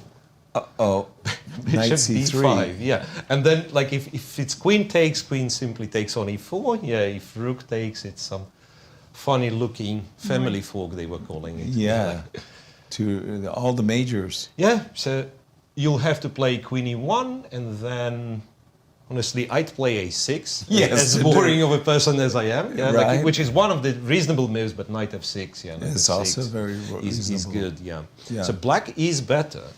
Could he be seduced by ideas of going a5 and rook takes bishop? Because my eyes will go in that direction a5, as well. Knight d5, yeah, rook d7 is an option. And, well, what would you prefer? Rook takes or queen takes? Because somehow black has defense against both. So queen takes allows us to go Queen takes, queen. Nah, I guess rook d8. You just anyway. go. I'm so anxious to bring my queen to the game. I want to say queen This f5. bishop has not left its starting square. And again, look, I mean, now, since no rook on the 7th rank, anytime we are trying to play f5, it's just taken, Yeah. right? Right. Anytime we do not create a threat, it's queen f5, and black all of a sudden stabilizes completely. And as happy, yeah. Yeah, so that's kind of, again, over the board, I imagine, if you do not consider f5, it's a hard move to all of a sudden start considering, right? But once you see it, you kind of feel this is a right he move. has A5 he planned plays, and now it's back F5. to being better for black. Wow. Okay. Okay, for Gukesh, that was a challenge that, well, let's be fair, he slipped up on this challenge. A takes b5 is not the best move, and knight Diak takes d5. Quickly captures on d5. The rook returns to the center. And this is the spectacular bishop takes b5. Could he have missed that? I mean, Sure. I mean, it's you a wouldn't- shocking It is move. completely shocking because not only could that. The queen can take it, the rook can take take it. And, I mean, you think you've got the pawn protected until you see the move knight c3, which I'm absolutely certain Daniel is looking at with glee. If you think of it, isn't it the ugliest possible kind of tactic that works? Like with your queen being on h7, with you no, being he's not. He's checkmated on reaching the for last the queen. rank. The queen Yeah, comes queen to f5 is, of everyone. course, like something you'd like to do. Yeah. But that's a bad move. I think it's a missed opportunity. Yes. For sure. Bishop takes b5, queen e1. I loved your move a6. I mean, the very modest, protect your bishop. But queen f5, and is that still 2 pawns, by the way? I mean, I have to count. What it is. So bishop takes b5 would have been 3 pawns? Yeah. By the way, bishop takes b5 still on the board. Maybe both players, if you go king h2 or something, I can probably play bishop takes b5. Okay, so let's imagine what Gukesh could be thinking about. Well, maybe now it's time to activate that piece that hasn't been moved.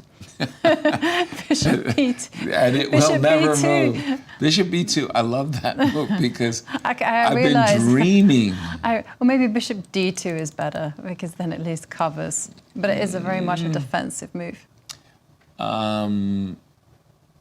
Look, I opened up the A file. It may not be the prettiest. I opened up the A file. Why not exploit it? I don't know. It's the strongest move in the position, Yasser. It's Pawn Grabbers Association unite.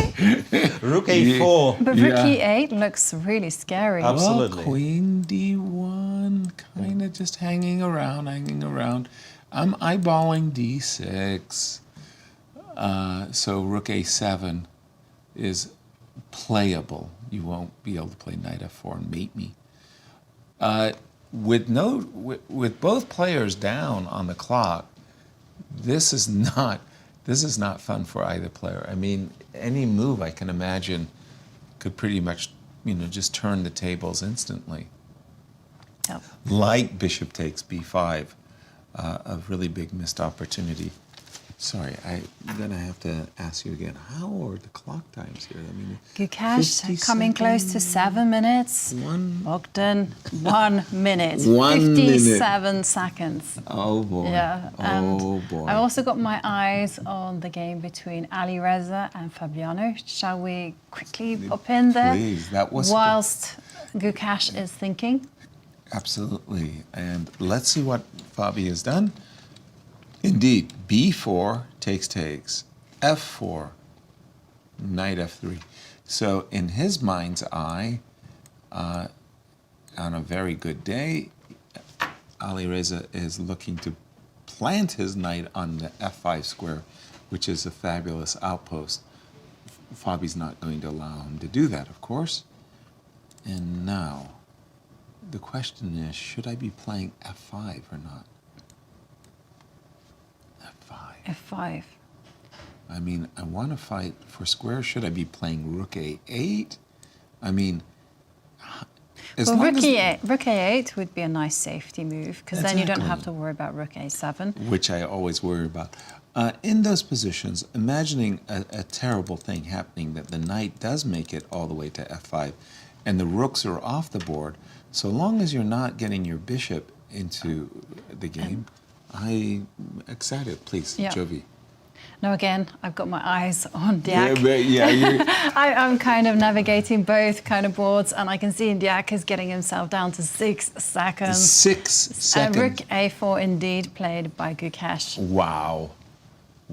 Okay, Rook A4, 6 seconds, Rook E8, right? Yeah. Okay. Queen D1. Queen D1. And Diak is down to 20 seconds on the clock. Those, I tell you, the time, the space-time goes by fast when you've got 20. Knight B4. As simple as that. It's a huge blunder. Simple as that? What? Queen blunder, says Miro. Yep. Well, is it just because Queen takes D6? Queen takes D6? Queen takes pawn and then Rook takes pawn.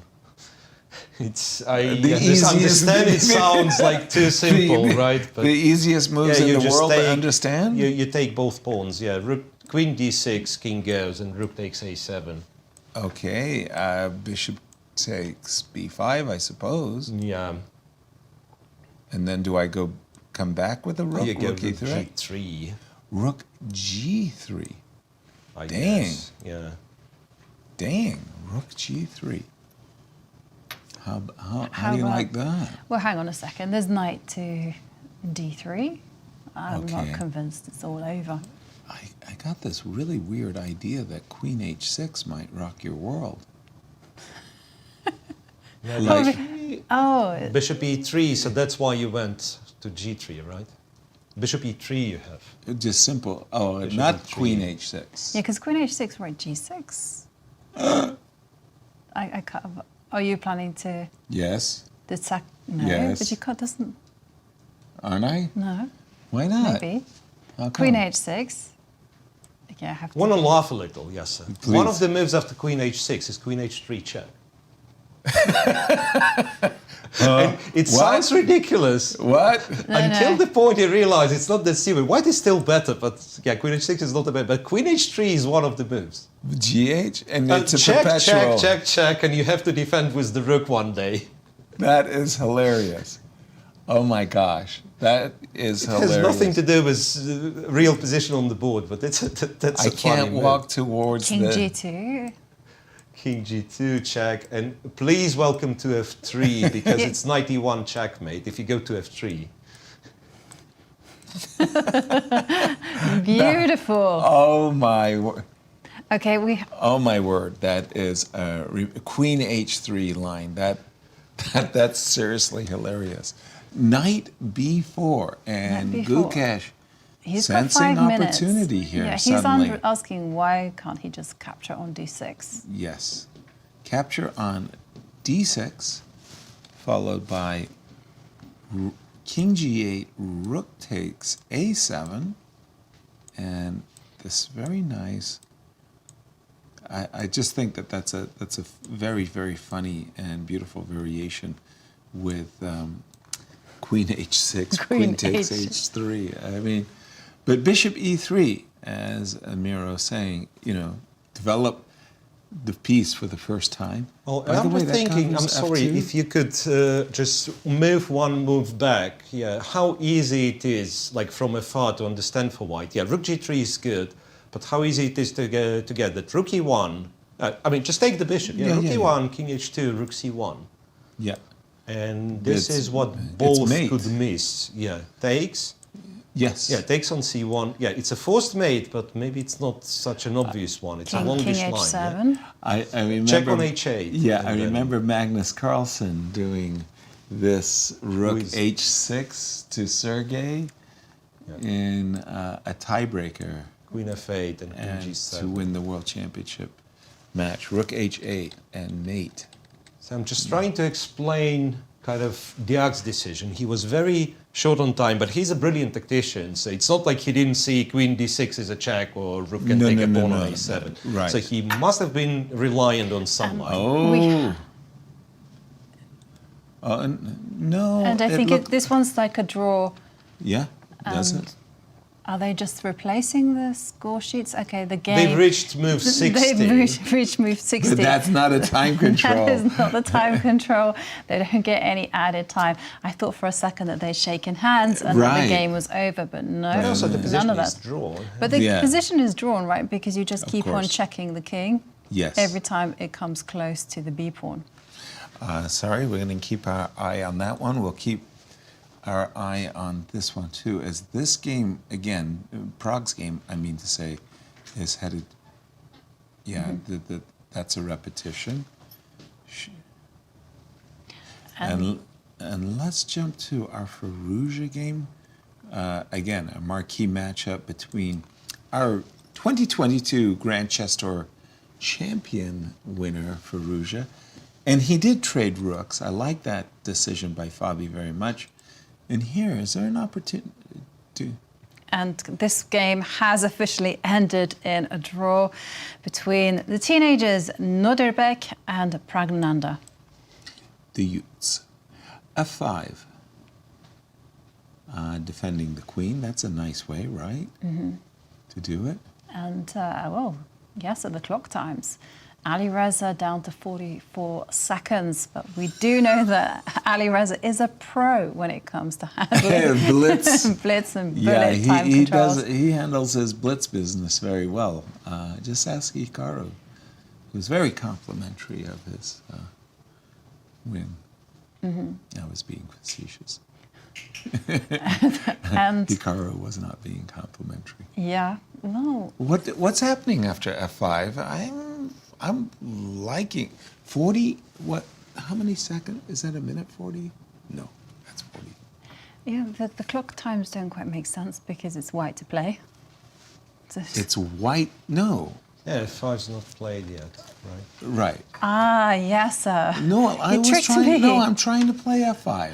Okay. Miro, jump in on this one. F5 looks very good. F5 is good, And, you know, when they've exchanged the rooks a move ago, Yes. so the queen was on h1, white queen was on h1, the position we see on the camera now. Take. And the simple f2, f3, and then try to exchange the queens via h3 looks very close to be a fortress, to be honest. Mm-hmm. Clear.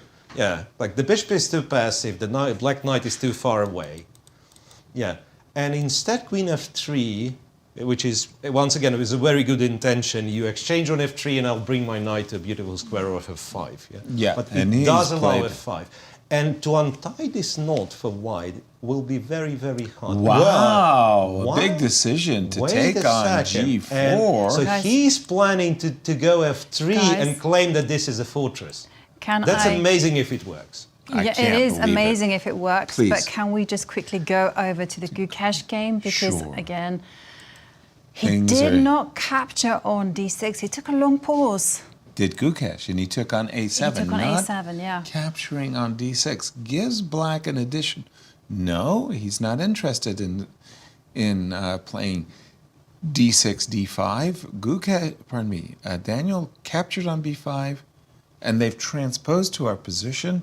And now the move we like very much was rook to g3.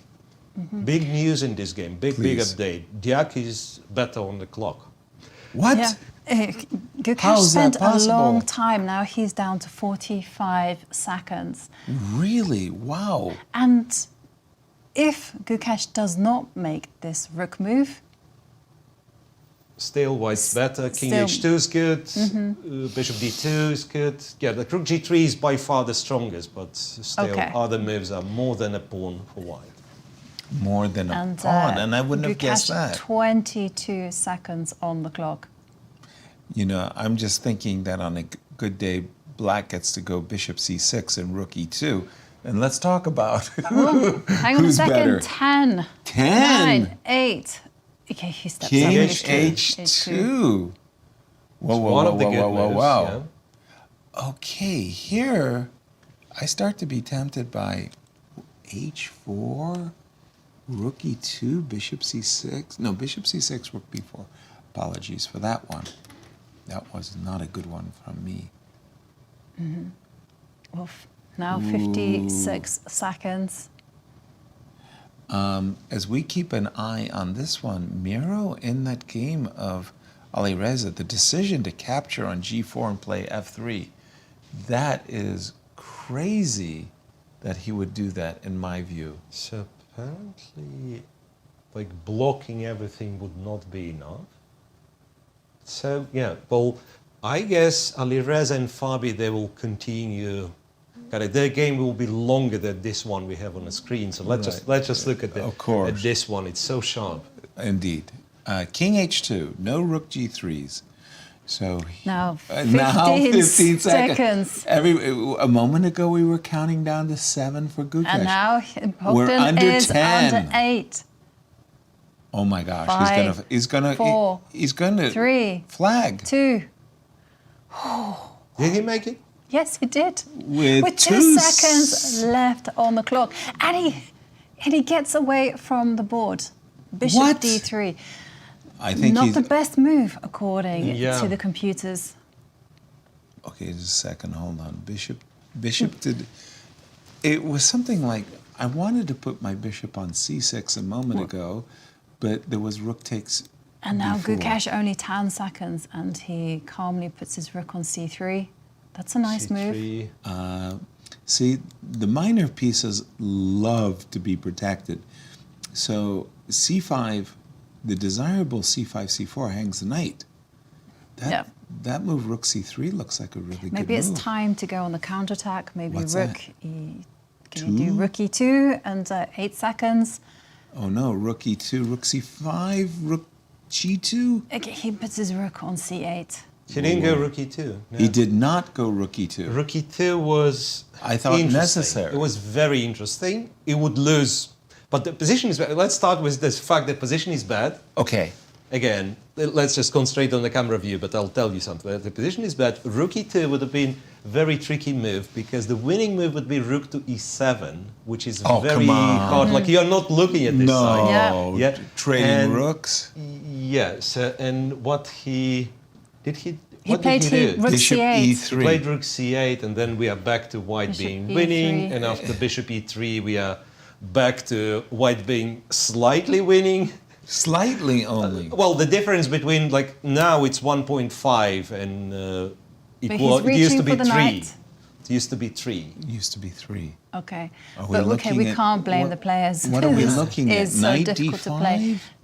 He's 3 reaching for the knight. 8 seconds. 7 seconds. 5. Okay, he does put the knight on d5. By the way, the irony there of the knight moving, pardon me, the bishop moving for the first time to e3, you know, the whole game. And it was a mistake. And it was a mistake. He could have played. You know what? Now, like if they find the right move, so white has to take on c5. Okay. And rook takes, 10 and queen seconds. takes, and black plays something like bishop e4. And And it he's will done be it. He's not taken it. that easy to win. Because this beautiful light square control. And the bishop on e3 This will is- still be an idiot. Yeah.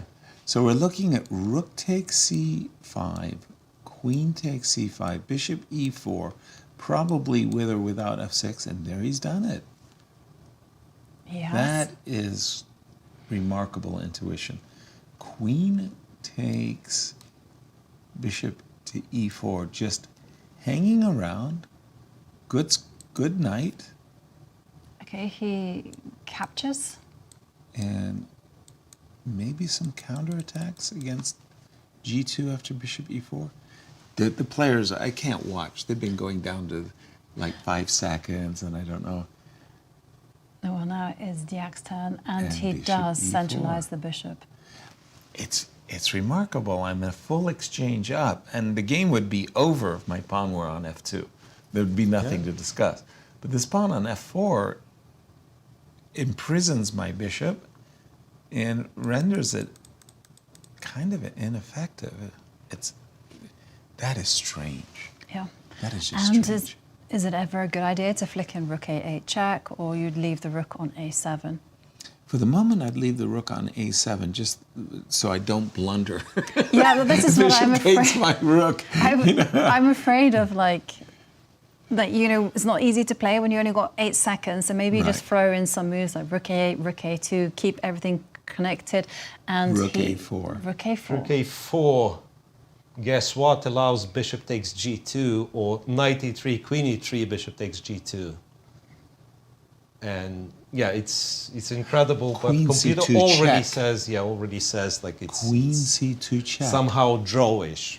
Don't quote me on this, but like yeah. Bishop takes it changed. g2. Ooh, that would And be with the an idea of- absolutely wonderful tactical shot. Yeah. Yeah. Yeah. Bishop g2. Bishop g2, and if you keep a check on a8 first, Then king h7. He's not going to find it. He's He's playing king king h7. h7. he didn't find that It's very tactical. hard. It's very hard to very, very difficult to find these moves when you only got 20 seconds True on the that. clock, and then you have to make snap assessments. So, I mean, in view of what we now know, that bishop takes g2 is a live threat. Bishop to d2, anybody? Just stepping away from the knight? Gukesh, 11 seconds. Okay, he moves his rook down to a2. Also, That's a good square. g2. That's a good square. Okay. You know, Okay. I it's such a good idea when you don't have any time on the clock just to consolidate the position, have everything protected, Agreed. and then just give yourself extra time to think. We actually called this Karpovian. Anatoly Karpov was a genius at keeping his pieces out of the danger zone. And here we see rook a2. 15 seconds. It's ticking down though, Yasser, because now it's coming close very to quickly. 10 seconds. Queen to g6. Okay. Okay. So in some ways, this is possibly a prelude to h4. And Well, I'm looking at expecting the queen to g3. centralize herself. Something like queen d4. Queen yeah. d4, a central queen is very good, then it will have influence over the whole board. The problem is h4. The problem is h4. With the move h4, I'm threatening queen g3. Don't reach to play bishop f2. Bishop to c1. Bishop c1. Okay. So here again, I find Okay. myself attracted. Then you go Queen F2. Agreed. H4, Queen F2, and the danger is past. Well, the big question for Diak is how to keep on maintaining the balance without making any committal moves. Exactly. In some ways, while the knight is good on D5, I'd find F5 much more attractive. 7. It's ticking down 3. 2. Wow. He's fast. Moving the knight to F6, again, keeping everything protected. He is inviting queen to G5. Technically, I would think that's a winning ending, although I remember from a World Championship match in 1990, Garry Kasparov was up in exchange with bishops of opposite colors, and it was a very, very difficult game to win, which was won in a German. Gukesh drops the queen back. F2. Whew. Well, we'll just let time travel press us on this one. Mira, we're relying on you as far as the Alireza game is concerned too. We've got Knight 2 D4, huge games D5. to keep an eye Apparently, on. Fabi is winning. Fabi is winning. You'd be surprised. Yeah, but also in a very intricate way. But Wow. he is winning. Okay. So, not a commentator's curse in this one. Queen to G3. They're also down to minutes, by the way. Minutes or Fabi seconds? and Alireza. One is technically minutes, so Okay. 1:10 for Alireza and 1:30 for Because Fabi. we've been seeing these two, that is to say, Gukesh and Daniel exchanging, 10 seconds before making the moves. Probably Daniel's been a worse offender. He habitually, not only does he get down to 10 seconds, then he gets up. And he makes his move with 2 seconds to spare on the clock. So now, again, it seems typical now, 5 seconds, and he decides to trade off queens. Oh, good decision? I think it's a lost technical ending, but it's going to take quite a while, because I know that Gary really had to work hard for that point where he was an exchange up. Okay, so if it's going to take a while...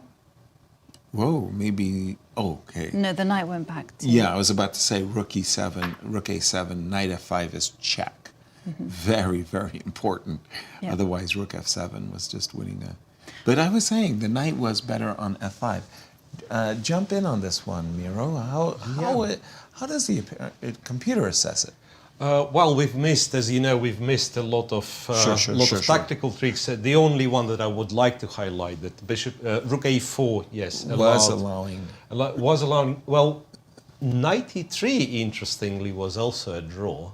Yeah, and knight followed E3, by bishop G2. Queen E3, bishop G2, yeah, and there is Queen E8 to guard the rook, right? But here, apparently, it's a perpetual. Specifically because you always give a check attacking the rook. So you can never... So for example, king F3, queen King D3 check. to D1. And you can't go to the E file. Gotcha. And so you're kind of staying in this box.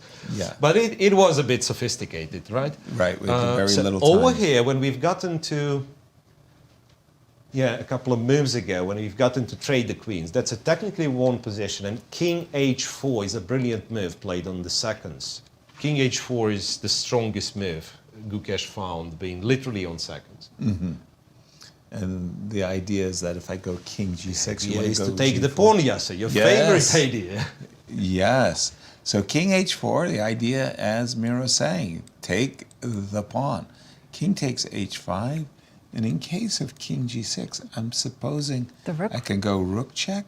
G4, or check and G4. Bishop to D5.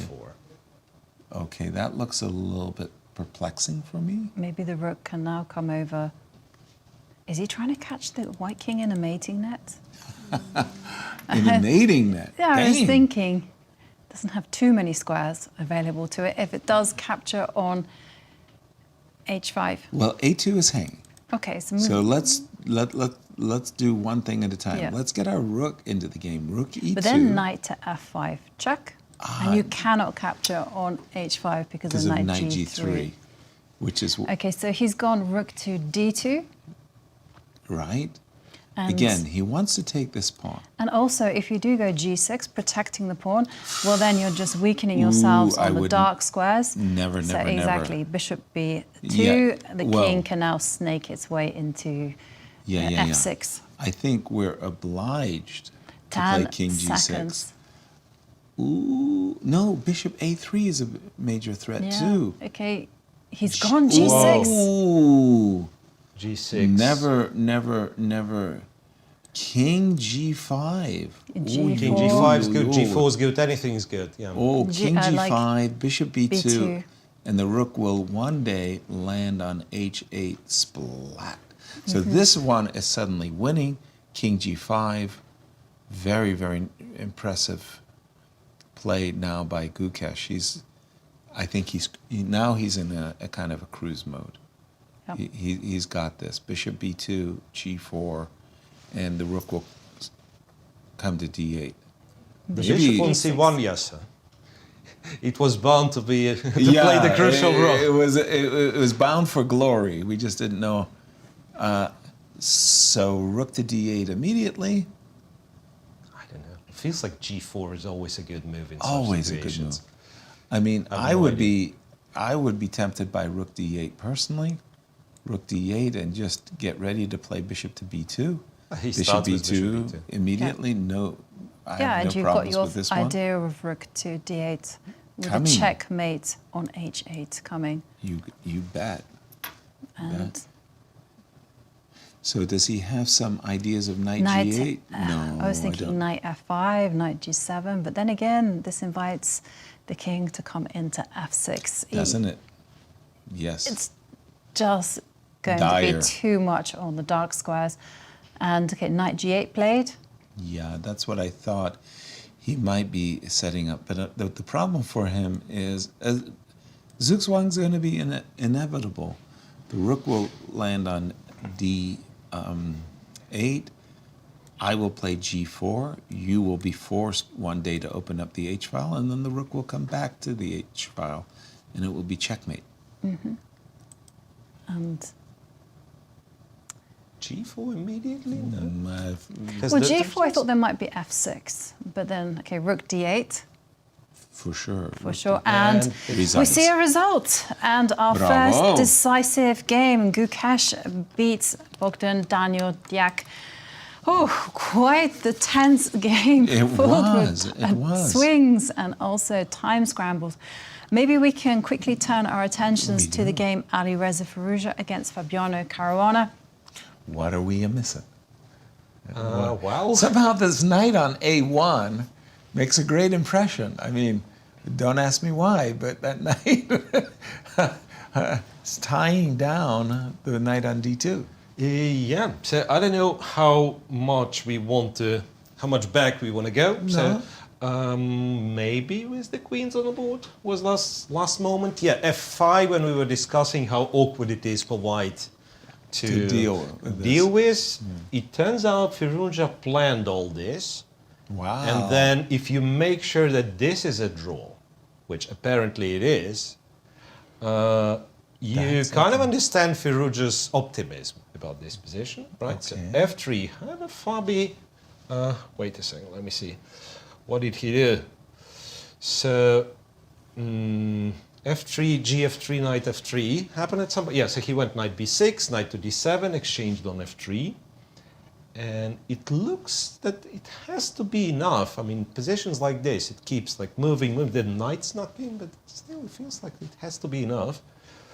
But now, this F3. is the motive that eventually And decides the game. b3 is hanging. So bishop e1. So why not go f3 now? Knight takes attacking. That's I the think. tempo. So Okay, you he's, go. So you he's go looking bishop for h6 for a first. right moment. Yes, so bishop d8. He has it here. Wait a second. He has it here. So now f3 wins. Yes. This is the moment. This is the position in the game. Yes. So f3, knight takes, and Knight takes b3. Let me just pick up on what you're saying here, Miro. So f3, give me your knight. He's done it. Knight takes, what a turnaround in this game, because... Not only that, but king f7. Wow. f3, knight f3, king f7 is even stronger. Knight f3, what? King f7. To stop bishop e7. Oh, to stop... Okay, so I wanted to say knight takes b3, bishop e7, and he's done it. King f7, stopping the one source of counterplay you had, which was bishop to e7.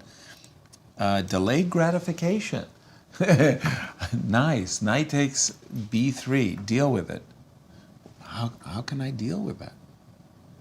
What am I going to do? Do I have any king e5, knight takes e5 check ideas? Very, very doubtful. No? Very doubtful. What else can I do? Yeah, king f7, such a lovely move, just kills all of White's ideas. You know, I was looking at knight takes e5 and then d6. Right. Can't do that now after king f7. Exactly. And you cannot defend the pawn on b3. Last chance saloon here, Miro, king f5, knight takes b3, knight takes e5 check. I'm desperate. King takes. But it also feels like knight to d2. Ooh, knight to d2. Then b3 is coming. Here. Yeah, I'm going to take on. Yes. And now you don't even have to worry about this one anymore. No. Because you've got knight b6. So that looks like a winner. You got it. Wow. It's incredible. A terrible turnaround when you think about how bad an opening position Fabi had. The worst check Benoni I can ever recall in modern. He just drops his bishop down to g3. Any chances with sacrificing a piece on e5? He's going to have to, because there's no choice. Otherwise, the b pawn was just going to run up the board. Fabi says, "I don't believe you," and Firouzja says, "I know." I know. I don't believe myself either, but I got to try. Miro, this is probably winning in a number of ways. King e8. Yeah. King e7. King f6. It's hard to suggest a move which does not win. That was my question. Yeah, because your king is on check. Otherwise, I would suggest to blunder bishop or something. But your king is in check, so I think any legal move wins. I can find a way to blunder. Okay, king to e7. Yep, it's a good move. d6. d6. Now, I might win the bishop. You've blundered. But I have allowed black to promote the pawn. Right. Knight to d4. And just move the knight anywhere, and then you cannot stop the pawn from promoting. That's harsh, even when I fall into your trap? And we do see king e7 played. Even when I fall into your trap, I win? No, I mean, but ultimately this position is lost. Exactly. You cannot salvage this one. No. I think probably the best is to go drop the knight back to d3, at least prevent the b pawn from promoting. Okay, knight to d3. And maybe in that case, you can knight c1. Knight takes b3. Knight takes e5, sorry, b3. That's a weird line. I'll give 3 connected pass pawns, but my minor pieces will quickly blockade them, and they'll be lost. Well, that was quite the flurry there by Gukesh and Daniel. I think Gukesh was fortunate to win that in that time scramble at the very end. It kind of felt like a tennis match, didn't it? If, like if Daniel had played bishop takes b5, remember when that knight c3 fork? Yes. That would have been a cold shower moment for sure. Bishop takes b5. With the move bishop takes b5, was Daniel better? Yep. Yes, He that's was. what I thought. He was. And 12 let's not forget seconds. what happened in this game. Would Firouzja play a4? Yes, and just shut things down. Fabi and then never get- would have had a chance to, No. to get to anything remotely close. Looking. Not at Yeah. all. It Not was just at a kind all. of a blip in the system for Alireza. You know, bishop takes g5, kind of underestimating the opponent's counter chances. Honestly, if you think of it, I think he's gotten few critical moments wrong in this position. Or rather, in this game. And even like when he played queen f3, allowing f5 possibly was the last chance. Right. Bishop e3. Fabi is prepping the move knight to d2. He defends the pawn on c5. Once his knight moves out of the way, then it's the b pawn express. e5, knight d2, we would expect. Yep. And You're the white welcome to knight play can't move. Yeah, you're welcome to play d6 check. I will just either blockade it or step up. So e5, knight to d2, king to f5.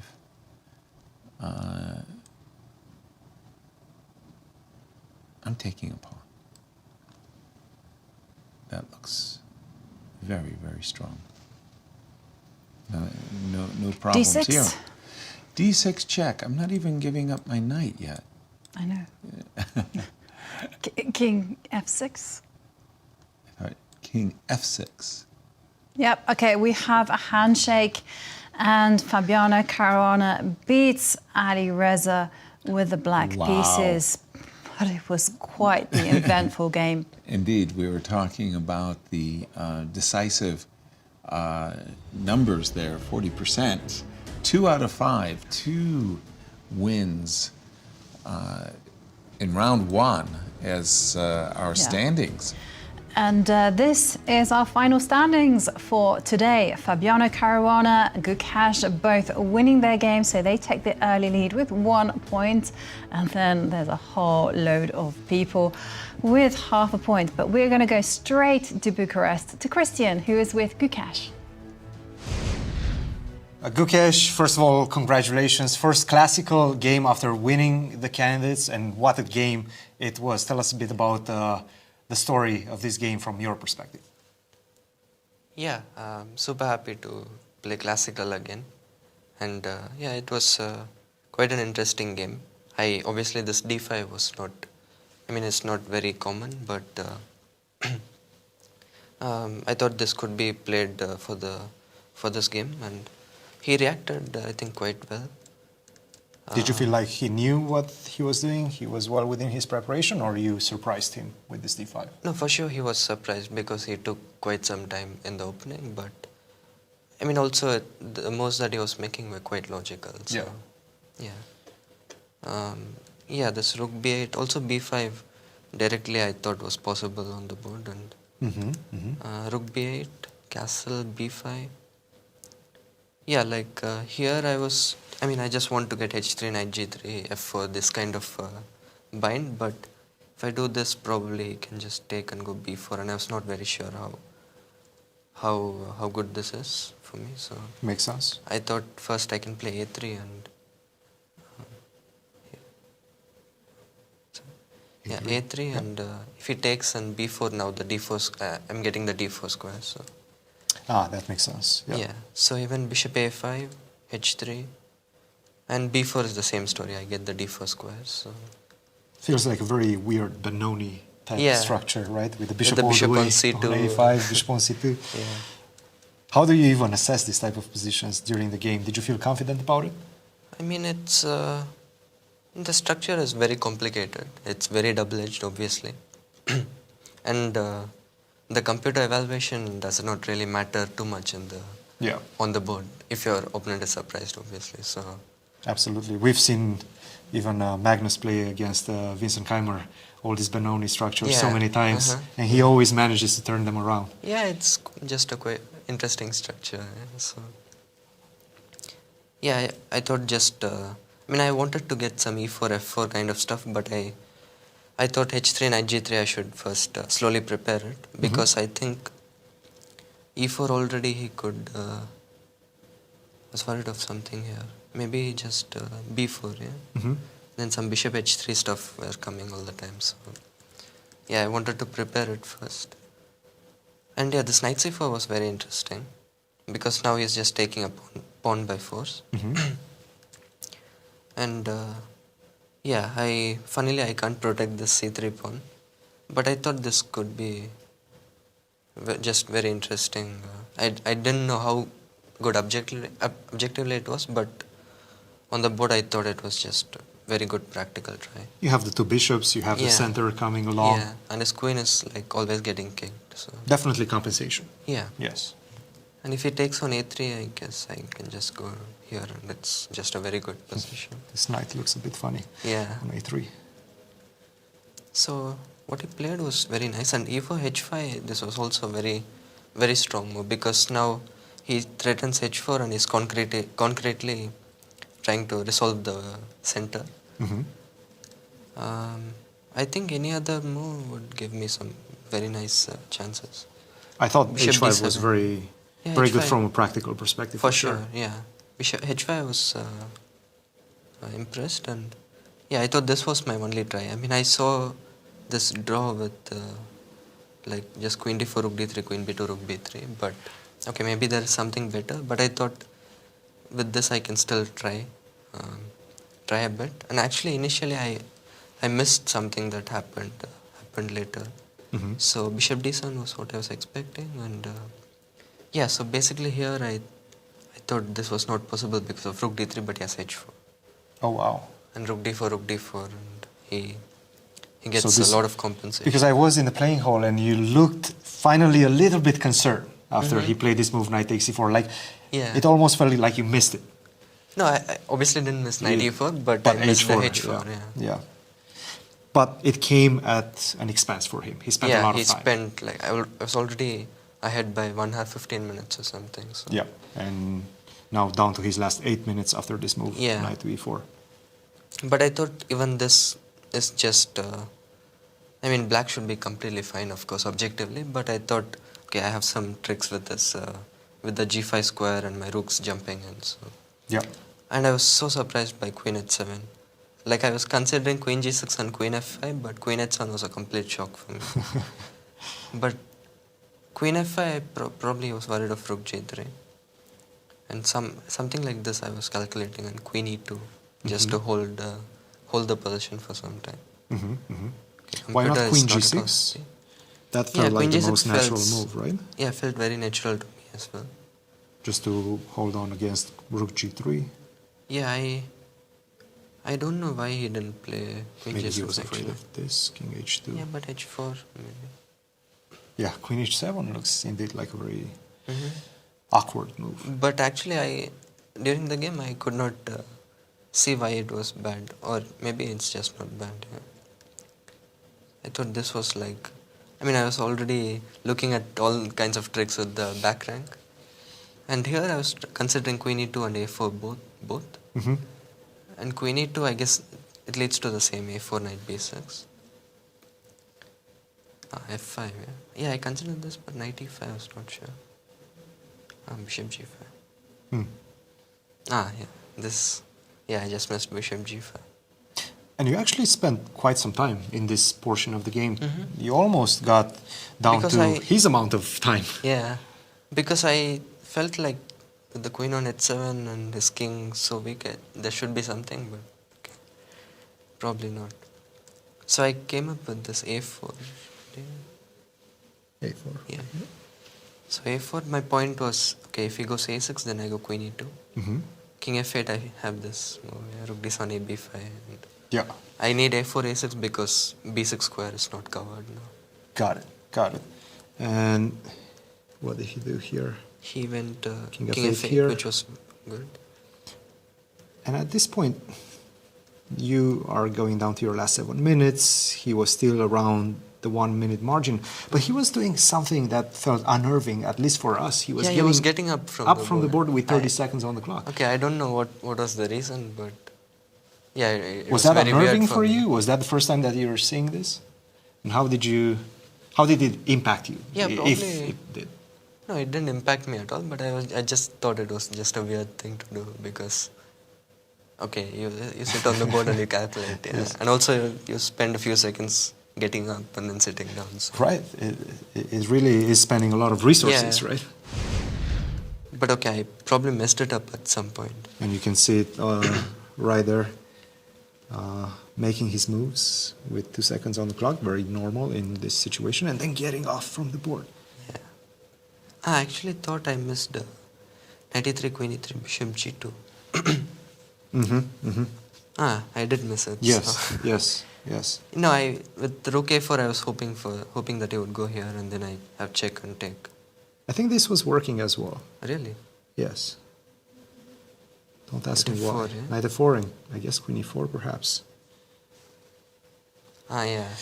Okay, when I played rook a4 I missed both of these, but in the end I managed to consolidate. It all played in your favor. Gukesh, Yeah. congratulations. Great way to start the Superbet Classic. We'll see you in next round. Thank you. Guys, back to you. Thank you. Christian. Yes. I'm just like kind of stunned that he had missed bishop g2 there at the end. I mean, But he he had spotted it. And he also rejected. spotted f5 as well. So it just Right. means And he the missed bishop instincts g5. are very good. Yeah. Miro, what a round. What a start. Wow.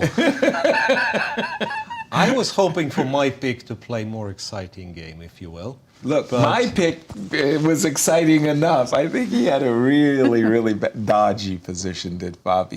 He did well to climb out of the hole he built Yeah. for himself at the start. Yes, a good start for Fabi. If you think like winning with black is very important, and especially, I would argue for both winners today. Yeah. Like one, in order to win the tournament, and your name is not Magnus Carlsen, I think Yes. you need one game like this, when it was shaky, but eventually Yes. went your way. Right. I think for so both that winners, they must were a be little shaky. very good feeling. Well, they took risks, didn't they? They did. Like with Gukesh playing such an aggressive opening. But it did force his opponent to burn time on the clock. And talking about winners, well, we have Cristian in Bucharest with the other winner, Fabiano Caruana. Fabi, I just want to tell you, Yasser just called your position dodgy. Would you agree with his assessment? Much worse than dodgy. I thought I was like close to lost. I wasn't sure. I don't know what I was doing. Okay, b6, I'm kind of freestyling, but I can still play like e6, right? Yeah, I can play e6 here. I mean, maybe a3. I wasn't sure. Like maybe it's a bit better for me. Maybe it's close to equal. But then I got some inspiration. What type of inspiration? What made you play this d6? Obviously, you were aiming for some sort of a King's Indian. Yeah, approach. you know, I recently played a game against Ding in some sort of King's Indian, where the bishop was very often going to b7, and I thought, okay, the bishop on f4, it can't be very good for white, so why not? And then it didn't look very good after d5. I really didn't like my position. And, okay, I think he played well. Even I thought bishop d3 was quite subtle, but quite nice compared to maybe the more natural bishop e2, but bishop d3 is a nice move.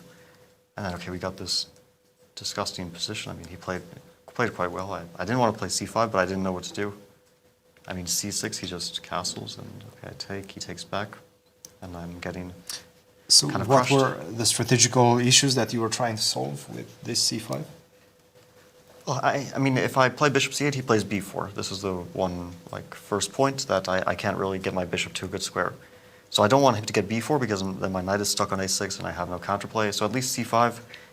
I remembered that, like, in some types of King's Indian positions, Leela, who is very optimistic for the black pieces, was sometimes saying that you can play a5 and c5 and it's not losing. And I thought maybe I'll like, it's difficult to achieve b4. At least I don't get overrun. And then, yeah, bishop g5 was an interesting idea. I was actually just more worried about like bishop a4, but okay. Bishop g5 is also quite interesting because he just provokes h6, he attacks the pawn. And then, of course, here, like, I don't understand why not a4. I mean, just play a4 in 1 second, castle. Like, I'll play knight a6, knight b4, and then rook dg1. And, yeah, maybe it's not, like, dead lost. Like, maybe it's not so easy to break through, but it probably is winning in the long run. But you don't have any compensation on the queen side anymore. Yeah, I just have to try to hope that once he opens it up, which he can do with g5 at some moment, then then like I don't lose on the spot, and then maybe it gets confusing and my knight on b4 in some long way position, maybe it will actually attack or do something. But yeah, then he played g5. I was extremely happy. I mean, I think I like very quickly took, just because like after, okay, knight g5, king g8. I mean, I was surprised by bishop g5, but at least I get knight h5 here. And okay, if he stops a4 now, then okay, knight h5 maybe, and knight on f4. It's not like, or maybe knight a6 first. At least I get counterplay. And when he took with the bishop, yeah, of course, b5 is like I get some counterplay suddenly. Yeah. So he went for the attack. I wasn't sure exactly. I mean, there's a lot of like, yeah, b4 was tempting here as well. b4, take knight b5. I wasn't sure, some kind of mess. But when I saw this like queen d7, and then I was expecting that he would take, and I think I was expecting h5, king g7, hg6, rook h8, rook g1, and this position I thought was unclear. Yeah, like fg6, I thought it was unclear because, okay, his king is also weak in the long term, so I was aiming for this, and I thought maybe like knight g5, but then, okay, I take, or maybe I don't even have to take, but I thought I'd take in rook 8, and it's just fine, so. There's no checkmate coming immediately. Yeah, and then he sacked a pawn. I was very surprised, because it doesn't look like, but yeah, it was interesting. I mean, I had to find this idea, which was, and suddenly I'm better. But I wasn't sure. I thought maybe bishop h6, like, am I actually better here or not? Because I was going to take queen g7, but then he plays queen to h2, let's say, and king, or maybe queen h1, I don't know, but then like king d2 and some ideas. There's still some pressure you have to deal with. That's what I was at least thinking. But then bishop d2, like he ends up with this really dead bishop, but maybe it's not so easy. And at this point, at least you're not risking much. Yeah, I risk nothing here. I mean, he maybe constructs a fortress, but I'm up a pawn. My king is not getting attacked anytime soon. Yeah, and I thought maybe this is like a draw, but maybe not. I you wasn't really sure. found the best way. This knight b6 was very important. Yeah, I wasn't sure if it's a draw or not, because if I play g3, it's definitely a draw. The computer was saying g3 I'm as sure, the best one? I'm sure that this is a draw, no? But it's a draw, Yeah, at low depth. Yeah, I just don't see a way through to make progress, because now I can't attack the knight on g1, I can't attack the f-pawn, and I totally cut my bishop out. But this way, if I trade pawns on g3 at some moment, in whatever version, then, yeah, I wasn't sure if he would allow it, because he can also go here, but I actually thought if I bring my king to h5, bishop to h4, I also win. And this, yeah, I wasn't 100% sure, but knight to a1, it seemed like I should be winning here, and then it took me a while, but I spotted this like king f7. Although I think maybe this is also winning. This is knight d4, I thought. But yeah, it's maybe not 100% clear, because knight e1, b3, knight d3, maybe still some chances. So what I did was much cleaner, I guess. Yeah, you definitely timed that f3 correctly. Congratulations, Fabi. A great way to start your campaign of defending the title. We'll see you next round. Thanks. Guys, back to you. Thank you, Cristian, and thank you, Fabi. And indeed, a great start for Fabi as he gets off to a win in the first game. So let's remind ourselves of the standings after a very exciting first round. We see two players winning, so they march on to 1 point. That's Fabiano and Gukesh. And then we see a whole load of players on half a point.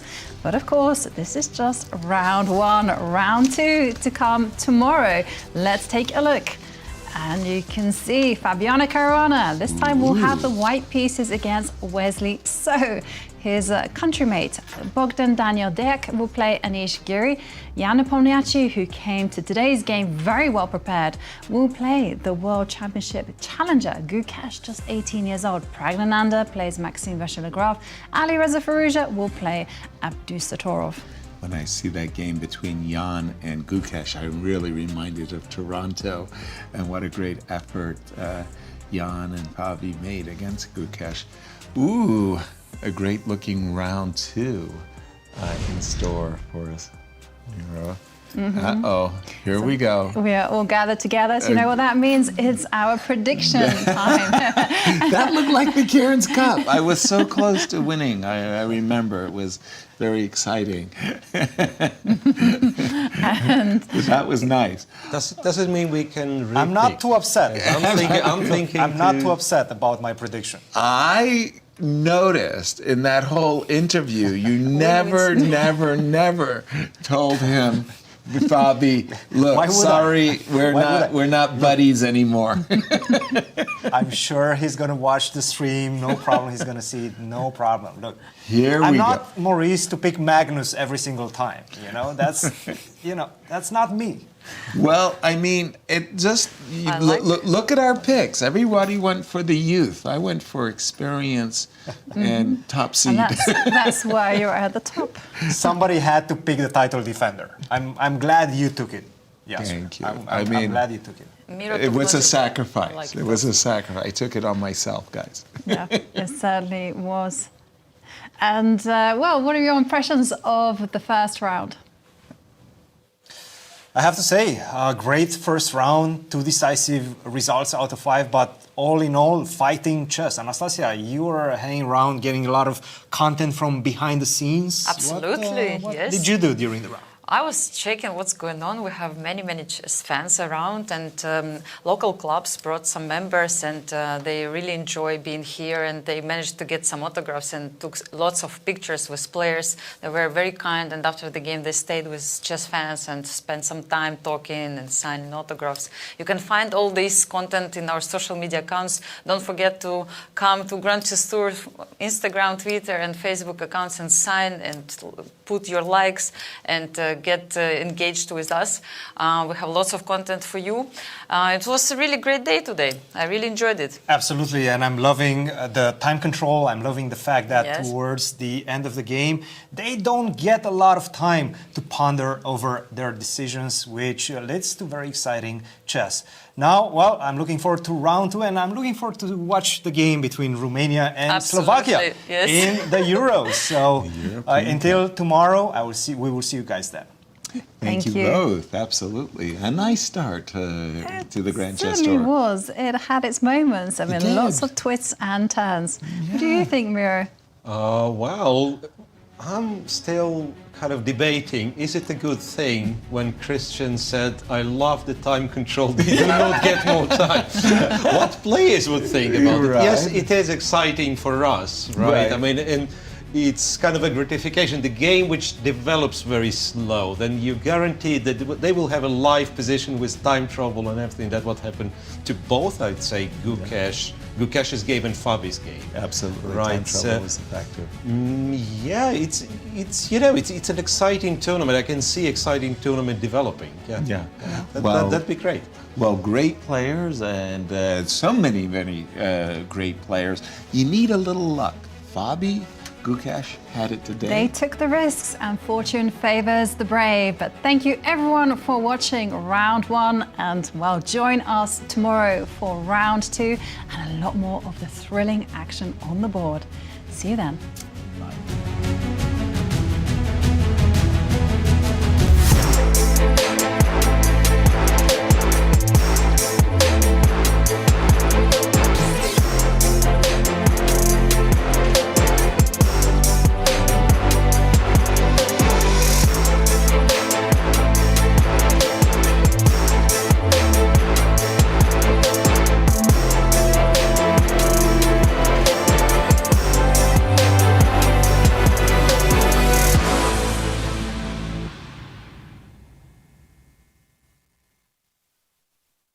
This has been a presentation of the St. Louis Chess Club. Any reproduction or distribution of this content without the express written consent of the St. Louis Chess Club is prohibited.